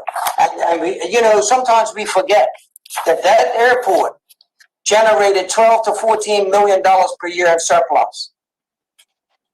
So we lose 12 to 14. We lost 12 to 14 million dollars a year. And of course, we've got an electricity bill that is through the roof now every month. We have $20 million so far that the taxpayers of this country have had to pay because of the agreement that shouldn't have been an agreement at all. $20 million we pay. And if things don't improve soon, we just heard this week that the Miami flight's been canceled. 16 passengers coming from on the flight, so they've had to change it around. What do you think's next, Mr. Speaker? Maybe it's another 10, 15, 20, 30 million dollars for the taxpayer of this country to have to pay because we gave away that airport. I'll tell you, it's got to be the best deal of the century for the Canadians. And Mr. Speaker, let's not forget, when the Honourable Member Dunkley says he brought Bermuda back from the brink, they doubled our debt in 5 years. They doubled our debt. Let me repeat, Mr. Speaker. Point of order, Mr. Speaker. Point of order? Point of order. The honourable member is misleading the House. He's been told about this before, even admitted once he was wrong, which is surprising. It did not double. The debt did not double. Thank you, Mr. Speaker. Oh no, Mr. Speaker. You've never heard me say I'm wrong on that one. They doubled the debt. It went from 1.2 to 2.4. No, At least when I went to school, Mr. Speaker, 1 and 1 was 2. Nope. And I could tell you now that they doubled the debt in that 5 years, Mr. Speaker, doubled it. And one thing, let's not forget a couple of things. Well, the honourable member, maybe he could tell us a little bit about this, Mr. Speaker. Maybe he could tell us about the $200 million and counting that we've spent on Morgan's Point. Another great financial success story by the OBA. $200 million and counting. $200 million and counting. Point of order, Mr. Speaker. Point of order. Take your point of order. If he wants to go about talking about money, perhaps he can tell us where the $800,000 went to Savvy Entertainment. Mr. Speaker, that's not a point of order. And we could talk about that too, Mr. Speaker. But I'll tell you what. Try to keep the comments relevant to today's debate. Yes, that's right. Let's do that, Mr. Speaker. Let's do that, Mr. Speaker. But you see, it is relevant to today's debate, Mr. Speaker, because if the OBA didn't screw this country up so much financially during that 4 years, maybe we would have had a lot more money to do things like create more businesses with this legislation we have here today. Point of order, Mr. Speaker. That language that you use is not appropriate. It's not appropriate for Parliament to use that language, Mr. Speaker. Screw this country up. I'll remind both of you, if it's not appropriate for one, it's not appropriate for the other. So you made a point that he used improper language. I wouldn't want you to continue using that language. Well, sorry, Mr. Speaker. Thank you, Mr. Speaker. Both members just be reflective of the type of language you expect. Yes, Mr. Speaker. And of course, that honourable member, Mr. Speaker, maybe doesn't know the meaning of the word screw. Because the screw goes round and round. Remember, I've asked that we not good on the road, so just cut me. I'm sure you know word you use. Thank you, Mr. Speaker. Well, I will use that word. I'll say how they twisted and turned this country upside down. How about that, Mr. Speaker? It's acceptable. Yeah, thank you. Mr. Speaker, and I think it's important to remind the people of this country, prior to the pandemic, we had reduced the deficit, now hear me, we reduced the deficit by 90% prior to the pandemic, Mr. Speaker. 90%. That's huge. And that's why the rating agencies in the world kept Bermuda on a very good level with regard to our ratings, Mr. Speaker, because we have a captain that's on the ship that is running it. Mr. Speaker, point of clarification. Point of clarification?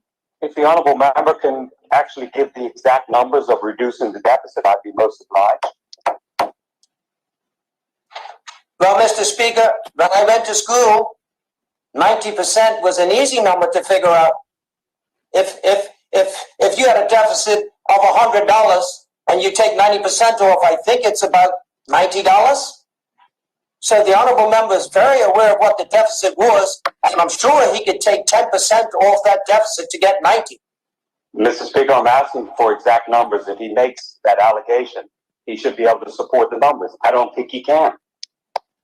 What I'll ask the member to do, because we probably won't have them right in front of him, is that he had the courtesy of just providing members for us the numbers at a later date, because I'm sure he probably doesn't have the numbers, the exact numbers. He's just asking for exact numbers. I'm sure he probably doesn't have exact numbers in his head right now. But I'll tell you, Mr. Speaker, that's acceptable to me. And if somebody makes an allegation, they should be able to support it with numbers. No problem. I don't need your backup. So I support you 100%, Mr. Speaker. Mr. Speaker, I'm sure the finance minister can give you the actual number, but I have a document here in my hand, Mr. Speaker. It's our 2020 platform. And for the honorable member, Mr. Dunkley, I'll read it for him. The Progressive Labour Party has ably managed the country's finances since the last general election. The PLP reduced the deficit by 90% before the pandemic. 90%. Now, I'm sure that the finance minister and the premier are not going to put that number in our platform if it's wrong. I don't recall Mr. Dunkley ever coming out publicly and questioning our platform. I know he read it. But if he wants actual numbers, Mr. Speaker, I'll get those for him too. Now, since the honorable member wants numbers, let me give him some other numbers, Mr. Speaker. Continue on. Morgan's Point. Yes, Mr. Speaker. Morgan's Point, Mr. Speaker, is 182 acres. We got 37 acres, Mr. Speaker. The taxpayers of this country paid $200 million and counting to get 37 acres back, Mr. Speaker. But you know what? 145 acres, Mr. Speaker, still belong to the developers. I'm not so sure if Mr. Taxpayer Bermuda realizes that when we paid out that $200 million, it's not for all of Morgan's Point, Mr. Speaker. It's only for that 37 acres. Another great deal by the fantastic OBA government. Point of order, Mr. Speaker. Point of order. The honourable member is misleading the House. The decision to pay that money for the lesser amount of land was a decision of the PLP government. Wow. Can you believe that, Mr. Speaker? I can't believe that the honourable member just made that. It was a decision by the PLP government. Really? Okay, what were our choices, Mr. Speaker? Don't pay it. Okay, let's not pay it. Then we have a government that reneged on a sovereign guarantee. What does that honourable member think that would do to our ratings, Mr. Speaker? Really? We didn't have to pay it? I guess I'll tell you what. Maybe we didn't have to pay the airport $20 million on the minimum revenue guarantee. Speaker, another point of order. Point of order. This line of reasoning has no relevance to the legislation ahead of us today, Mr. Speaker.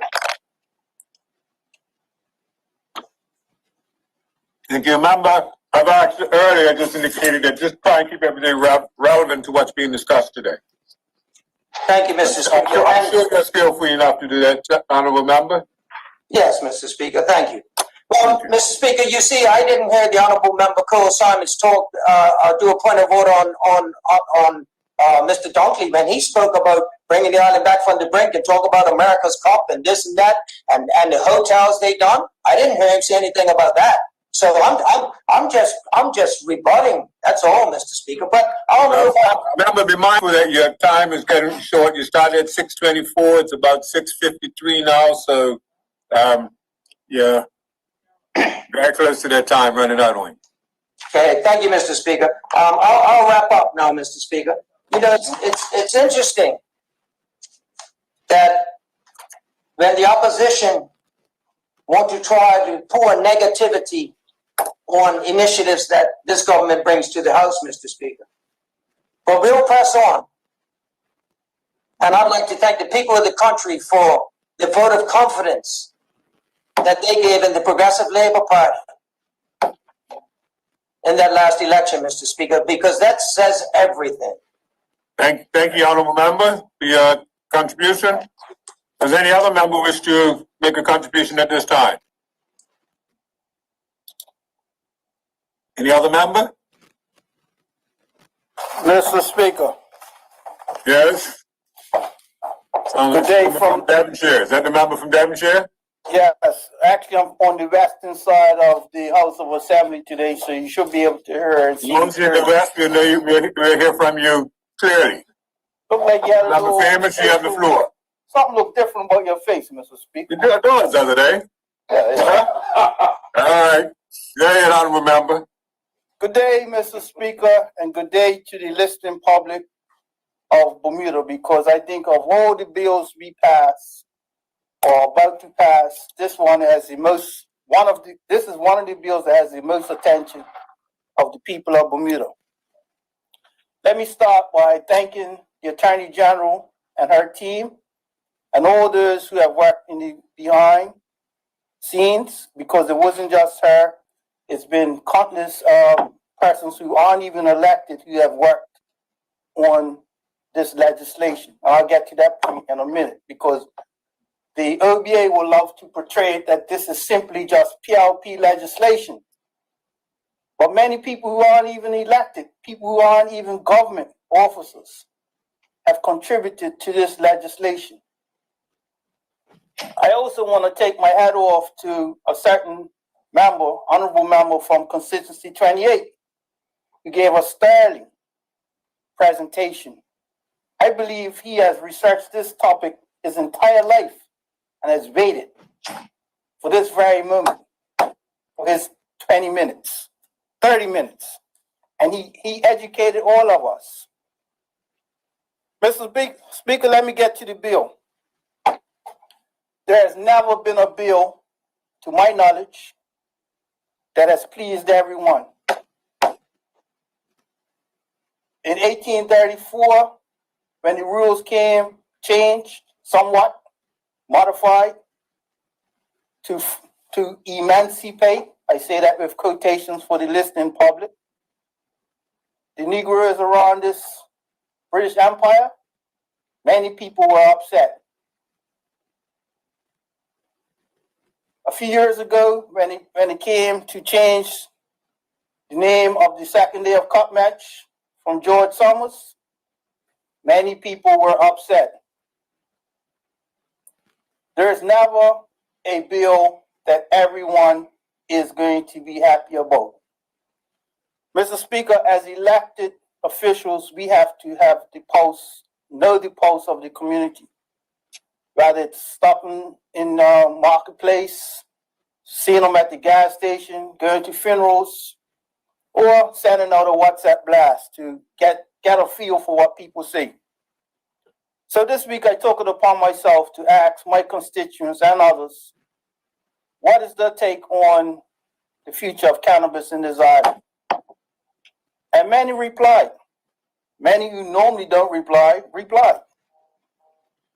Some were totally against this because of long-held religious feelings, which was ironic because some of them go to churches where they drink wine in church. So I just found that, humorous. Some were some are mental health care workers, and spoke of young people that get psychosis from cannabis, excess use of cannabis. So everyone had their concerns. Some people were totally for this bill. Others said, hey, this bill doesn't go far enough. You all are stalling. You all have got your foot on the brakes. No matter which way it was presented, only 10% of the people were totally happy with this bill, as with all other bills. So no matter what we present, there's going to be people who's going to say, we're bringing in the devil into Bermuda. And there's going to be other people saying, oh, we're still too conservative. But here's the thing, Mr. Speaker, as I spoke about earlier. The AG and her team had massive public consultation from people who aren't even PLP supporters, people who are non-political. The Social Justice Bermuda gave recommendations, rightful recommendations, because they drew a map showing that if, according to initial proposals, there'll be only one place in this island you could grow marijuana, and on a personal level. So yes, we listen to others. You see, Mr. Speaker, I applaud the AG, but I have to point out that she made one error. In her brief, she wrote, she expected to get bipartisan support from the OBA. That was critical error that some of us always make, thinking, hey, maybe just this time the OBAs can actually be on board with something that's positive for this country. But lo and behold, starting off from the whip, the MP from constituency 22, I think, 23, who put something in paper. The OBA will not support the bill. And then MP from constituency 23, must be a Paget thing, read off a verbatim dissertation. This bill is not for you. If you are this bill is not for you. Basically, like every angle he could try to portray to people that this bill is not for them. But as the member from constituency 28 said, but what are you proposing as is for people? Where's you all's counter offer? Nothing. They're offering zero to the people of Bermuda, besides the status quo. You see, Mr. Speaker, the OBA has one modus operandi. It's the only way they could ever be on public support. It's divide and conquer. They know that this bill is important to the black community for multiple reasons. So what do they do? What do the consultants tell them to do? Put together a thing that MP Scott Perm is going to read and tell people, this bill's not for you. This bill's not for you. It's a reason he repeated those words over and over and over to put in people's mind that what's being presented is not for them. And he knew, or they thought, let me put it that way, that if they got that messaging through, that they will convince the voting public of Bermuda that what the PLP is bringing, a document, legislation that was put together not just by the PLP, but by all these elements of the public. And it's going to say, it's not for you. It's not for you. Divide and conquer. That is their only modus operandi. Mr. Speaker, it failed in 2017. It failed even more in 2020. And it's going to fail right here today in 2021. You see, Mr. Speaker, the Honorable Member Scott Perman creates this boogeyman that everyone else, this whole narrative from the OBA, oh, this is corporate cannabis. Then the Honorable Member from C12 says, oh, this is only going to serve one particular set of people. Over and over and over. It's almost like they're trying to reinvent history here.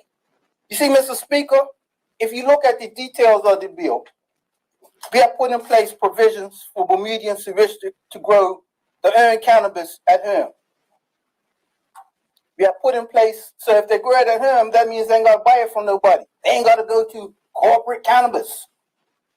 We have put in place provisions for people who want to import edibles.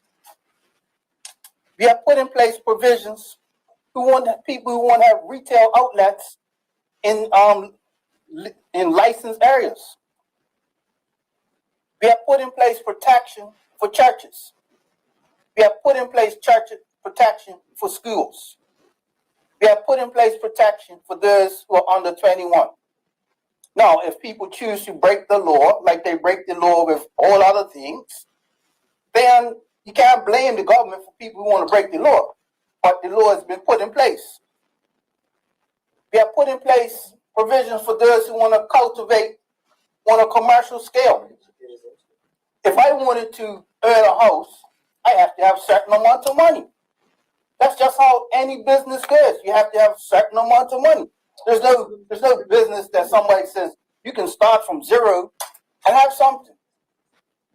You work your way up to what you want, but you got to have the legislation in place first. So this is what we're doing. If someone wants to get into commercial cultivation, then you save your money towards earning your own business. This is called free market economy. The OBA is the champion of free market economy, but not today. They want to be the champion of some sort of OBA socialism. Mr. Speaker, let me close out with the OBA with this. No, this isn't corporate cannabis, because if it was corporate cannabis, the last people that would be complaining will be MP Scott Perriman because he'll be too busy incorporating businesses that are going to make money off of him. No. Let me move on. Mr. Speaker, we have bigger fish to fry than the OBA. I don't need to go back into all the medicinal and all the social things. Everyone else has covered that. I'm going to touch on something that the Deputy Speaker and others have brought about. Mr. Speaker, today, this bill will pass in the lower house. That much I'm guaranteed. Even though we have members in our caucus who may not support it, which is fine, because the Premier has said this is a conscience vote. Some people within themselves can support the bill, and that's the beauty of the PLP. We are a broad church. We aren't just one set of people that's, oh, you better do this or you're going to get kicked out. No, you're free to vote your conscience. You're free to speak your conscience. That is what this party is built on. In a few weeks, it's going to pass in the Senate. That much I'm sure about. But then where's the problem going to be, Mr. Speaker? Because it takes 3 steps for a law to think. Lower house, upper house, and then that big house on Langton Hill. And that's where the problem is going to start, Mr. Speaker. Mr. Speaker, may I quote something from the Royal Gazette today? Continue on, member. The Royal Gazette today had an interview with our latest governor, our first black governor, and our first female governor. And let me quote, Mr. Speaker. One corridor at Government House serves as a powerful reminder that her background appeared different to the people who served there before her. And I quote, Mr. Speaker, this is from the governor herself. I'm reminded of it daily. There's a corridor upstairs which is lined with photos of all the previous governors. Let me repeat. I am reminded of it daily. There's a corridor upstairs which is lined with photos of all the previous governors. Royal Gazette, Friday, February 19, 2021. Different governors, different racial background, yes. Different sexual agenda, yes. Yet it's the same colonial agenda no matter who is the governor of this island.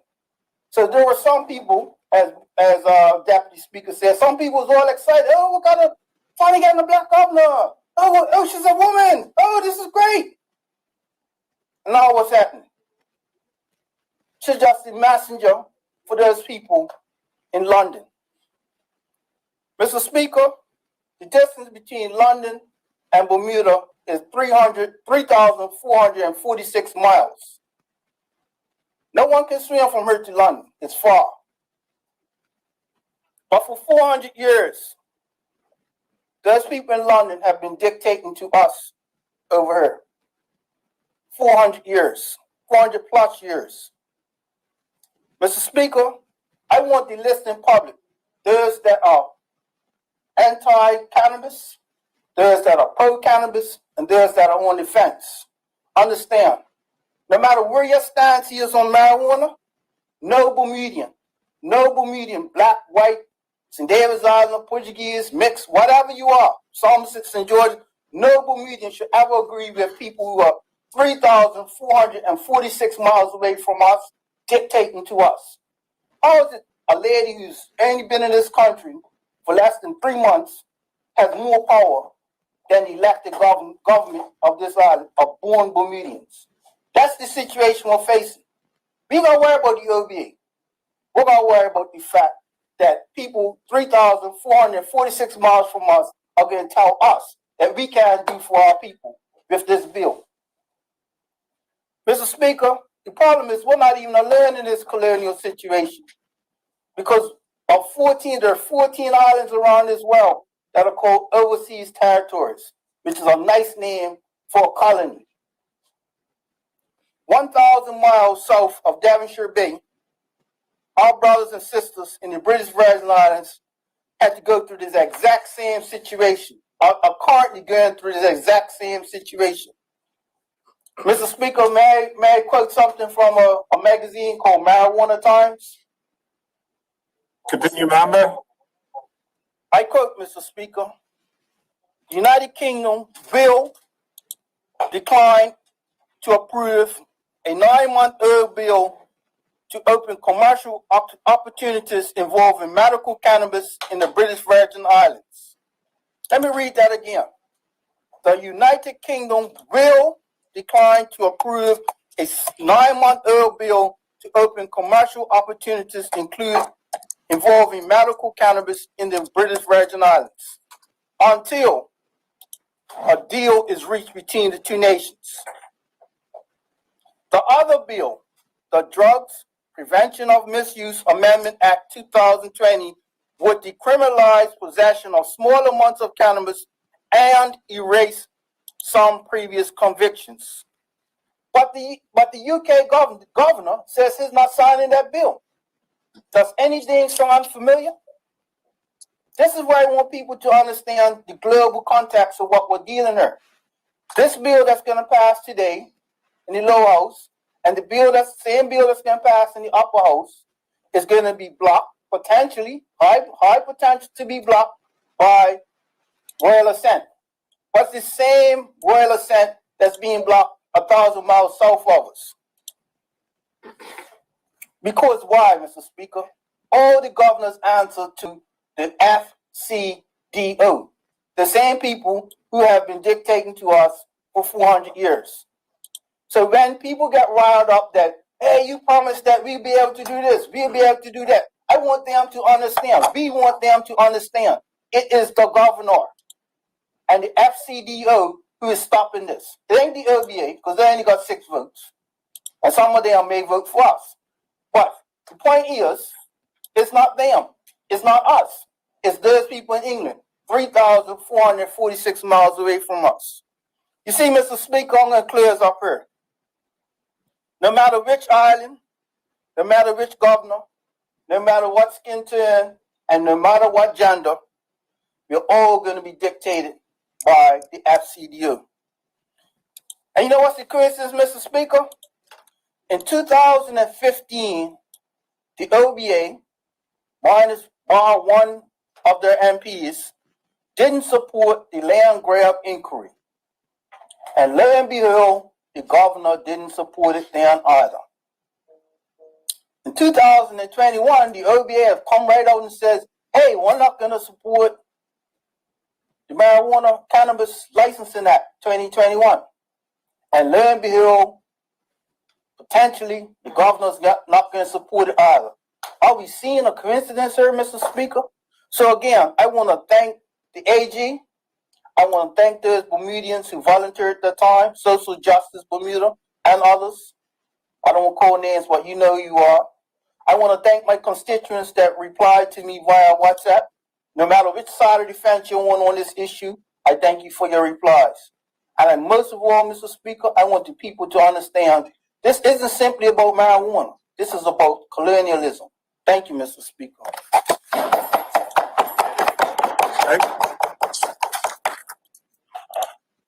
Thank you, Honorable Member. Does any other Honorable Member wish to make a contribution? Yes, Mr. Speaker, I'll speak. Yes, Honorable Member. Yes, Mr. Speaker, can you hear me, sir? It sounds like the government whip. Yes, sir. Honorable Member, you have your 30 minutes. Yes, thank you, Mr. Speaker. I'll take it from where the Honorable Member, Mr. Famous, left off. And that was to thank the Attorney General, to thank the Cabinet, and to also thank my colleagues. We heard you very clearly, but actually I do see you're around that table. Yes. Okay, all right. I was looking for you elsewhere, but I see you're around the table. Continue on. You're so used to seeing the red and blue. Therefore, it's difficult to see me in blue and blue. Mr. Speaker, I see you on a red jacket. You would have stood up more, see? Yes, Mr. Speaker. Mr. Speaker, the interesting point is I'll start where the Honorable Member, Mr. Famous, left off. And that was in the fact that in thanking the Attorney General, in thanking the Cabinet, and also thanking my honorable colleagues as we took this issue that as it would appear in previous sittings of this House, other members were not prepared to. We took the difficult issue, this matter, that has had a great effect on our community and we have addressed it. Now, Mr. Speaker, I realize that sometimes when it comes to making big decisions, it takes a big person, it takes a big government. Mr. Speaker, we as a government learned our lesson from the last government that if the people of Bermuda ask you to do certain things, then you have to consider those things, make the arrangements so that it's done properly and meet their requirements. Mr. Speaker, like yourself and like so many of our colleagues in this honorable house, we have constituents where this has been an issue. And it has been a big issue over a long time. This issue has come in the community and has been brought in the community from several different angles, which we've heard in this honorable house tonight. But Mr. Speaker, this issue must be addressed. I thank the Attorney General for bringing this today. This government addressed the matter, as the Honorable Member Famous and others have said tonight, in our platform. That platform outlines and is a specific contract with those who voted for us to say that this is what we intend to do on your behalf. Once you achieve that, in doing it for their behalf, then once they vote you in, you move forward with that platform. That is why you will find that the Bermuda Progressive Labour Party is governed by its platforms, by its constitution. And as a result of that, you see this in the House along with other bills that come before this House. The people ask us, we tell them we believe these are the issues, we discuss it, they say yes, we put it in the platform, they vote for it. Mr. Speaker, as a Bermudian male, black, in this country, I confess that I have never smoked marijuana. There may be those who say that that answers a whole lot of questions. But I believe, Mr. Speaker, and I'll make this clear, that although I have not smoked marijuana, I have had an opportunity, like most Bermudians, to experience the effects of marijuana in one way or the other. I'm a former police constable, and as a result of that, I saw the effects of the use of marijuana or the sale of marijuana or the rest within that particular law enforcement environment. I also sat on the Treatment of Offenders Board. There were those who were put in to our correctional facility as a result, and I saw the effect of that on them being inside our correctional facility. Mr. Speaker, this issue has affected everyone in this country. If it hasn't affected you, if you don't think it has affected you in this country, then you only need to look as far as your taxes, because you've had to pay for the police service. You've had to pay in some way, shape, or form. So everyone in this community has been affected, and this Bermuda Progressive Labour Party government has decided to do something about it. Throughout my constituency, I'll put it to you, my constituency is somewhat divided. There are those who are absolutely against, and have said so. I have a segment of my constituency that have made it in the very opposite. They are absolutely clear that this must be done away with. We absolutely have to give an opportunity for it to be decriminalized. Yes, we have to do all of those things. Legalize, do what you need to do, because it's affecting us. So to find this medium that another government refused to meet it, we've decided to do something. My greatest concern on this matter, because I don't have any difficulty with the legislative part of it. I have no difficulty with the actual enacting the legislation. I have no problem with that. What I do have, and I would like to see, and it's in there, the Honorable Minister Tanae Farbit made it crystal clear, the Honorable Member, made it crystal clear that there are elements in there as it relates to, I believe she said, as it relates to addiction and it relates to rehab, or it relates to how we are going to handle this as a community. And I'll say this as a footnote. We have existed in Bermuda with alcohol, which is what started the debate with the Honorable Member Lister. He made it crystal clear during his comments that we have had alcohol in this country. We have managed it. It's cost us. The argument is said automatically that, okay, if it's going to be, we can manage that. But if there are parts of this bill that creates an impediment to any member of our society, an unnecessary burden on them, this prohibition must be dismissed. It has to be. Can't allow it. If we allow, it's the same thing. If we allow alcohol to be an accepted practice, I've not heard anybody in the country, I've heard it, but I've not heard anybody in the country in any great volumes come and say, let's get alcohol out of society. Maybe if they came to this government and said, let's get alcohol out of society, maybe this government will consider it. In the volumes that would denote and debate that. But I don't hear those who have benefited from it over the years calling for that. They've not said a single word about that. It's irresponsible not to have made that statement, to have made took that position. Why aren't we being marched on? Why is the premier not hiding behind Sally Bass's statue because they're down there telling them we want alcohol taken off the streets? Mr. Speaker, there will be those who say, why add to the problems? I'll put it to you like this. There are individuals in this country who have been affected by the way we've handled marijuana. We have heard all of the good things about marijuana, and we've heard the bad things. It does not dissuade or hurt. Does not dissuade or hurt.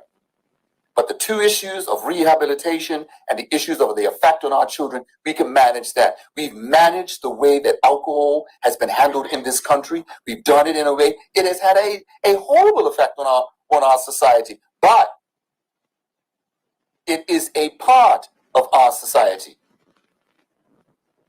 And marijuana has been a part of this society, and we've been managing it all this time. The Honorable Member, Mr. De Silva, in so much as said, it's already here. We must now manage it. 350 million, I believe, was the estimate that I heard coming from the facts, according to the Honorable Member, Mr. Lister. The Bermudian public recognize that marijuana is here, that it is here to stay. With the laws that we have in place, there's still a proliferation of marijuana in this country. It needs to be effectively managed since it's here, so that it no longer creates an impediment to our young people and to Bermudians in general. So we must do something about it. Mr. Speaker, I realize that there are those throughout our community who feel for religious reasons that this is, I certainly in my early beginnings began in the Christian community, and I certainly have got a great respect for religion and a respect for the Master. But I want to make this clear, that we have a responsibility to address the issues within our country.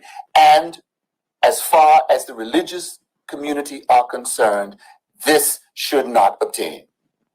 Shouldn't be allowed. But there are a lot of things in our society that exist and must be managed.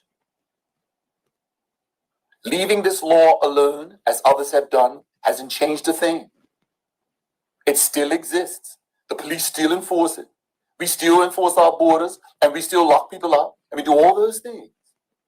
But how do we advance Bermuda going forward? And that is the view of this government, that we can manage it properly, that as long as it has all of the other things that are involved in it, that assist us going forward, those who do fall into it, those who do, because they need rehabilitation now, with or without the bill. Whether we do nothing or do something. That's the responsibility of responsible governments. And Mr. Speaker, as far as, and I'll say this and I'll make this clear, we have to do the difficult stuff. We have to look at the difficult issues. We can't ignore it. Can't sit quietly. Gotta do something. That's what this is all about. And in doing something, we enable the country to put something else to bed. Whether you're for it, with all of the benefits, the taxation, the earning of money, the job creation, all of those things. And then you put on the side of it that there will be some detrimental effects. Mr. Speaker, for a long time, we allowed laws to be on our books, and at the time, and the majority, they were right, and they were put there specifically. And they deterred us from doing a lot of things.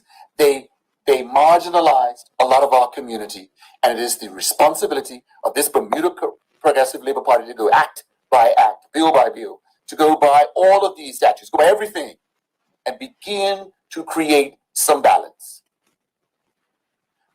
But there will be those who say do no harm. We have a responsibility to act, Mr. Speaker, and I think that this bill does that. I'm pleased with the way we've handled it. I'm pleased with the way we've responded to our community, and we're not always going to get it right.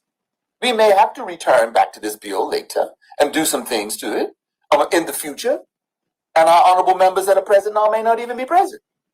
But as the country progresses, we must put to bed certain items, and this is one of them. We should never be afraid to address the difficult issues. I believe in this House tonight that the bill that is before us has been thought out.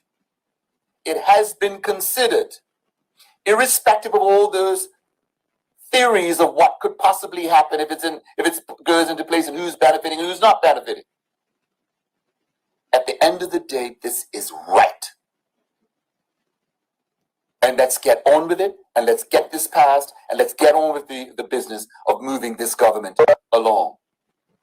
And I would caution, with all due respect, as House Leader, I believe there's a responsibility on my part to make this clear, that every single member of this House has a responsibility to the people of Bermuda, if you are for or against, and we've heard that tonight.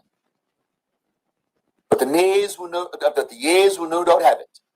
But at the end of the day, this is good legislation. This is good laws that we are addressing and moving forward with tonight. Thank you, Mr. Speaker. Honorable member, thank you for your contribution. Does any other member wish to make a contribution at this time? Any other member?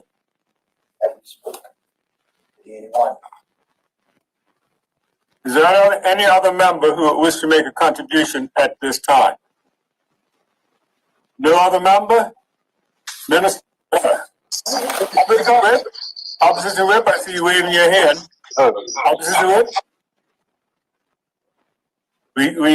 Your video is clear, your audio isn't. See if you can unmute yourself there. How's that? Can you hear me? Hear you loud and clear. Oh, fantastic. Thank you. Thank you, Mr. Speaker. You have your 30 minutes, Opposition Whip. Okay, thank you, Mr. Speaker, and thank you to everyone who's already spoken. Mr. Speaker, I'd like to take the opportunity tonight to talk about the intent of this legislation, because we've heard quite a lot. The legislation was put on the table as being about something other than marijuana, as has been, or cannabis has been brought up. I believe the earlier statement said that this legislation will deal with unjust colonial legacy, systemic racialized disparities, and just now the honorable member from constituency 11 said this is not about marijuana but about colonialism. And you can definitely tell that we're all coming from a different place on this piece of legislation, which is which is very complex. In one swoop, it is going to do several different things. And so for us to all come at this with an open mind, I'm mindful that might be a bit difficult, but I will at least attempt to speak to the intent of the legislation rather than about some sort of macro motivation. Mr. Speaker, I would like to add, though, that scrutiny is only negative to a closed mind. And a lot of what we've been hearing tonight is how the OBA is a horrible and nefarious organization. And again, I suppose we're all coming from our own point of views on this one. But let's have a look at what we have in front of us tonight, which is a licensing regime for a commodity, for cannabis. And for all of the debate that is had about the benefits or negative impacts of cannabis, what we are in fact talking about tonight is the licensing regime for a commodity into the Bermuda market. The reason why I'm sort of honing in on that part of the conversation is because if it were about unjust colonial legacy, or if I should say it was just about that, or if it was just about systemic racialized disparities, then I don't think that the bones of this go far enough to rectify those historical injustices. A good example is that we're already looking at decriminalized possession. We have persons are able to access medicinal cannabis in Bermuda, and there is legislation and effort working on expunging criminal records, and so all of that has already been done. That's something that's happened in the past. So so this particular licensing regime, being able to correct unjust colonial legacies, is quite a step for a regulatory framework. But and I hope my points go some way to informing our thoughts on this. The minister spoke for about 45 minutes, and this legislation and had quite a lot to say, and again a lot quite derogatory about the One Bermuda Alliance. The legislation's got about 20,000 words in it, and 64 pages, so it's a big piece. And one of the curious parts that when I was looking through it and trying to wrap my head around how it goes about these huge issues of rectifying colonialism, was really breaking down the legislation. And what struck me was there's Section 54, or rather, I understand a colleague already got in trouble for citing the specifications, but one of the sections, which has about 200 words in it, removes the criminal offense from the Misuse of Drugs Act. And so that struck me as a very good move, considering the intent from the ministerial statement and from other speakers. But what was odd about it was that those 200 words constitute about 1% of all of the words in the legislation. So it raises the question, what's the other 99% of the legislation dealing with? And the other 99% is dealing with a primarily economic question. My honorable colleague spoke to economic impacts for the size of the market in Bermuda, and another colleague spoke to health issues. But what was very interesting was that so much time had been committed to being derogatory to political opposites or opposing viewpoints that we haven't had the opportunity to hear from Ministry of National Security. So when we deal with the criminal aspect or criminal impact into the market, into Bermuda, or the health minister. I'm aware the finance minister isn't present, but I was hoping someone would be able to speak to what we're forecasting. Earlier, another member had spoken to hypothetical situations, and I take the point that we cannot read the future, but certainly in the corporate world, in the police world, in the military, we're all used to forecasting and planning. And so undoubtedly, the very thorough process of consultation has generated forecasts, has generated, okay, well, here's what we think will happen. And if it hasn't generated that, then I'm not entirely sure of the thoroughness of the consultation or perhaps of the generation process. So with that being said, I haven't seen any forecast about what we're anticipating the impacts into Bermuda, other than we're going to set up a licensing regime and we're going to turn it on and it's going to go great. That seems to be our strategy going forward. We do have to touch on the cost of doing business, though, because anyone who has set up a business is in Bermuda is very well aware that this is no easy task.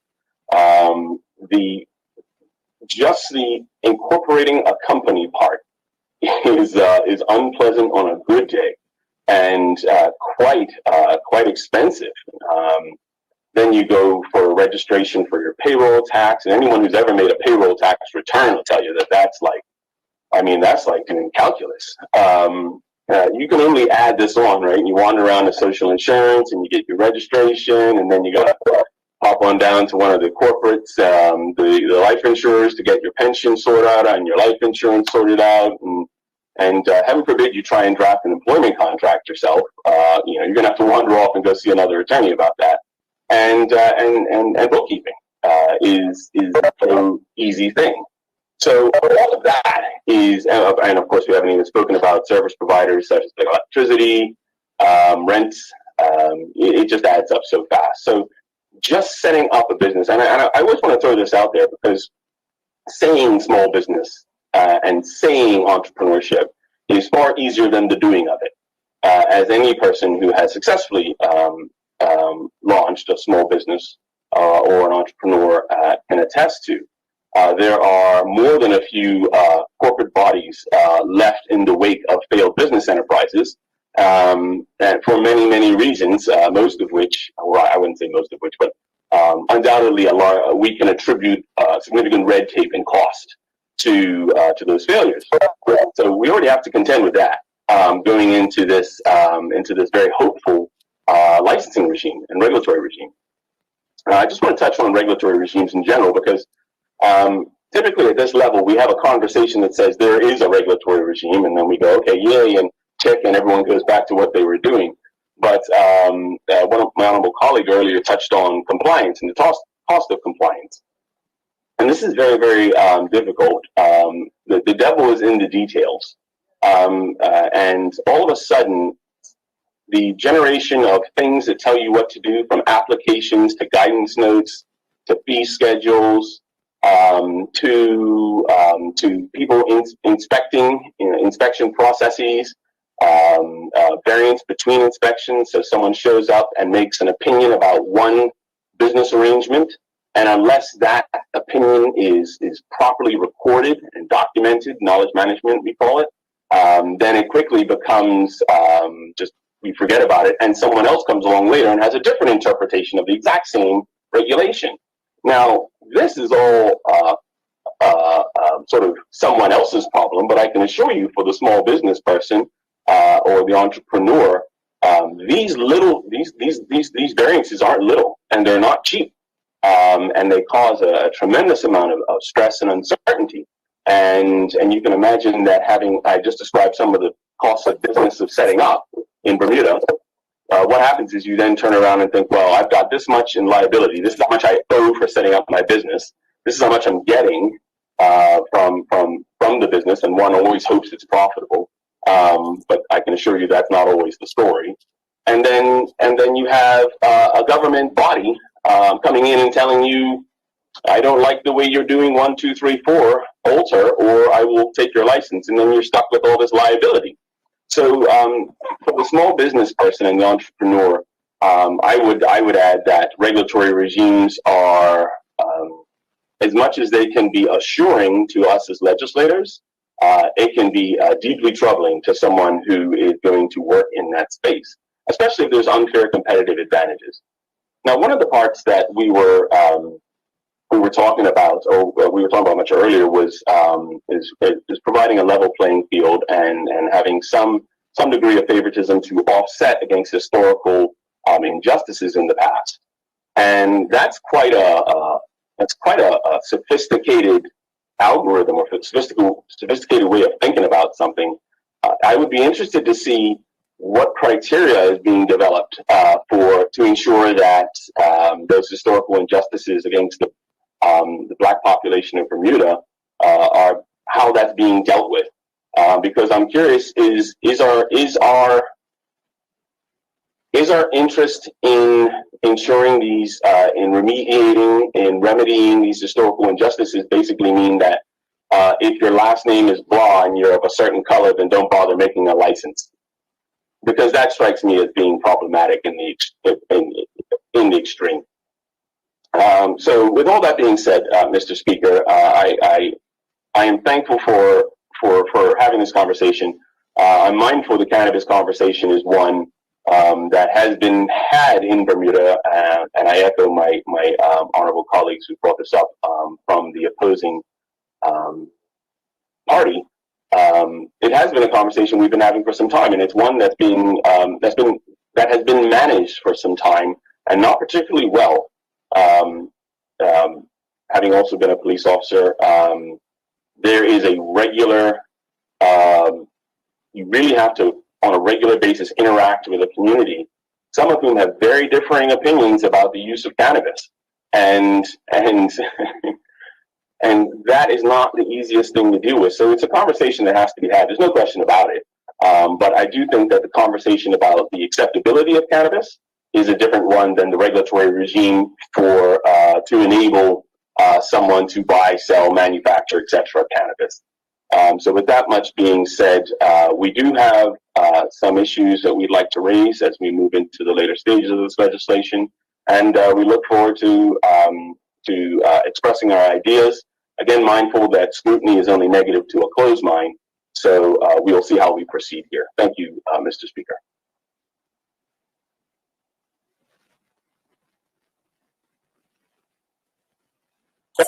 Thank you, honourable member. Does any other honourable member wish to speak? Any other member? No other member? If no other member wishes to speak, the minister can do her wrap up. Before we go to opposition leader, you'd like to speak now? Yes, please. Yeah, opposition leader, you have your 30 minutes. Thank you, Mr. Speaker. Mr. Speaker, this has been a very interesting debate. We heard you loud and clear. Just remind you, if you can get your video going, it would be great. Okay, hang on. If it's feasible for you to get it going. Yeah, there we go. Yes, as I said, this has been an interesting debate. What's more interesting, Mr. Speaker, if you read the preamble, and the preamble reads, whereas it is expedient to establish a cannabis licensing authority to advise and assist the minister responsible for drug prevention, Mr. Speaker, in the regulation of sale, supply of cannabis, the import and cultivation of cannabis. I just think, Mr. Speaker, that is a complete oxymoron.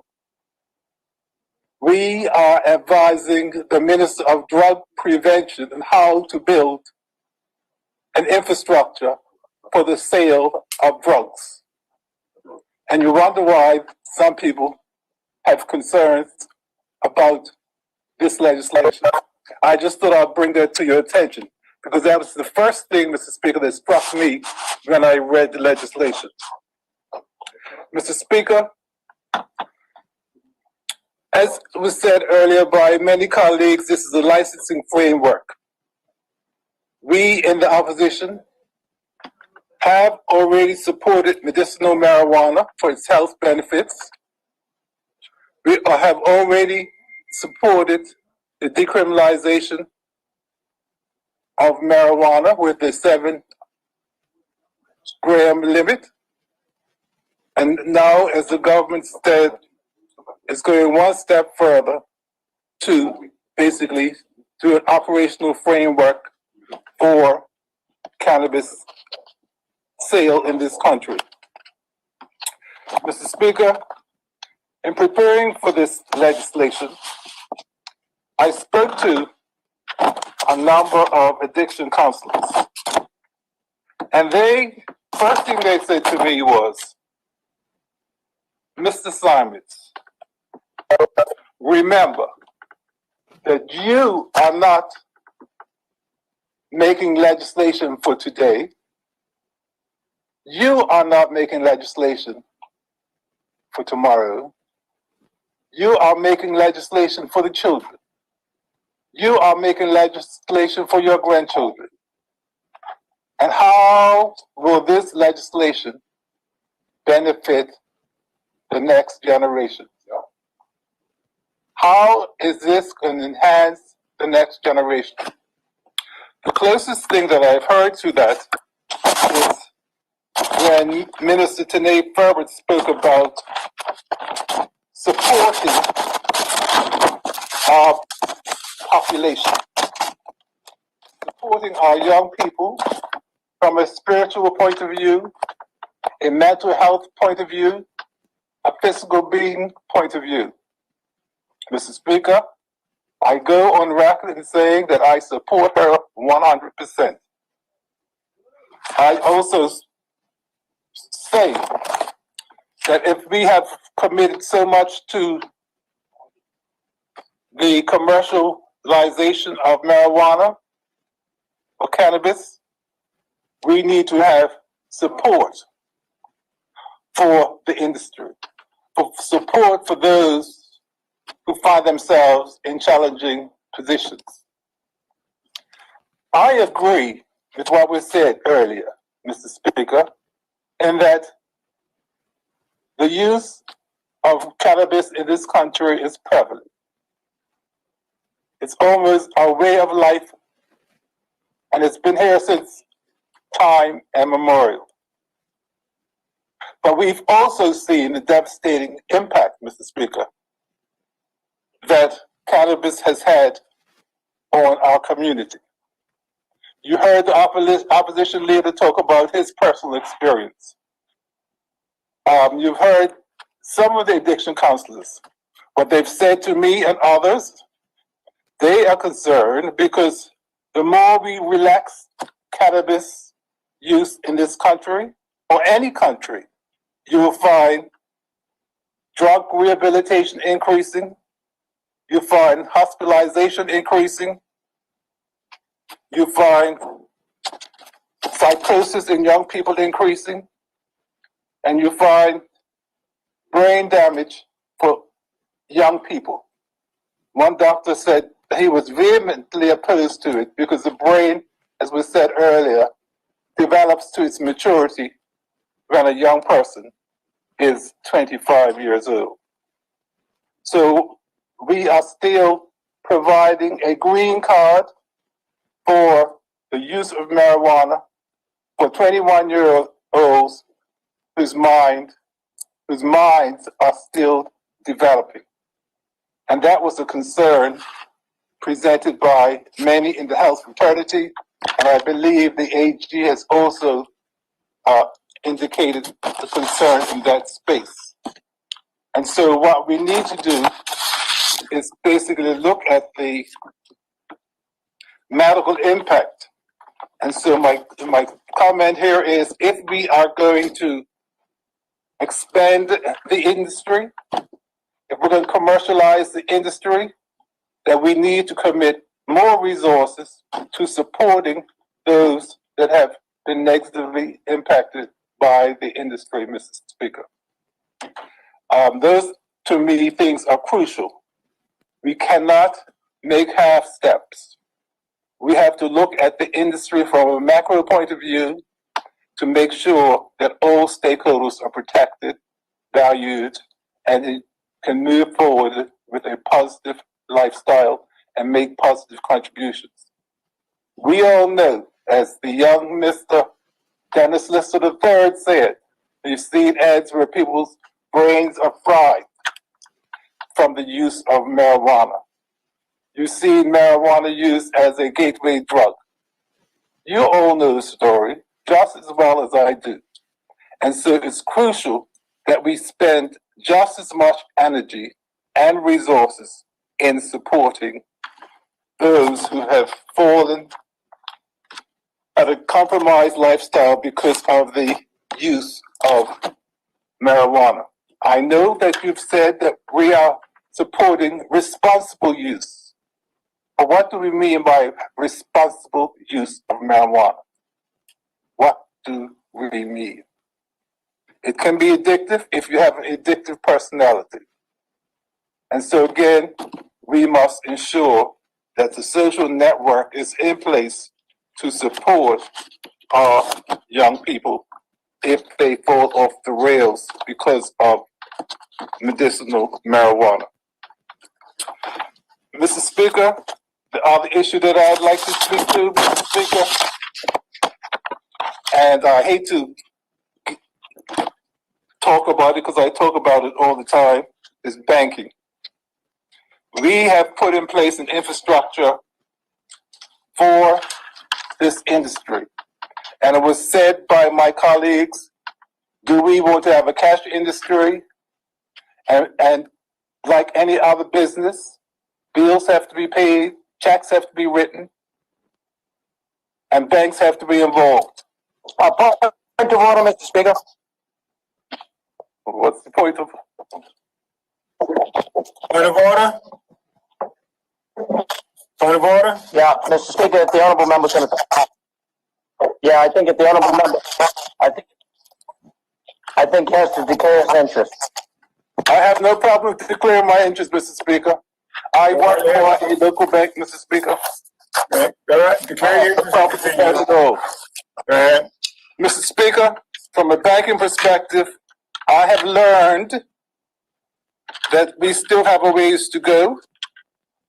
I've also been advised that the international correspondent banks that we use in this country, especially the U.S. international correspondent banks, they have no interest in dealing with the cannabis industry until the U.S. federal government gives the cannabis industry its blessings.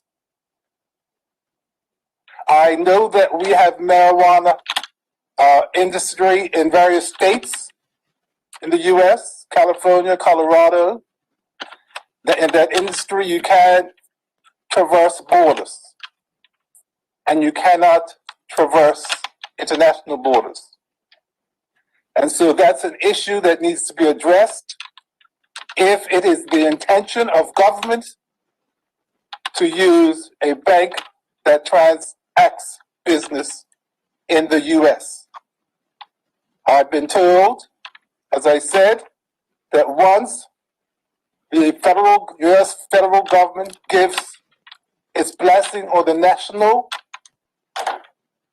cannabis industry, these U.S. international banks will transact the business.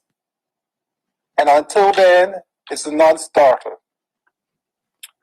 Mr. Speaker, similarly... Order, Mr. Speaker.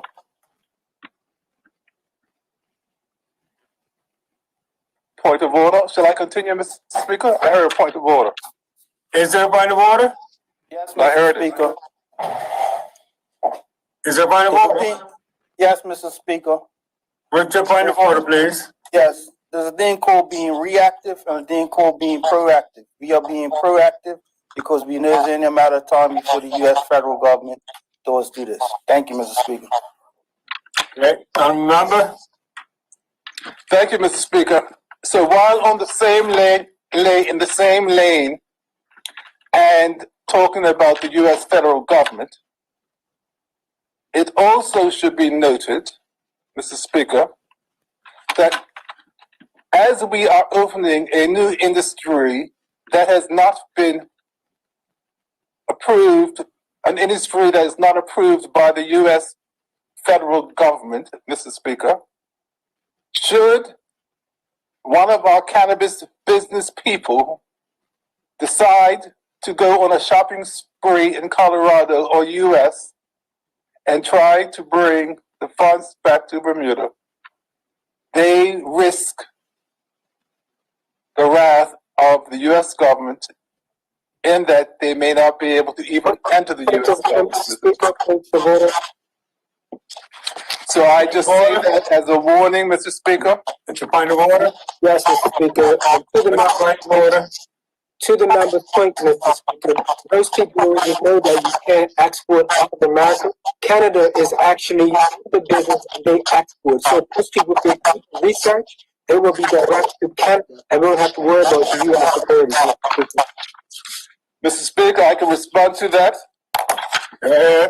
As long as you have a U.S. dollar, whether you live in Canada, or whether you live in Bermuda, or whether you live in London, those U.S. dollars for each bank are held in a U.S. correspondent bank. And the U.S. correspondent bank must adhere to U.S. banking laws and the laws as prescribed by the U.S. federal government. Mr. Speaker, I'll continue. Mr. Speaker, the other issue that I would like to speak to is the issue of quality assurance. I read the legislation with interest, and I also was listening to the Attorney General when she was making her presentation. And I'd like for her to speak to the issue of how are we going to address quality assurance, and do we have a mechanism in place to assess quality assurance to basically provide consumer protection? How are we going to ensure that the cannabis that we see in Bermuda through this new framework that is not laced, is not contaminated? Where will that be done?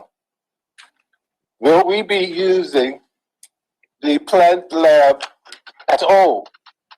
Because as we all know, we are dealing primarily with a plant or plant derivatives.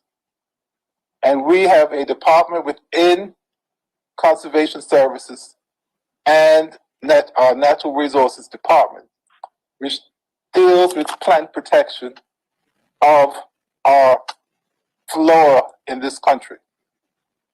And so I wonder if the minister could also tell us how that department is involved, in particular on the export permit side and the import permit side. I know that when it comes to regular plants, if you are to go overseas or to ship plants overseas, there are various phytosanitary certificates that you need, and they must be signed off by the government and our plant lab. What infrastructure do we have for that when it comes to exportation, as well as when we import? Will the import of plants or plant materials or plant extracts be inspected by our plant lab, and will they do the approval process? Because I think they are probably the most qualified people to address the importation and exporting of the plant products that are produced or received in Bermuda. Mr. Speaker, as I said earlier, I would like to see more support to the health and welfare of this country. And it was interesting when the minister read her brief and basically said that the objective is to progress the social justice reform project in this country. Mr. Speaker, I ask the minister to provide more information on government's plans to address the community health reform in this country? And what are they doing in regards to drug prevention as it pertains to community health reform projects in this country? As I open, Mr. Speaker, we have a industry that's being produced and overseen by a minister who is responsible for drug prevention, Mr. Speaker. I think, Mr. Speaker, the other interesting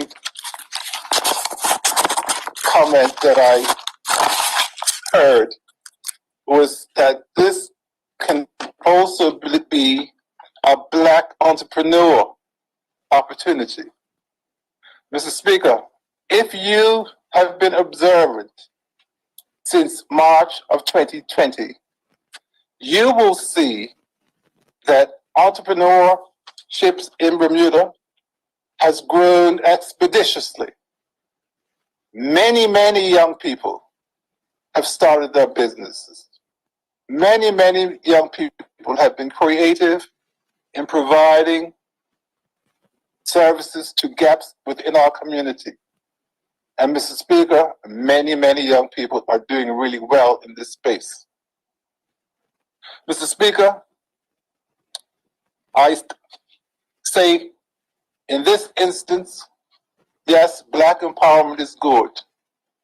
But Mr. Speaker, let's be honest. Would you want your children to be involved in the cannabis production industry when there are so many probably more lucrative opportunities out there? If your son came home to you today and said, Dad, I want to enter the cannabis industry, I'll ask a rhetorical question. What would your response be? What would my response be if my grandchild came to me in 20 years' time and said, Babu, that's what he calls me, which is Swahili for grandfather, what do you think about me entering the cannabis industry? What would my reaction be? And my reaction would be, there are other industries which are probably more lucrative than that will provide you with probably more rewards and opportunities.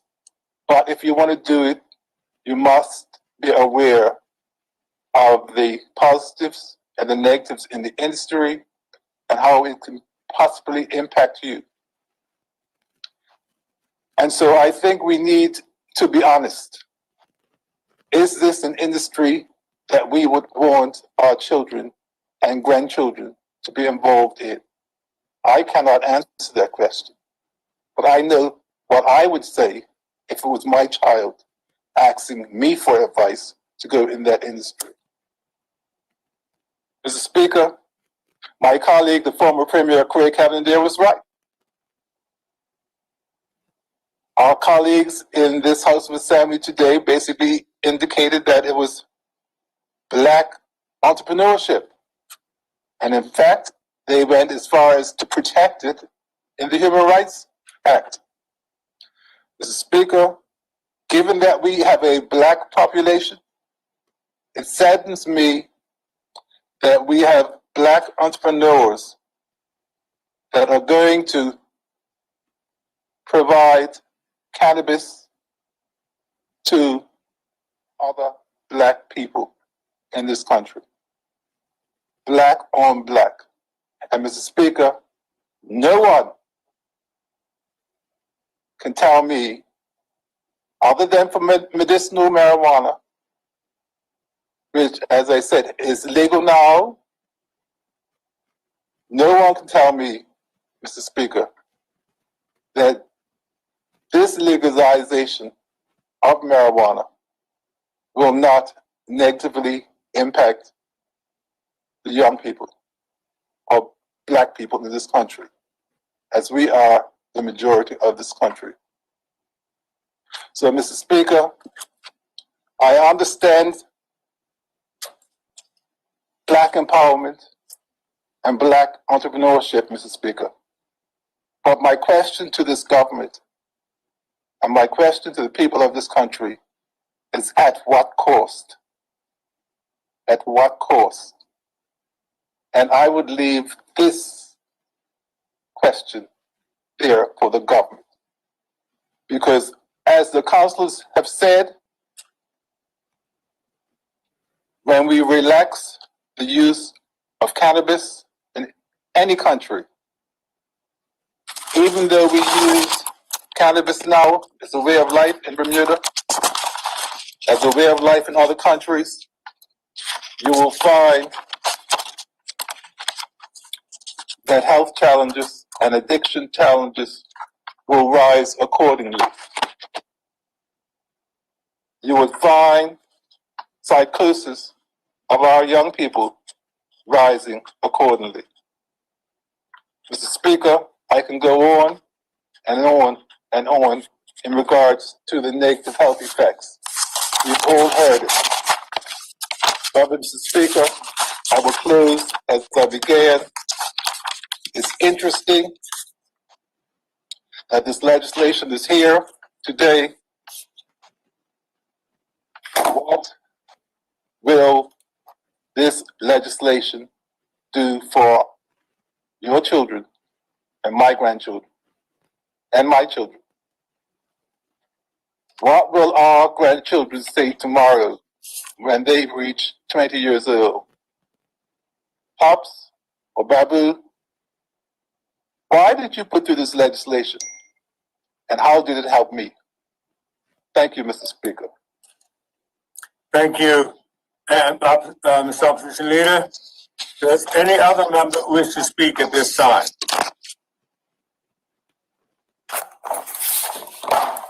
Any other member? No other member?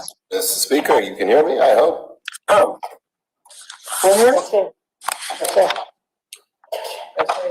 Springer? Yes.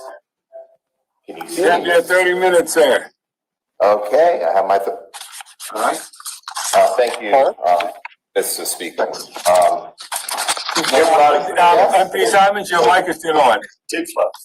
Oh, we can hear Opposition all Leader? the talking about those. Attack me. Turn your mic off. We can hear you too. Stop hearing. I think it's still on, Opposition Leader. Sorry. We can hear you. Mike is on, Babu. Mike is on, Babu.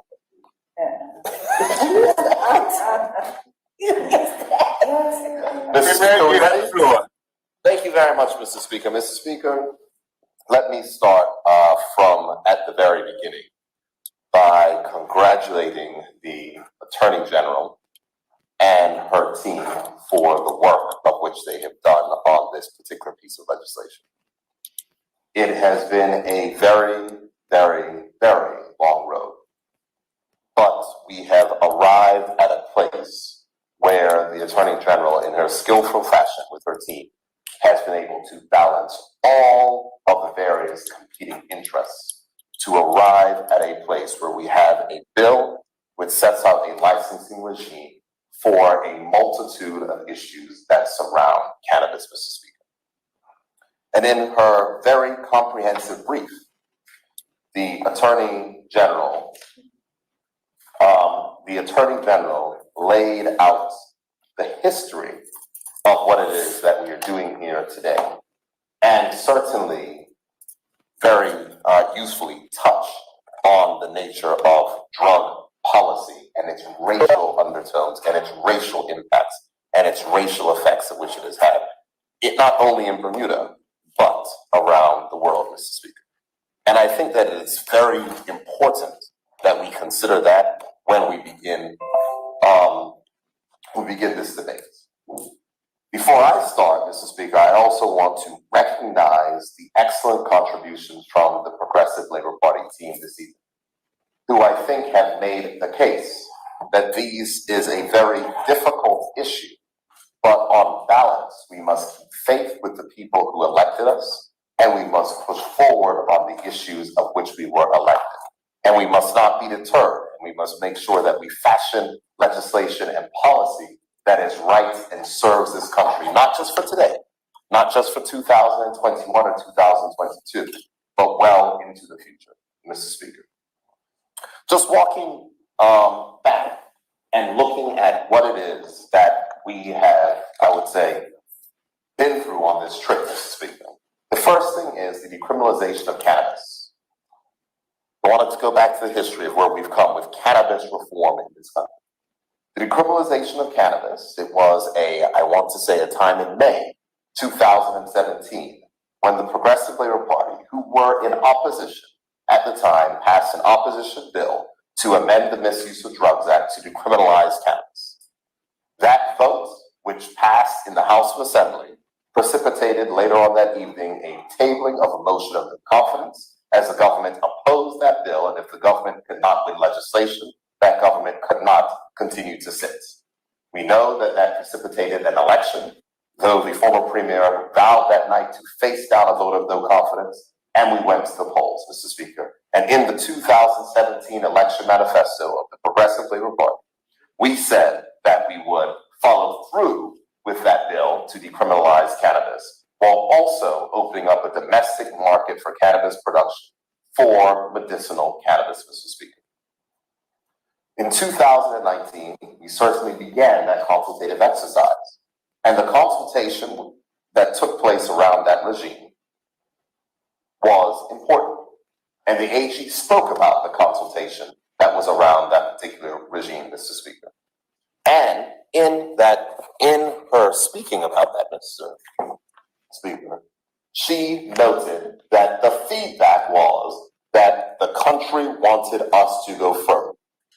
Now, Mr. Speaker, in the party of which I lead, when you deviate from what is inside of your election manifesto, which this was a deviation, you must get permission from the people who support you. So the Attorney General went to our caucus retreat, and in our caucus retreats, the move to go from a medicinal regime to a broader regulated regime was supported by our caucus colleagues.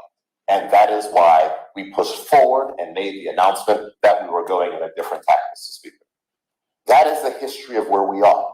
And the Attorney General put together bills, went out for consultation, multiple rounds of consultation, lots of feedback to get us where we are right now, Mr. Speaker. That is how you make good policy. That is how you make good law. And that is how you ensure that the people who you serve understand what it is that you're doing and follow along what it is that you're doing, Mr. Speaker. And this bill will create a new regulatory regime licensing all activities that are direct or ancillary to cannabis, whether it's the cultivation, whether it's the import, whether it's the export, the production, the sale, the supply, use, transport, and, very important, research, Mr. Speaker, of cannabis or medicinal cannabis products here in Bermuda. It is, as the Attorney General said in her brief, the foundation of a regulatory regime that will transform the country's attitudes towards cannabis, Mr. Speaker. And I will take it from the former premier of the country, the former opposition leader as well, where he said it correctly when he gave his contributions a few hours ago. He said that this is progressive. And guess what, Mr. Speaker? Yes, it is. This bill is not legalization, nor was it meant to be. And I'll get to that later, Mr. Speaker. But it's important to note that Canada, where our legislation was modeled after, does not have legalization either. They have a regulated market, and that is what we are doing here, making sure we set out boundaries, making sure we set out rules, include protections for young people, include protections for persons in society to ensure that we can have a regime that works for us, Mr. Speaker. Now, I have a long history and everyone knows where I stand on this issue.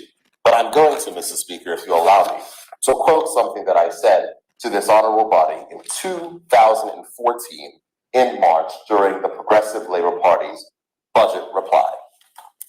And I quote, Mr. Speaker, Mr. Speaker, any discussion of options for additional revenue should include the regulation of cannabis. The state of Colorado is expected to earn $134 million in direct taxation from its newly regulated cannabis industry. They're spending that money on school construction, law enforcement, public health, and substance abuse prevention. Though we are much smaller than Colorado, there is no doubt that any additional tax revenue from a local regulated cannabis industry would be welcome. I am not promoting the consumption or abuse of cannabis.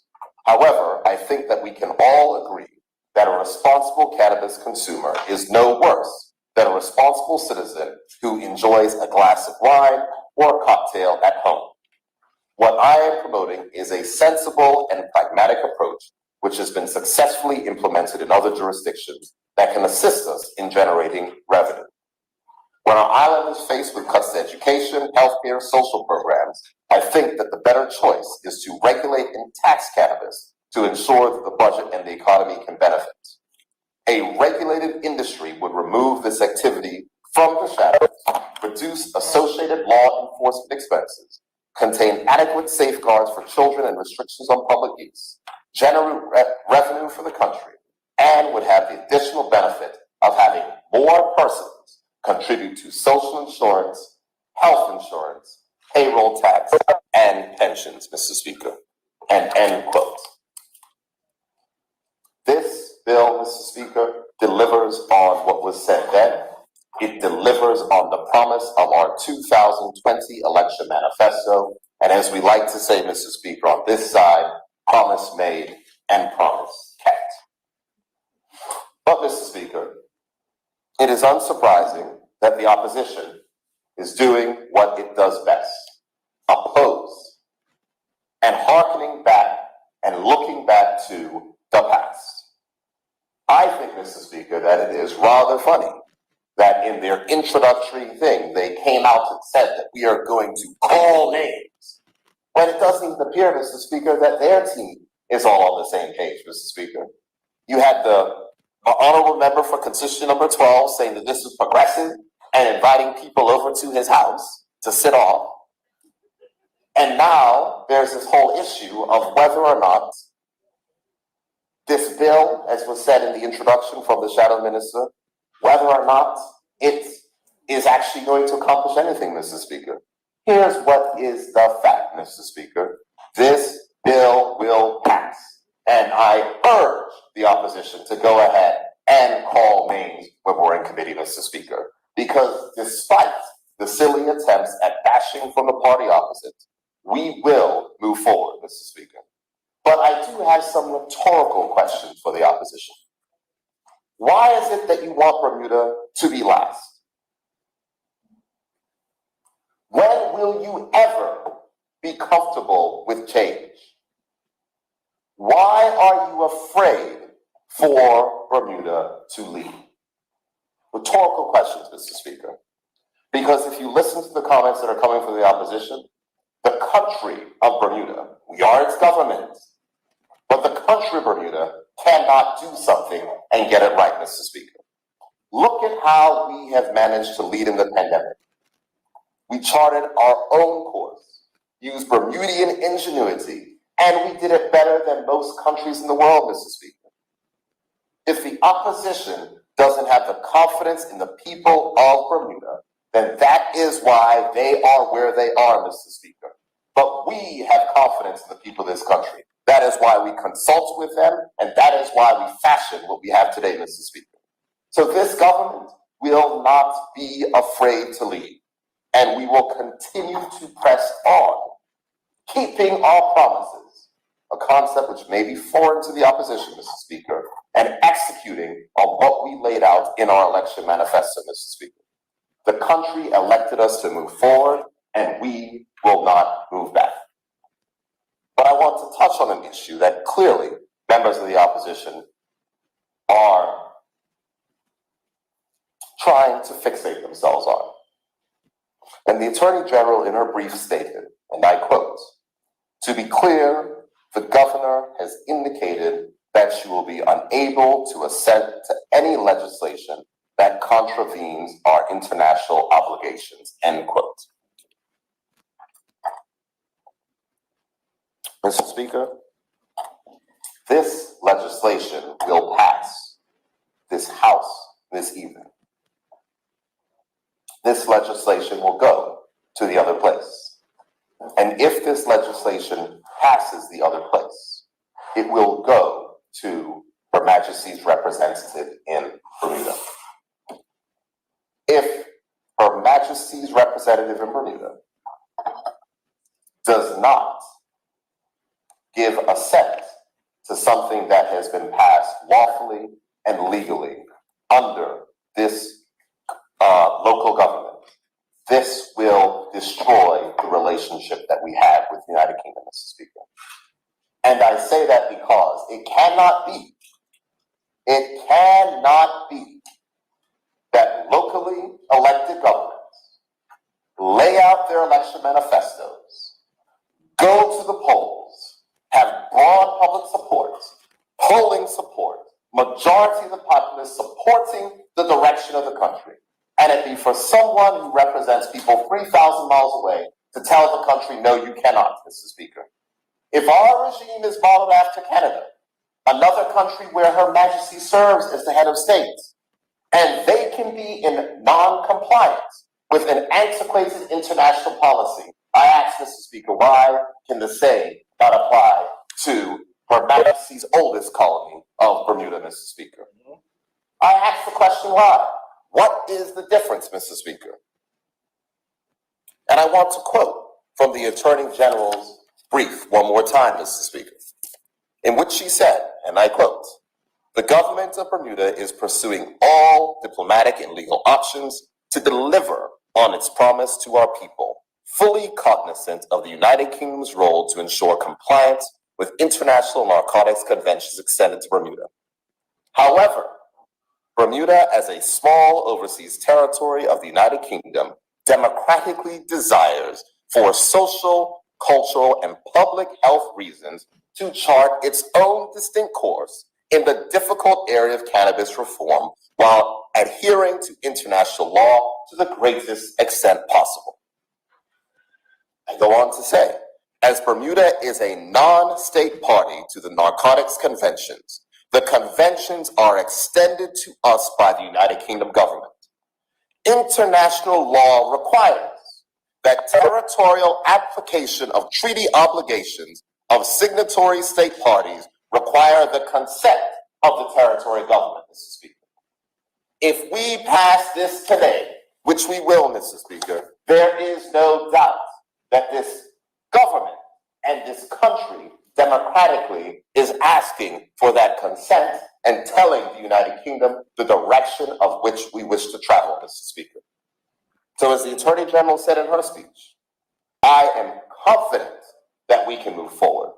We have fashioned legislation to ensure that we do not have broad legalization, as that would be outside of the boundaries of what would be acceptable. But we have crafted a regulated regime which can fit inside of what it is, the spirit of the law internationally, so that we can move forward, such as other countries in Her Majesty's Commonwealth, such as Canada, have done. And after these debates, Mr. Speaker, and after the resounding success of the passage of this bill in this place, I strongly expect that the UK government will listen to the democratic voice of the people of this country, Mr. Speaker. And I would urge those that are listening, whether they be on Government House or whether they be in Whitehall, to understand that this government takes democracy seriously. Seriously. And if the people of this country elect us here to do a job, we are going to advance their wishes, Mr. Speaker. Now, I want to move on to another topic, which has gotten a lot of attention this evening, Mr. Speaker, and that is the matter of economic equity in any type of business going forward.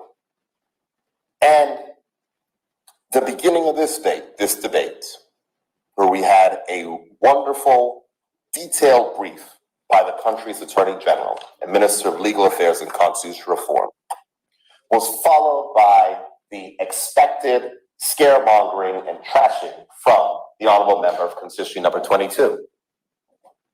But Mr. Speaker, it is true to the opposition's playbook that a scion of, I would say, the oligarchy of Bermuda would come with threats trying to say, who is this legislation really for? We know the coded language that he was going at, Mr. Speaker. We understand the coded language of where he was going. And Mr. Speaker, point of order. Point of order, take your point of order. On behalf of my colleague, the Honorable Scott Pearman, I do not recall him making any threats to the House or to the people of this country. Thank you. The is leading the House. Pearman, I know you're skillful enough to be able to continue about that. Thank you, Mr. Speaker. Mr. Speaker, the honorable member for constituency number 22 was saying, who is this for? This isn't for the people on the streets. We know what he was trying to get at, Mr. Speaker, but the audacity of someone who was a scion of the oligarchy, whose name is at the place of where he works on the building, wants to talk about who is this for, Mr. Speaker? So here's the thing. When we went out to consultation, there were real fears, Mr. Speaker. And in 2014 in May, for the Cannabis Reform Collaborative, the lip service that the former government paid to this issue after they were elected, in that debate that they brought to the House, Mr. Speaker, in that contribution in May, I said the following. And I quoted from Michelle Alexander, the author of The New Jim Crow, Mass Incarceration in the Age of Colorblindness. And what she said in an interview on the Huffington Post, I quote here, when I see images of people using cannabis and images of people who are now trying to run legitimate cannabis businesses, they're almost all white. She said, noting that she supports legalizing cannabis, after 40 years of impoverished black men getting prison time for selling weed, white men are planning to get rich doing the same things. She added, so that's why I think we need to start talking about reparations for the war on drugs and how do we repair the harms caused. End quote, Mr. Speaker. At that time, I declared that if this country ever moved to a place where we had a regulatory regime or were issuing licenses, that those licenses should first go and the opportunity to go to the people who have been negatively impacted due to cannabis policy, Mr. Speaker. That is the only way that you have fairness and justice.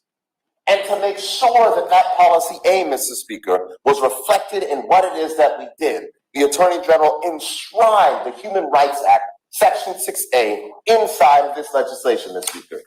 And Mr. Speaker, Human Rights Act 6A specifically allows positive discrimination designed to relieve hardship or economic disadvantage or to assist disadvantaged persons or groups to achieve equal opportunity, Mr. Speaker.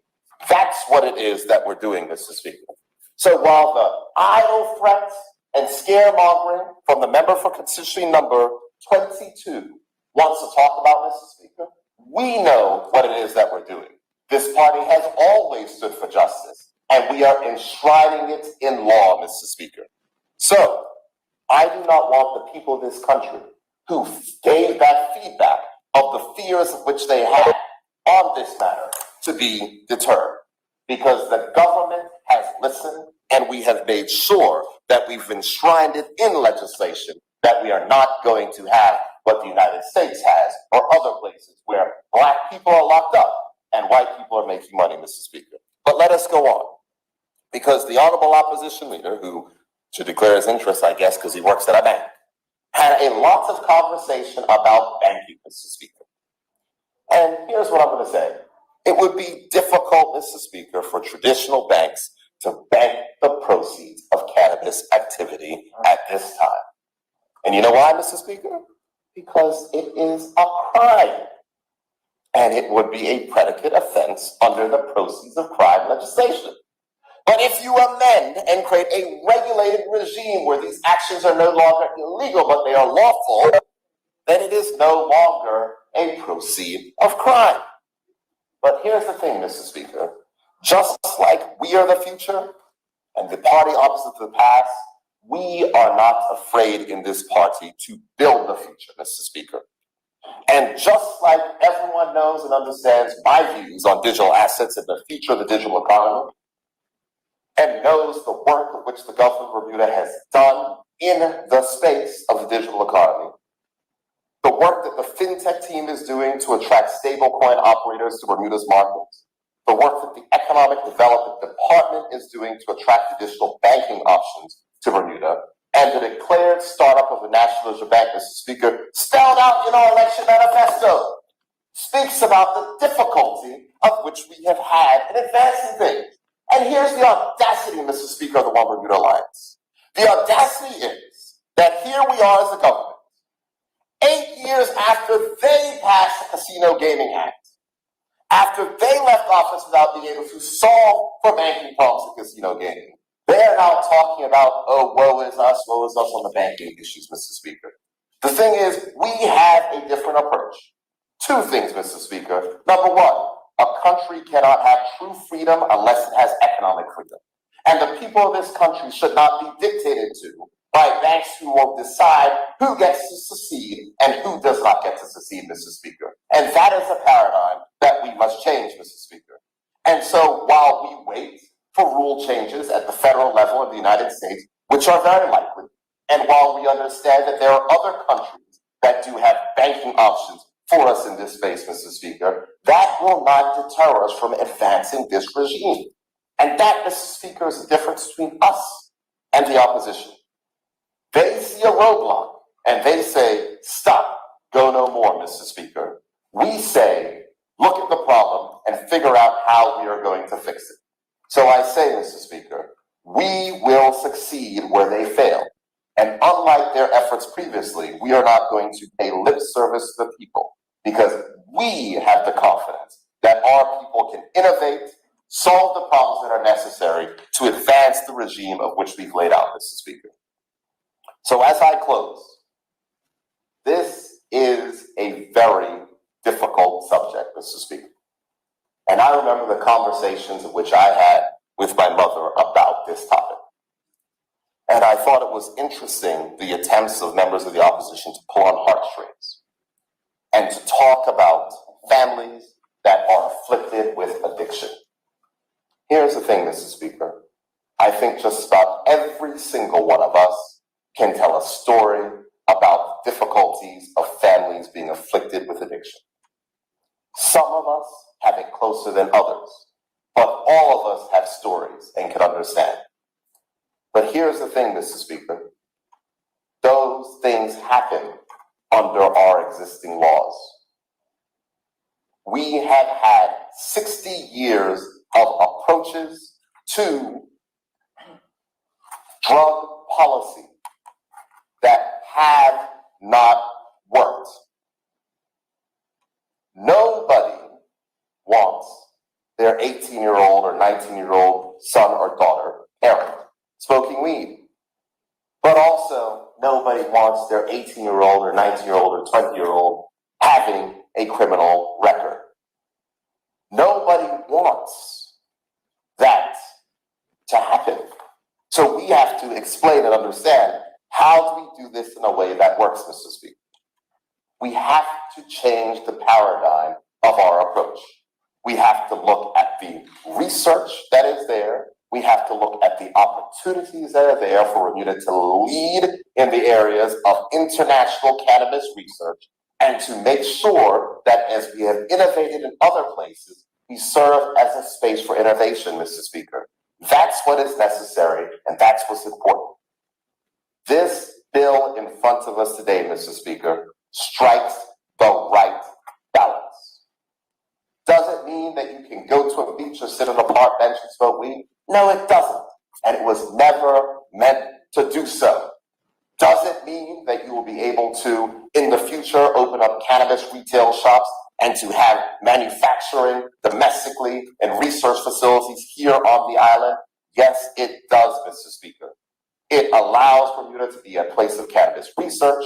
It opens up the medicinal cannabis market and allows us to grow and manufacture our own cannabis, Mr. Speaker. And it allows us to support the lawful development of this industry on our shores while reducing the criminalization of Black men, Mr. Speaker. We promise to transform this country, Mr. Speaker, and transform this country we will. And we will not do it as the opposition did, Mr. Speaker, by not consulting with the people. We will go to the people, we will discuss the issues, we will have the hard conversations, we will develop the policy, and we will get it right, Mr. Speaker. I submit in the closing of this statement today, Mr. Speaker, that the government has gotten this right, and I fully support this bill, Mr. Speaker, and I look forward to the passage of this bill this evening and want to congratulate the Honorable Attorney General again for a very good piece of legislation. Thank you, Mr. Speaker. Thank you. Does any other member wish to speak? No other member wish to speak? Minister, would you like to wrap up and then take us to committee? Yes, Mr. Speaker, I most certainly would. Let me just start by thanking members on both sides of the divide for their comments tonight. This is obviously a subject that will continue to evoke emotional responses, breed willful ignorance in some cases, but one that brings the diversity and richness of a multitude of views. But one of the beauties of service in this construct is that we are charged with the responsibility for listening to the people. And as the people's government, we actually allow them to inform our policy. You can't make this stuff up. So when the people said, along my journey of developing a medicinal cannabis policy, that that's not enough, but I looked at the outcomes of that policy and saw that it was such a specialized exercise that our people would not benefit. You actually have the luxury in governance to pivot. And pivot we did. But let me clarify something before we go any further. Please do not talk about legalization of cannabis. Legalization is the process of removing all legal prohibitions against it. That's not what we're doing here. We are creating a regulated cannabis regime. And as the Premier just pointed out to honorable members, it's about striking the correct balance. And I think we've gotten there. I think we've gotten there somewhat. One of the things that was extremely disappointing to me tonight is the shroud of negativity that was hanging over the discourse, which did not reflect the public sentiment. So it leads me to believe that some people are not listening, because this is a subject that generates interest among all segments of our population. And if you don't understand or appreciate that people are looking for an opportunity, then you're not listening to the right people. There have been lots of, I wouldn't say questions, but comments, some of which have already been addressed. And I'm not going to go down into the weeds at this juncture because we need to get on with the committee stage. But let me just say this. The balance is here. The opportunities are here. No, I don't have a crystal ball to see what the end game will be in terms of outcomes for persons who are seeking to enter this enterprise for commercial gain. But our job as a government is to create an environment of opportunity for our people. And that's what we have done. Only a fool would discount the public health issues. Only a fool would disregard the protections that are necessary for our vulnerable people, especially our young people. And Mr. Speaker, I may be a lot of things, but I'm not a fool. So in the process of developing this bill today, we ensured that the protections are there. We ensured that we had a tiered construct of licensing opportunities so that people can enter the market at various stages. And it's not for the 1%. We listened to the feedback from the consultation, which made it clear that there were fears that the 1% only would benefit. And that was a damning view of our economic construct in Bermuda, because people only associate that type of success with a certain demographic. And it normally does not include, as a majority, Black people. So, in fulfilling our mandate as a progressive Labour Party, we've decided to do less talking and more doing. And I've said that before. Because it's easy to have a huge, long narrative about what's wrong, what needs to be changed. But it actually takes some effort to actually do something about it. And I'm proud to say that I'm a part of a government that's actually focused on the doing.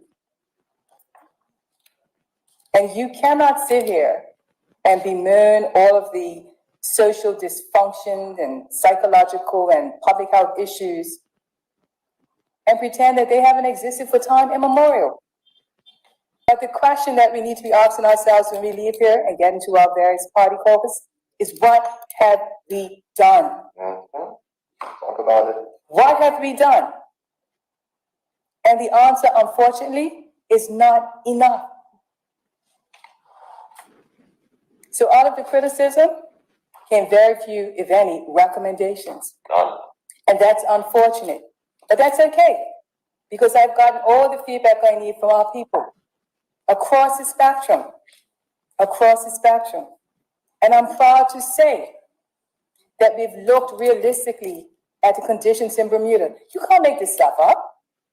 So for members who were saying this doesn't exist, or that's not a part of our culture, take your head out of the sand. Because if you don't, you will never have the capacity to deal with the underlying issues of social dysfunction and economic disparity in this country. You're put here to govern. You're put here to listen to the people. And that's what we have done. That's what we have done. To the helping agencies that are very vocal around this subject, raise your game. Raise your game. Maybe you need to change your models to be more responsive to the reality of the situation that we're dealing with. We can't do this alone, and your services form an integral part of the equation that will get success. We cannot do it alone. This is not an us and them. This is an us. So get on board or be quiet.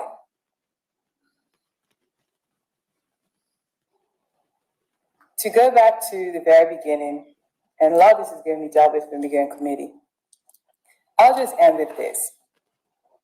If you want to maintain the status quo in this country, this bill is not for you. If you want to promote further enrichment of the 1%, this bill is not for you. If you support the continued criminalization of young Black men, this bill is not for you. If you do not want enhanced protections for our children and other vulnerable people in this country, this bill is not for you. If you don't want to provide economic opportunity for Bermudians, this bill is definitely not for you. If you want legalization of cannabis without any regulation, let's be clear, this bill is not for you. If you support the unchecked proliferation of illicit cannabis enterprise in Bermuda, this bill is not for you. But members, if you have confidence in our people to seize the opportunity to advance themselves provided by this government this bill is not for you. So, Mr. Speaker, if there's remarks, I thank honorable members, and I move that the bill be submitted. Thank you, Minister. Deputy Speaker, would you take us to the committee? Yes, thank you, Mr. Speaker. Honorable members, we are now in committee of the whole for further consideration of the bill entitled Cannabis Licensing Act 2020. AG Minister Simmons, you have the floor. Thank you, Mr. Chair. Mr. Chair, this bill seeks to establish the Cannabis Licensing Authority to advise and assist the minister responsible for drug prevention in the regulation of the sale or supply of cannabis, the import, the cultivation of cannabis for personal use or cannabis or medicinal cannabis for commercial purposes, the research, manufacture, transport, and export of cannabis or medicinal cannabis, to establish a licensing system for various activities relating to cannabis or medicinal cannabis, to provide for the monitoring, action, and enforcement powers to inspectors, to give the minister the power to give directions to the Cannabis Licensing Authority, to amend the Misuse of Drugs Act 1972 to remove cannabis from the list of controlled drugs and related matters. Mr. Chair, I would like to move clauses 1 to 6 of the bill. Continue, Minister. Thank you, Mr. Chair. Clause 1 provides the title of the bill. Clause 2 provides for the interpretation of terms used in the bill. And at this juncture, Mr. Chair, I'd like to move an amendment to this clause. This is clause 2. If I may. Yes, you may. I move that clause 2 be amended by inserting the following after the definition of edible cannabis product. Hemp means the plant cannabis sativa or any part thereof with a THC content of not more than 1% or such other concentration as may be specified by the minister by order published in the Gazette. Mr. Chair, inserting the definition of hemp due to the removal of the definition from the Misuse of Drugs Act 1972, that's why originated, and to support its exclusion from the act in clause 3 of the bill. Mr. Chair, I also move an amendment in the definition of premises by inserting land or before the word building and by inserting aircraft before the word vessel. What particular, now, that amendment is for what particular? This is for clause 2. Clause 2, clause 2, okay. So you got two amendments for clause 2. Yep, and that's the interpretation terms. I tell you what, let's deal with the First Amendment first. Okay. Any speakers to clause, the amendment to clause 2? Mr. Speaker, Mr. Deputy Speaker, do we have a written copy of those amendments? It was circulated, I'm sure. AG, can you help here? Was it? Yes, it was circulated, Mr. Chair. Yeah, that was circulated earlier today. Okay, thank you. Okay. Any speakers to the amendment to clause 2, the First Amendment? There appear to be none. Any objections to this amendment? There appear to be none. That clause is approved. Okay. Thank you, Mr. Chair. Mm-hmm. Clause 3, Mr. Chair, provides that unless expressed, the act does not apply to hemp, the regulation of which will be provided in other legislation.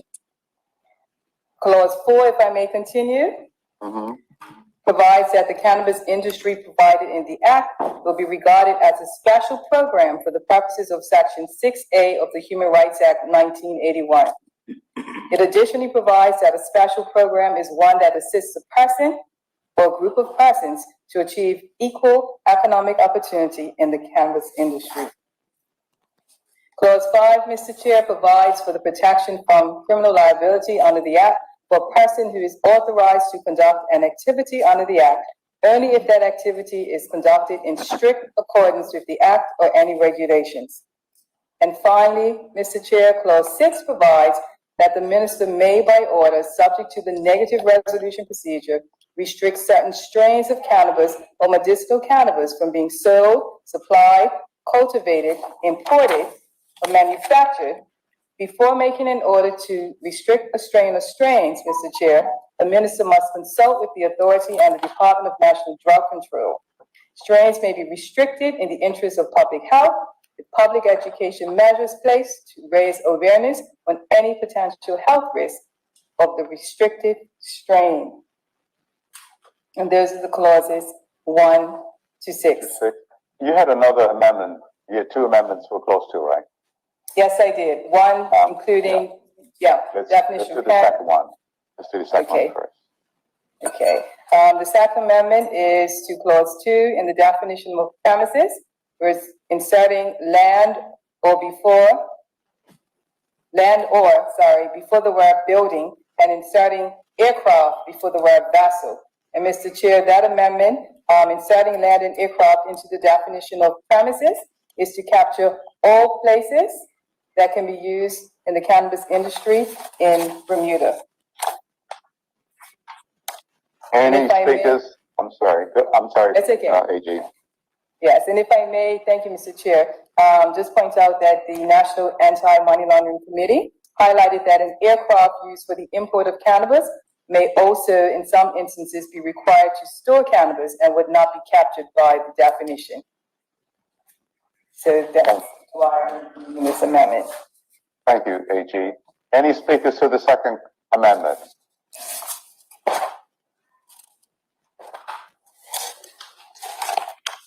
There appear to be none. Any objections to the second amendment in clause 2? There appear to be none approved.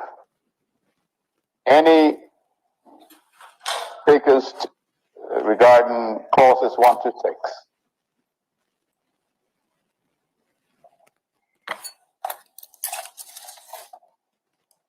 There appear to be none. Minister, you want to move the other clauses? Yes, thanks. From 1 to 6, excluding 2, because 2 is already approved. Okay, thank you, Mr. Chair. I move clauses 1 to 6. Any objections to that? There appear to be none. Clauses 1 to 6 approved.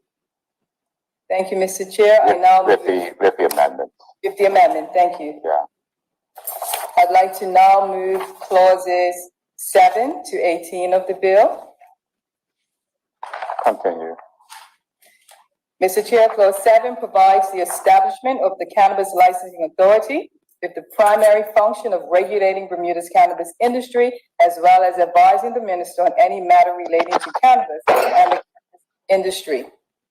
Clause 8, Mr. Chair, provides for the functions of the authority, including receiving applications, granting and refusing licenses, and the distribution of education materials and organizing training programs.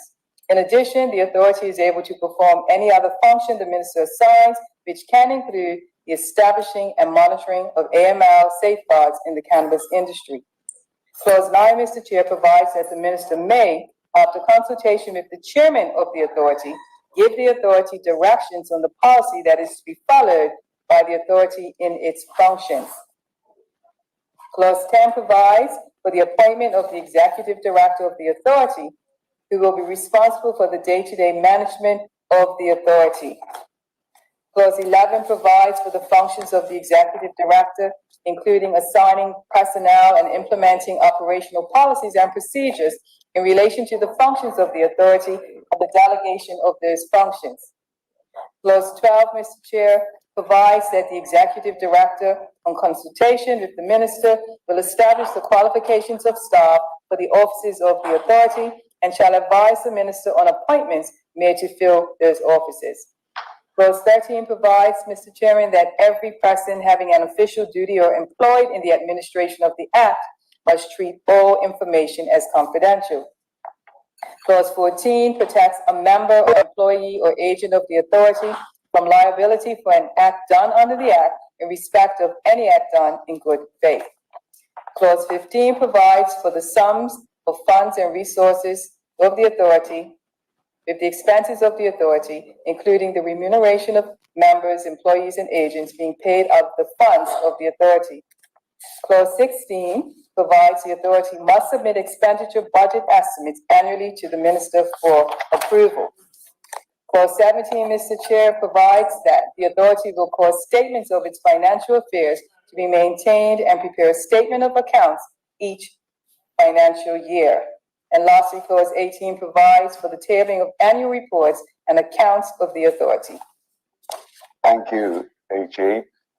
Any speakers to clauses 7 to 18? Thank you, Mr. Chair. MP Chairman. Honourable member, continue. Thank you. Learned and Honourable Minister, my question concerns Clause 15 of the bill, and specifically Clause 15, subsection 4 of the bill. A number of your members spoke during debate and indicated an understanding that there would be funding provided to support people who faced issues from drug use and addiction. I see that 15.4 has a discretionary power to the minister, which I believe in this instance is the Minister of National Security, to direct a percentage of sums received from licensing fees to be applied to following purposes. And one of them is the strengthening of social programs at 15.4a. Can the learned and honorable Attorney General give us some clarity as to what percentage of sums received from licensing fees will be directed? Is there any discussion around that, given the impression that many of your members seem to have that money would be allocated? Thank you. Thank you, member. If I may, Mr. Chair. Yes, you may. This is a discretionary power, and the minister will determine what percentage of sums received from license fees shall be applied for the purposes that are listed in the paragraphs therein. And I'll just point out to the member also that the minister is the minister responsible for drug prevention, not the minister responsible for national security. And the minister responsible for legal affairs and constitutional reform is actually that minister. Myself. I hope that was helpful. Thank you, Mr. Chair. Deputy, I have a question. 1 second, leader. Mr. Chairman, are you finished? I'll defer to you. Sorry. Go ahead. That's on 15. My question's on 15 as well. 15.2, and it's a two-part question. Like other authorities, I expect for the consolidated fund to provide seed funding for the authority. Is it the AG's intention to ensure that the authority becomes self-funding going forward? And if that is the case, if it's ultimately going to be self-funding with less support from the consolidated fund, why are we going to transfer the excess revenues to the consolidated fund when we can use it to build up the capital and get the authority closer to a self-funding position economically? Thank you, member. Just to confirm that at this juncture, the consolidated fund will have a budget line. I'm getting interference from somewhere, Mr. Chair. I'll try it again. Go ahead. Yeah, it is the intention for a budget allocation approved by the legislature to be used for funding for the authority. In terms of it being self-funding, again, the licensing regime and its success will determine whether it will be self-funding in the future. So this is not a cookie cutter authority. I know that there are certain protocols, conventions, and rules surrounding authorities. Our main thrust was to make sure that this was as independent in its functions as it could be. I hope that was helpful. Any further speakers? Thank you, Mr. Chair. MP Chairman. Yes, continue. Mr. Chair, I'm still at 15 sub 4 of the bill, and the Honorable and Learned Attorney General had just clarified that she was in fact the minister who has the discretionary power to allocate a percentage of funds to social programs. I have two questions flowing from that. One, does the Honorable and Learned Attorney General intend to exercise that discretion? And secondly, does she have a view on the percentage of sums she will allocate to social programs? Thank you for that. First and foremost, the expectation is that our community partners, as well as the government agencies who are responsible for social programs, rehab, addiction, etc., will have enhanced direction to support this regime. And as I said earlier, I cannot say at this juncture what percentage of sums will be allocated for the purposes, but you can rest assured, as these are support priorities for the government, they will be properly funded. Thank you, Mr. Chair. Thank you. Any further speakers? Yes, Mr. Chair. Yes, continue. A further question to the Honorable Learned Minister. Did I understand the answer there to be yes, you would be exercising discretion, you just haven't decided the percentage yet? As appropriately, yes, I will exercise that discretion, and you're correct, I have not decided yet. Obviously, it depends on the uptick in terms of license applications and the fees received. So I'll be happy to report back as this regime rolls out. But yes, to your question. Thank you, Mr. Chair. Okay. Any further speakers? There appear to be none. Minister, you want to move clauses 7 to 18? Yes, Minister. Yes, Mr. Chair. I'll be happy to move clauses 7 to 18 for approval. Clauses 7 to 18 have been moved to approve. Any objections to the approval of clauses 7 to 18? There appear to be none. Clauses 7 to 18 are approved. Continue. Minister. Thank you, Mr. Chair. I would like to now move clauses 19 to 27. Continue. Thank you. Clause 19, Mr. Chair, provides that a person must be licensed to carry on an activity in the cannabis industry as provided in the Act.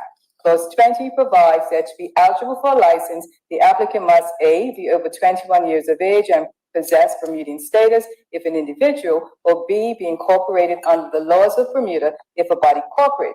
Clause 21 provides the types of licenses obtainable under the Act, including and that these licenses are not transferable. Pardon me.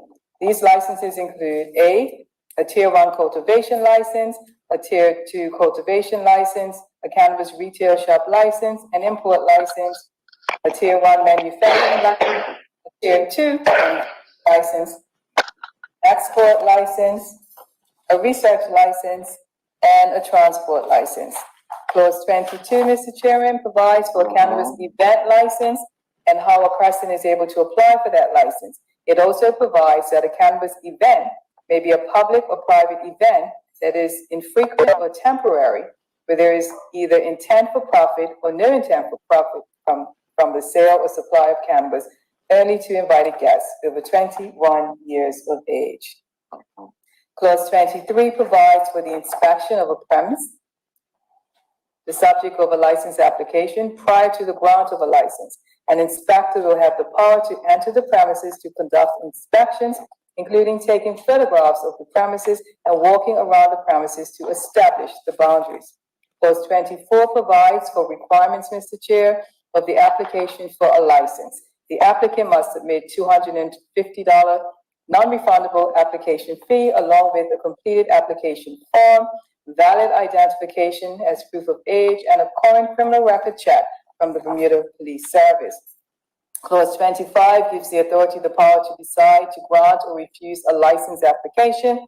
Clause 26 provides that a person with a criminal conviction for a drug or other offense may apply for a license, provided that the conviction is disclosed during the application process.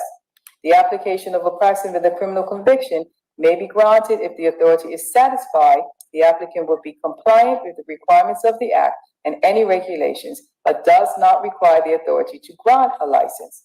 Clause 27, Mr. Chair, provides that the authority will notify an applicant in writing of his approval of an application. Any further speakers to clauses 19 to 27? Yes, Mr. Chair. Mr. Chairman, continue. Thank you. My first question is about clause 20, please. and that is the age eligibility. My question to the Honorable and Learned Attorney General is what, given that 21 years is the age being chosen by the bill, given the age of majority of 18, and given what the medical practitioners are saying about the age of 25, what does the Honorable and Learned Attorney General think is in the best interests of Bermudian children in terms of age? Mr. Chair? Yes. Yeah, thank you, Honorable Member. As I said in my earlier comments, the drafting of this bill and the policy development was a balancing act. And what we did when we came up with the age of 21 was to take into consideration public health considerations. And we also did a comparative study with regard to alcohol. And 21 was the age that we came up with where young people would, number one, have been through at least the secondary education system. And it was, and I'll tell you, it was a hard one because there was a whole school of thought and movement that we should lower it to 18, but given the public health considerations and the development of the young person's brain, et cetera, you've heard all the arguments, we decided that it was best to stay with 21 years of age for all the reasons articulated. Any further speakers? Yes, Mr. Speaker. Go ahead. 20B. Sorry, 20. B. Yeah. It says, a person who applies for a license under Section 24 shall be incorporated, registered, or formed under Bermuda laws, if a body corporate. Would the registered include permit companies which are registered here?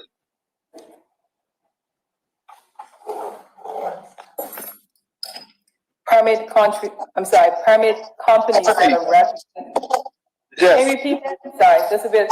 We have permit companies on the register, in the corporate register for the country. So you have companies that are incorporated here and companies that are doing business here that are registered here, but incorporated in other jurisdictions. And so part of the register will show permit companies. So my question is, are you sure you want to have a company that is incorporated in another jurisdiction enter this business? And I'm asking because if you go on, it says, or formed under the laws of Bermuda. Thank you for the question. We are not at this stage, particularly with regard to the scientific license and the medicinal licenses, trying to restrict very specialized fields. You will recall that, is that feed coming from me? I'll turn off the mic. Yeah, thank you. You'll recall my earlier comments that one of the reasons why we didn't proceed with just medicinal cannabis regime was because of very specialized nature. And in a lot of respects, the capital that was necessary to be employed to get that up and going. And so in doing that, we actually were approached by, I've had presentations from overseas companies in terms of expressing their interest. And so as a learning opportunity for myself and my team, we've sat in on different presentations just for our own edification. And it's quite clear that the capital needed in some respects to enter the medicinal component is quite substantial. So at this juncture, we didn't feel it was necessary to close those categories, and therefore the provision is drafted as you see.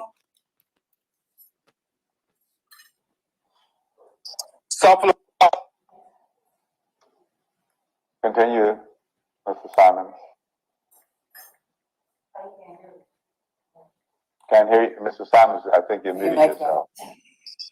Would that same trend of thought apply to individuals? Because if you have an individual that may be a PRC that's living in Bermuda that can provide guidance in this industry and participate in this industry, based on what you've just said for the permit companies, there may be opportunities and a source of knowledge there as well. So I'm just asking for consistency.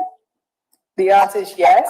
At this juncture, we are not excluding any categories of persons for application purposes, but understanding that any decision made pertaining to an application will be that of the authorities.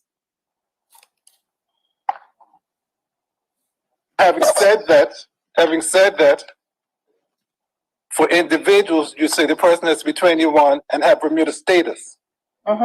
So a PRC is not a status Bermudian. So do you think we should add the PRC in there? Not at this juncture. Okay, fine.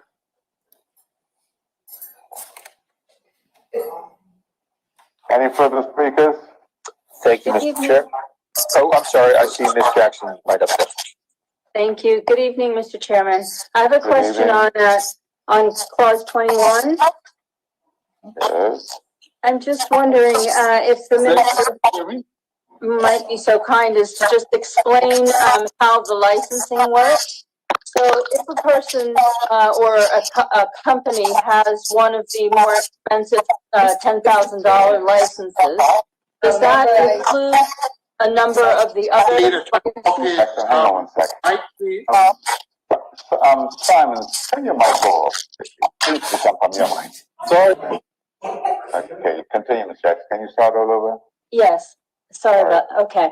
So my question is, based on the licenses, does a business have to buy multiple licenses depending on various activities they may from time to time carry out? Or is it if you have one of the more, the higher tier licenses at the sort of $10,000 limit, that some of these other licenses are included in that higher tier? Yeah, thank you for that question. It's not a question of higher tiers. If you reference clause 21.3, you'll see that various classes of licenses actually include other licenses, i.e. a tier 1 cultivation license, and I'm looking at 21.4a, a tier 1 cultivation license, the license is granted, the person shall also receive an import license, valid only for the import of between blah, blah, blah. And so you'll see the various categories that would apply to address your question. Thank you very much. You're most welcome. Any further speakers? Yes, Mr. Chair, MP Pearman. Yeah, continue, Mr. Pearman. Yes, also at clause 21, and it's over the page 12 at the bottom, clause 21, subsection 6. A person who is granted a license pursuant to this act shall not transfer or assign his license to any other person. Now we know from clause 20 that a person can be a individual or can be incorporated, registered, or formed in the laws of Bermuda. So it could be a corporate entity. The transfer restriction on the assignment of licenses to other persons. Can the Honorable and Learned Minister assist us with whether or not that is a transfer restriction merely for an individual, or whether that would also restrict the transfer of shares by a corporate person? It refers to any person, including a corporate body. So if I were to apply for a license with a company, and I'm the Bermudian, and presumably this is a 60-40, if I sought to transfer my shares, I would have to go back and get further permission for that share transfer from the authority. Is that correct? You can't transfer your license. Let me just make that clear. This is transfer of a license. What the company does internally, I hope I haven't confused anything, is up to the company. So when the application is made, the particulars of the company will actually be disclosed, but this is specific to transferring the license itself. I don't think that we'd be expected to have oversight of how the shares are transferred. But of course, if ownership, which impacted the ownership of the license, generally changed, then it's something that the authority would be interested in. Well, if I could just pursue that question. I mean, the reason, presumably, that you have a restriction on transfer or assignment is because you want to know who you're dealing with in terms of the license holder. Is that right? Correct. Right. Yeah, that's so correct. It must be also right then that if Company A gets a license and it's 100% owned by person A, and then person A sells all his shares to person B, you still want to know, because of the transfer of those shares, whether or not person B is suitable to have the license. So it would presumably apply to a share transfer as well. You absolutely are correct, because in fact, that would end up being almost a change of ownership. So you are correct. I'm grateful for the clarification. I have a question for section 24(1), subsection G3. Any unused cannabis and how will it be destroyed? Can the minister Wait, 1 second. What number again? Page 15. Yes. Item 24, okay. G3, okay. Any unused cannabis and how will it be destroyed? Can the minister provide details on the controls that are in place in regards to this process? Who monitors it and who ensures that the controls are in place? Can you tell us what type of controls you have to support this process? Thank you, member. The details of the specific controls will be enshrined in regulations, but you can be assured. Could you please turn off your mic? I think it's you again. Sure, you got. Thank you. Thank you. Equipment. The details of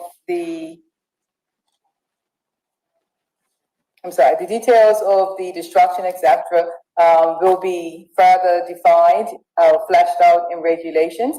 The agencies that now are responsible for agriculture and analysts will be engaged in that process. Thank you. You're welcome. Any further speakers?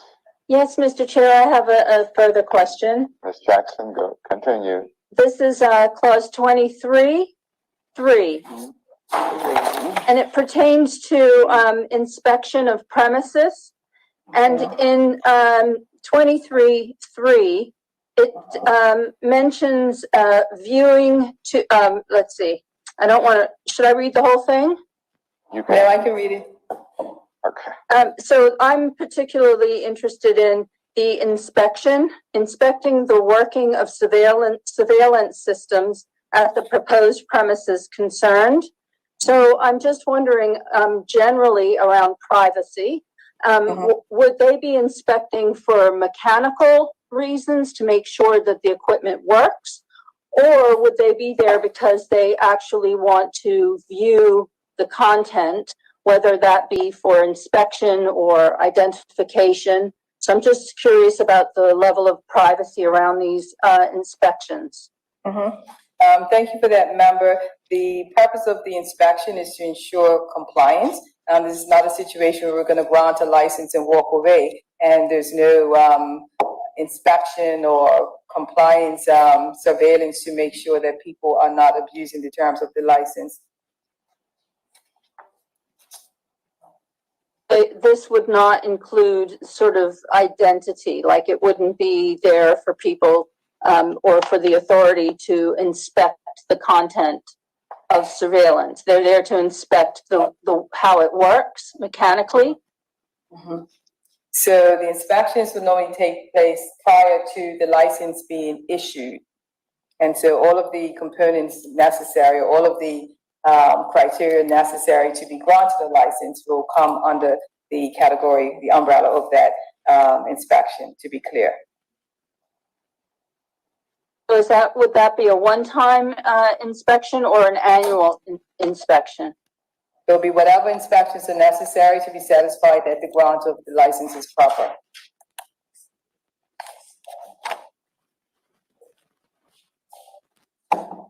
Any further speakers? There's a separate provision for annual. There should be none. And Mr. Chair, if I may? Yes. There is in fact separate provision made in the Act for annual inspections. Minister, you want to move the clauses 19 to 27? Yes, thank you, Mr. Chair. I move that clauses 19 to 27 be approved. Any objections to approving clauses 19 to 27? They're could have been clauses 19 to 27 are approved. Senior Minister. Thank you, Mr. Chair. I now move clauses 28 to 36 of the bill. Yeah, 28 to 36. Mr. Chair, clause 28 provides the terms and conditions applicable to each license. The absolute terms and conditions of licenses include that an applicant must not employ a person under 20 years of age, the display of a license in a conspicuous place, and inspectors' ability to enter a licensed premise to inspect and monitor activity. Clause 29, Mr. Chair, provides the grounds on which the authority may decide to refuse to grant a license, including not being satisfied on reasonable grounds of the suitability of the location, premises, or proposed security measures, or that the required application fee has not been paid. Clause 30 provides that a license may be varied in writing on the authority's initiative or on application by the licensee. Clause 31 provides the way in which a licensee is able to apply for the variation of a license. Clause 32, Mr. Chair, provides for the duration of a license, which will be valid for a period of 2 years from the date of issue and may be renewed with the prescribed license fee paid annually. Clause 33 provides for the application for the renewal of a license to be made in writing, to be in a form determined by the authority and accompanied by the prescribed fee. Clause 34, Mr. Chair, gives the authority the power to revoke in writing a license in certain circumstances, such as the breach of a condition of a license, or the licensee has engaged in conduct that is an offense under the Misuse of Drugs Act, the Pharmacy and Poisons Act, the Criminal Justice International Cooperation Bermuda Act 1994, or the Proceeds of Crime Act 1997. Clause 35 provides that a person aggrieved by a decision of the authority may appeal to the magistrate's court within 21 days of the date on which any notice from the authority takes effect. Clause 36 provides, Mr. Chair, that a licensee may surrender a license by giving notice in writing of the intention to do so, with the surrender of the license taking effect on a date approved by the authority. Any speakers to clauses 28 to 36?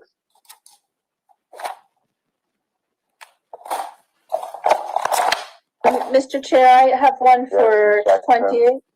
Continue, Ms. Jackson. Yes, in 28, this talks about the terms and conditions around employment that require information relating to employees, and that the authority has to engage and approve the employee before they can be hired. I'd like to know a little bit more about the criteria that is surrounding the idea that that an employee has to be vetted first. Thank you. We can start with the requirement in 28A that the person has to be, employee should be not under 21 years of age. And so the idea is to ensure that there are no unnecessary breaches, and that the, I'm sorry, I'm using my voice here. Excuse me 1 minute, Mr. Chair. Apologies. Yes.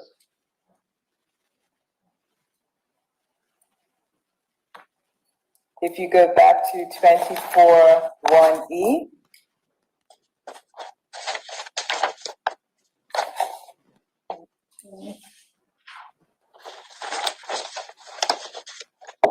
you'll see the requirements that are relevant to that employee check.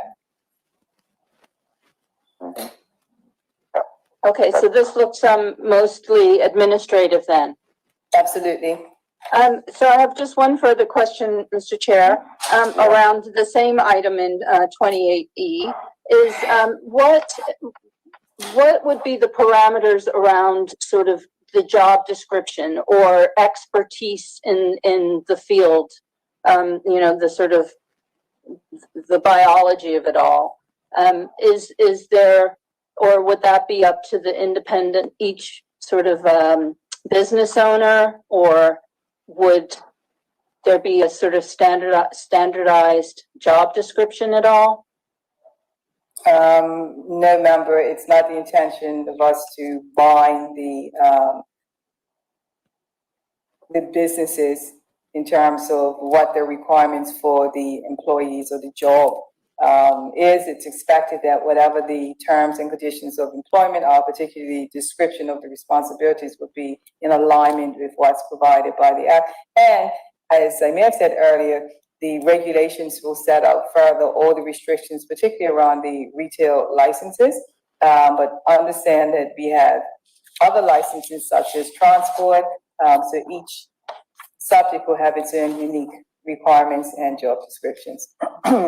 Thank you. I have one more question, if you don't mind. I'm just interested. And thank you. So my other question would be around the sort of product knowledge. I'm just trying to find sort of the organizational structure of these businesses as far as employees are concerned. So, I mean, somebody's going to have some sort of knowledge of cannabis. I guess there will be choices and strengths and origins, and I'm just curious whether, you know, that's a component of the development of these businesses, or are these businesses meant to be, you know, the corner shop? I would say, remember that the scope of the businesses are left to the individual licensee. My team's in sign language over here. Which one? In the beginning? Okay.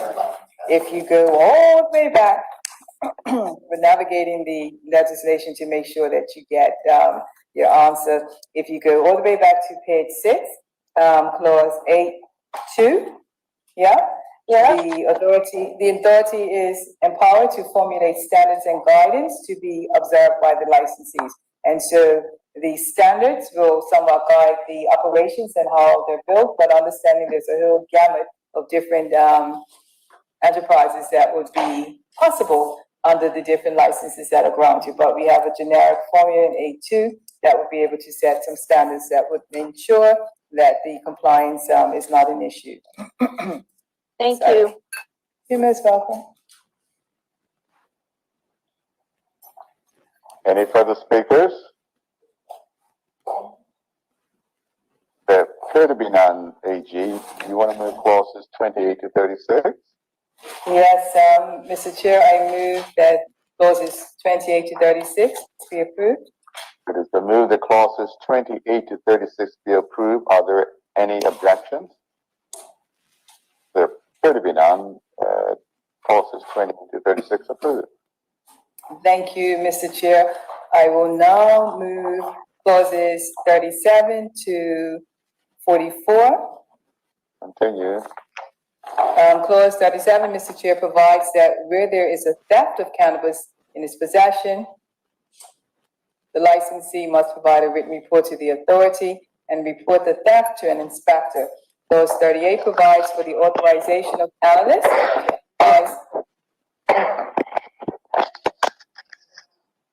to analyze any cannabis or medicinal cannabis substance, product, or sample of any substance, product purporting to be the cannabis or medicinal cannabis. Clause 39 provides that an inspector may submit for analysis any cannabis substance or product or medicinal cannabis substance or product taken by that inspector to an authorized analyst for analysis. Clause 40 provides that a certificate of an authorized analyst may be used in any proceedings for an offense under the Act. Clause 41, Mr. Chairman, empowers the authority to designate inspectors to obtain information as required in regulating and enforcing Bermuda's cannabis industry. Clause 42 provides for inspectors to obtain a warrant from a magistrate for suspected without information the inspector wishes to obtain. Clause 43 creates the offense and penalties for a person or body corporate conducting an activity under the Act without a license. And clause 44, Mr. Chair, provides for various offenses under the Act, including engaging in the use of cannabis in a public place, except at a licensed cannabis retail shop or cannabis event, the sale or supply of cannabis to a person under 21 years of age, the possession of cannabis that is more than 7 grams in a public place unless authorized under a license, and handling cannabis with intent to supply, whether by him or another person, without the relevant license that permits supply. And Mr. Chair, I'd like to move an amendment to clause 44, if I may. Yes, you may. And the amendment is in subsection 3 by deleting $5,000 and substituting $10,000. And Mr. Chair, this clause is being amended to increase the penalty for the following offenses, and they are A, engaging in the use of cannabis in a public place except at a licensed cannabis retail shop or at a cannabis event. B, the sale or supply of cannabis to a person under 21 years of age. They basically are what I already listed, so I'm not going to repeat myself. Yeah. So, and this is done to reflect a significant enough penalty to deter any illegal activity involving cannabis as regulated under the Act. And a further amendment, Mr. Chair, is the deletion of subsection 7, which is being done to remove a penalty that was redundant to the penalty provided in clause 43. Okay, let's do the First Amendment first. The first, yeah. I'm sorry. Well, the amendment to 44 Yeah. 3. In that amendment, I move, Mr. Chair, that we amend subsection 3 by deleting $5,000 and substituting $10,000. Any speakers to that?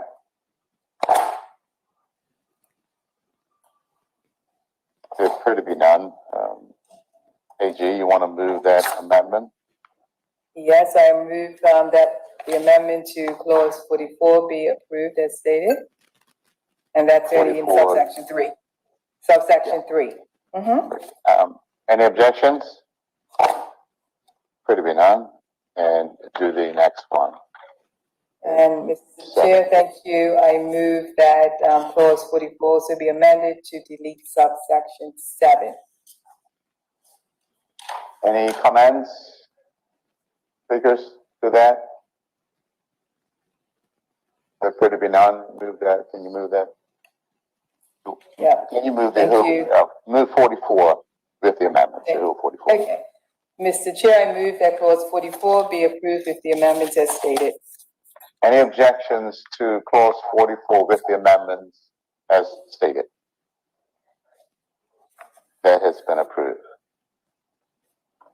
Thank you, Mr. Chair. If there are no questions, I'd like to move the approval of clauses 37 to 44. And there are questions on that. You got questions? Okay. Yes. Refer to Ms. Jackson, Mr. Chairman. Ms. Jackson? Thank you. My question is in clause 41(2). These are inspectors that have the warrant of designation. Does that, what kind of powers or what kind of authority do they carry?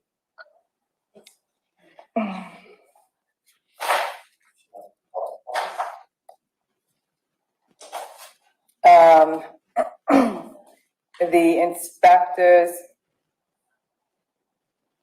are empowered to,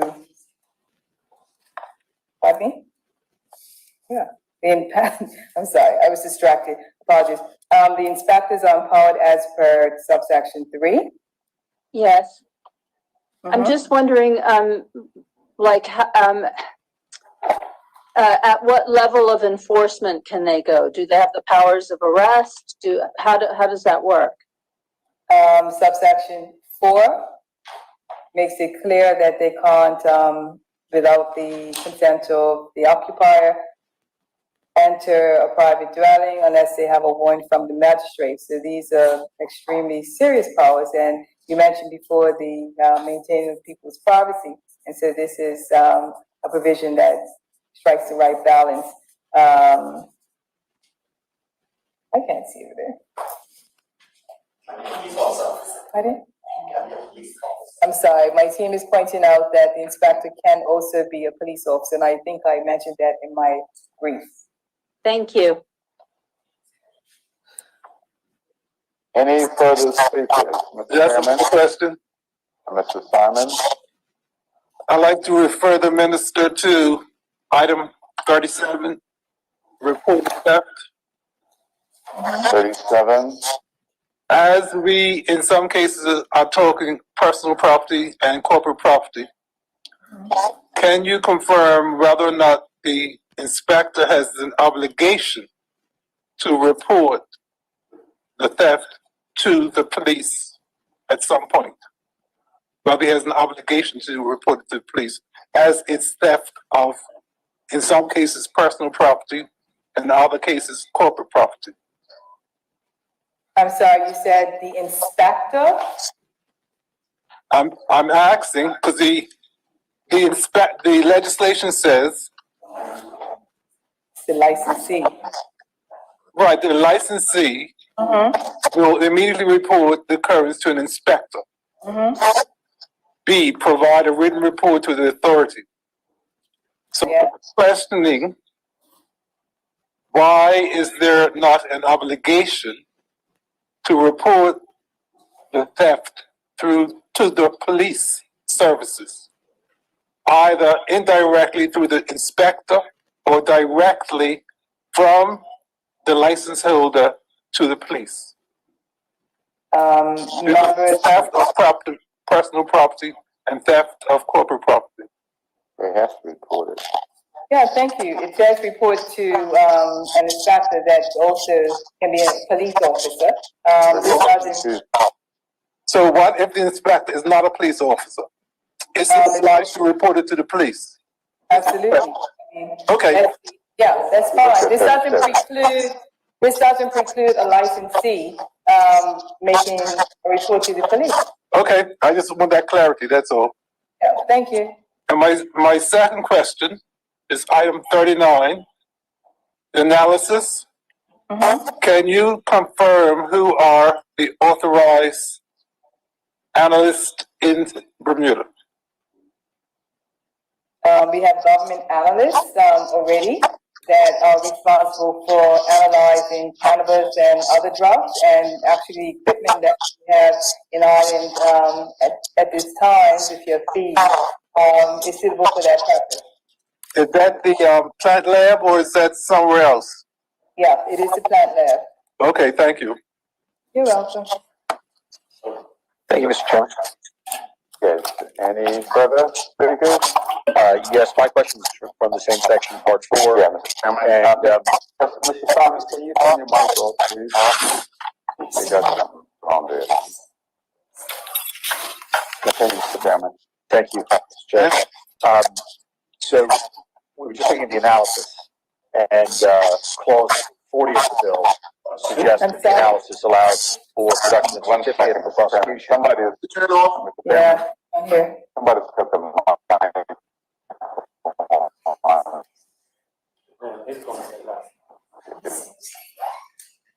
Straight and understood.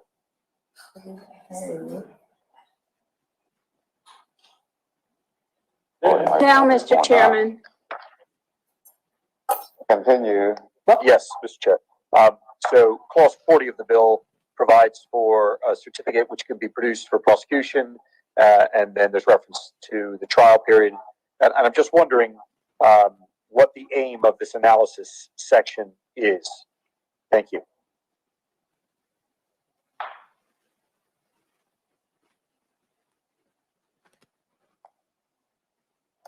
Thank you. If a person is going to be prosecuted for an offense under this act that relates to cannabis, there's some certainty that's necessary in terms of the evidence. And so the analysis will be to confirm that it is in fact cannabis that we're dealing with.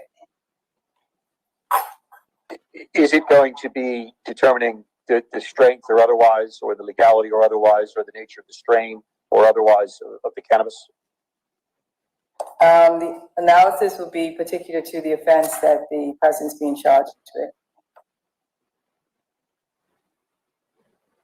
Would the analysis also have the aim of sort of health and safety monitoring of product being sold, or not? Yes. And once again, those details will be fleshed out in the regulations. Thank you.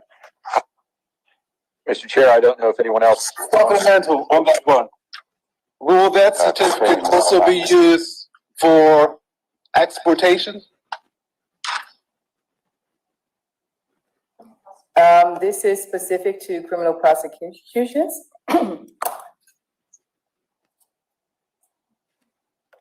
So when we export our products and they need certificate from an analyst for the foreign countries, when will that be done? And I suppose that the plant lab will do that as well. Again, member, thank you for the question. Those details will be fleshed out in the regulations, but the same analyst will be used. That's correct. Thank you. Mr. Chair, with your leave. Yes, Mr. Chairman. My next question is about the section that was removed, 44.7, and I'm just trying to understand if I can. It's past 44. That's been approved. 44 was approved. Well, I'm not objecting to the amendment, Mr. Chair. I'm just wondering where the offense now arises. Okay, go ahead. Where would is it? Well, why is it being eliminated? Is it being eliminated because the offense is duplicated?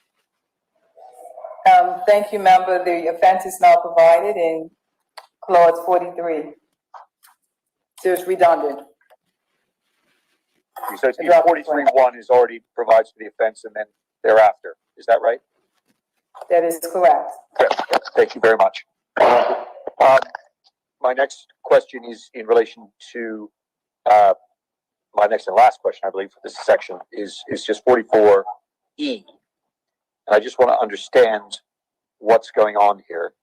The offense is that no person shall knowingly sell or offer for free distribution cannabis, any products, derivatives, samples thereof, at any public or private event, unless he is the holder of a relevant license to do so. Does that mean if someone has a license for home consumption and growth, and they give a free distribution to someone else at what would presumably be a private event, they're causing an offense? Or is the private event language specific to ensure that that's not the causing of an offense? There's a specific cannabis event license that applies to both public and private events, and this provision is particular to that. So the definition of private events in the section we looked at earlier on public and private events would be read into the offense at 44.1E. Is that correct? That's correct. Thank you. Grateful. Thank you, Mr. Chair. Okay. Any further? Yes, I have a couple of questions, Mr. Chairman. Yes. Again, it's clause 44, offenses, E. So I'm looking at this at E, completely different. I'm seeing this from a marketing perspective.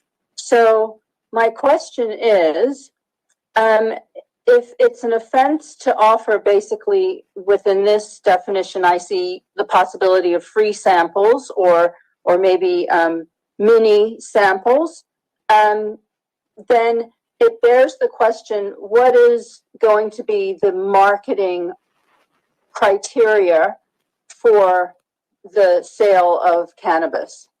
So will there be certain, there like with alcohol, you can't advertise on television, you can only advertise in certain magazines, etc. You can't ever promote your items at an event where there could be children under the age of 21. So are there going to be marketing regulations? The answer is yes, member, and that will be they will be prescribed in regulations made under section 52. Thank you. I have one other question about this same clause 44E.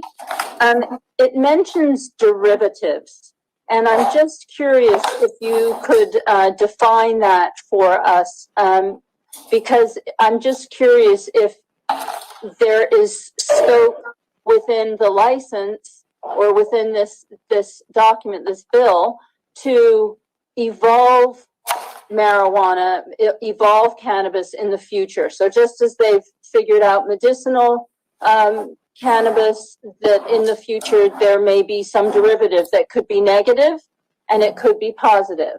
But I'm just curious if that is being considered when mentioning derivatives in that clause. The simple answer, member, is yes. Any further speakers? I just have one other question. So will there be, and this may be broader around the actual analysis piece, which I know we've since passed, but will there be limits on potency? Limits on potency? Yes. This is clause 44E, and we're just talking about derivatives.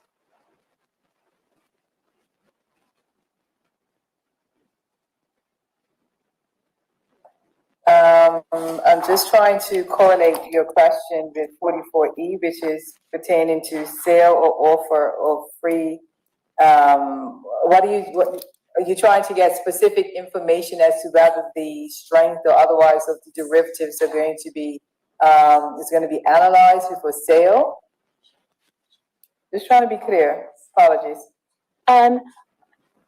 Yeah, I don't know, and I'm sure we've passed the point around the analysis and determining strengths, etc. But it just, I'm again looking at this from a marketing perspective, and I'm just seeing the word derivatives, which sounds very broad to me. And I'm just saying that if and when, and we all know already now, cannabis evolves into ever more potent or maybe ever so more therapeutic in some way, as the product evolves, will Bermuda allow for these to happen based on the word derivatives?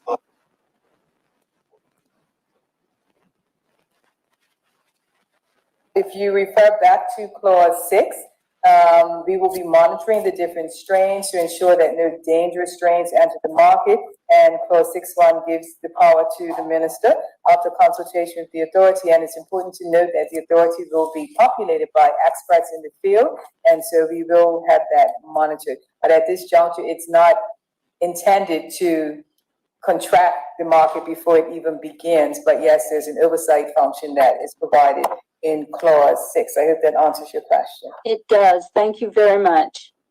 Any further speakers? Any further speakers?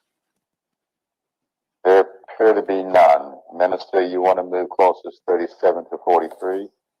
Yes, thank you, Mr. Chair. I move that clauses 37 to 44 actually be approved. 43, 44 was approved already.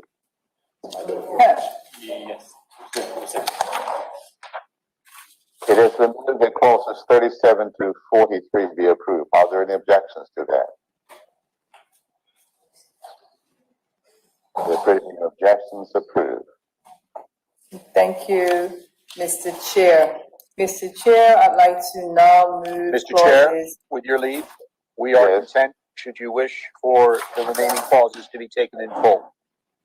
Okay, that's fine. Continue, Minister. Yes, thank you, Mr. Chair. I move clauses 45 to 55. Yeah. Continue, Minister. Mr. Chair, clause 45 provides that an offense committed by a body corporate is proved to be committed with the consent of or attributable to neglect on the part of any director, manager, or other officer. The officer and the body corporate will be liable to be proceeded against.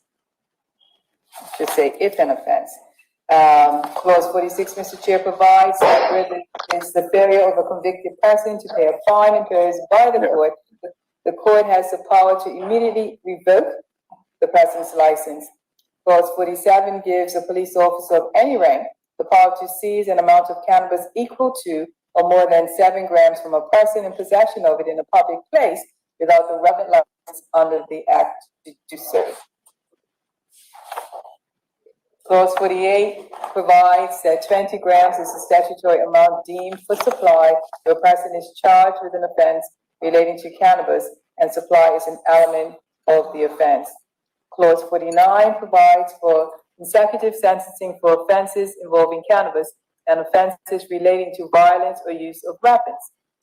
Clause 50, Mr. Chair, provides for the defense of lack of knowledge for the offenses provided in Section 44(1) of the Act, including A, engaging in the use of cannabis in a public place, except at a licensed cannabis retail shop or cannabis event. B, the sale or supply of cannabis to a person under 21 years of age. C, possession of cannabis that is more than 7 grams in a public place, unless authorized under a license. And D, handling cannabis with intent to supply, whether by him or another person, without the relevant license that permits supply, And Clause 51 provides that the minister will carry out a review of the Act within 2 years of the Act coming into operation and submit a report to the legislature within 12 months after submitting the review.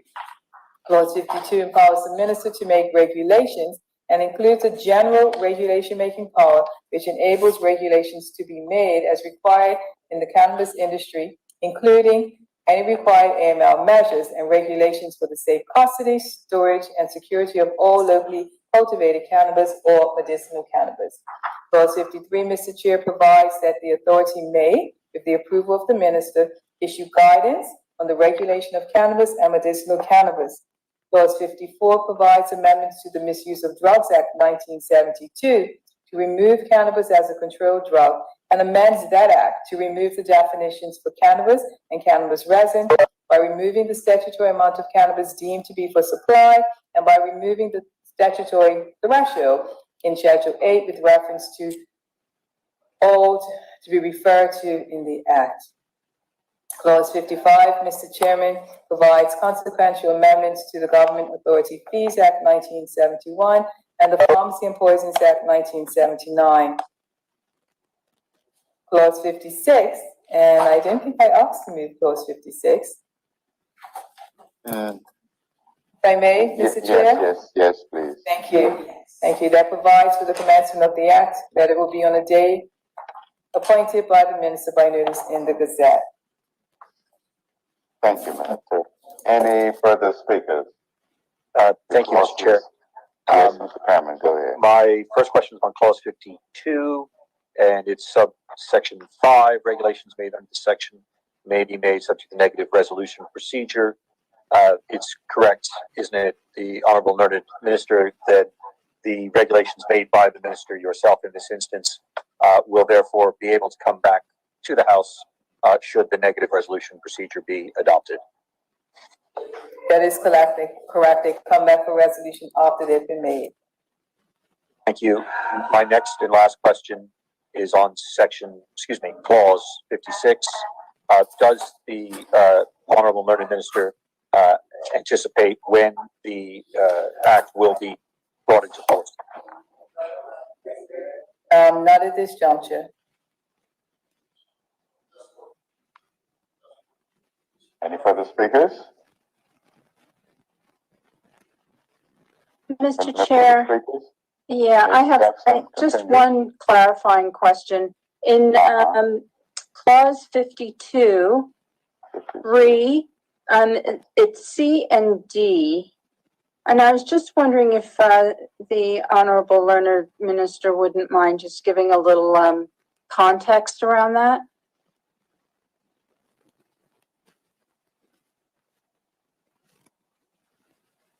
52(3) C and D. Yes.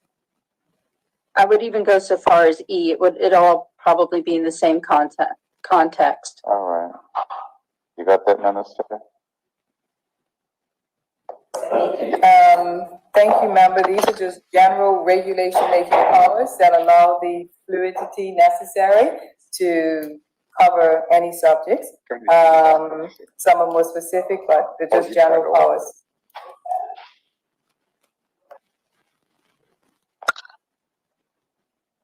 Any further speakers? Yes, Mr. Chairman. MP Richardson. Mr. Richardson, continue. I would thank the Attorney General. What's the criteria, or how will you reach the decision as it relates to Clause 56 for when you will bring the act into operation? The only reason I ask is because we've been at this for about 8 hours or so, and it's clear that this is quite a significant piece of your legislative program for the year. So for us to say that we have absolutely no idea when it'll come into force strikes me as unusual. Is there some basis for reaching that determination, or are we just sort of like, we wait 2 years or we wait 3 months from Royal Assent? Thank you.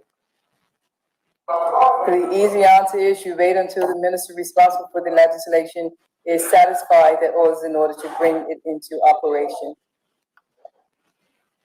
Thank you, Mr. Chairman and Madam Attorney General. Any further speakers? Any further speakers? There appear to be none. Minister, you want to move clauses 45 to 56? Thank you, Mr. Chair. I move that clauses 45 to 56 be now approved. It has been moved that clauses 45 to 56 be approved. Are there any objections to that? There appear to be none. Approved.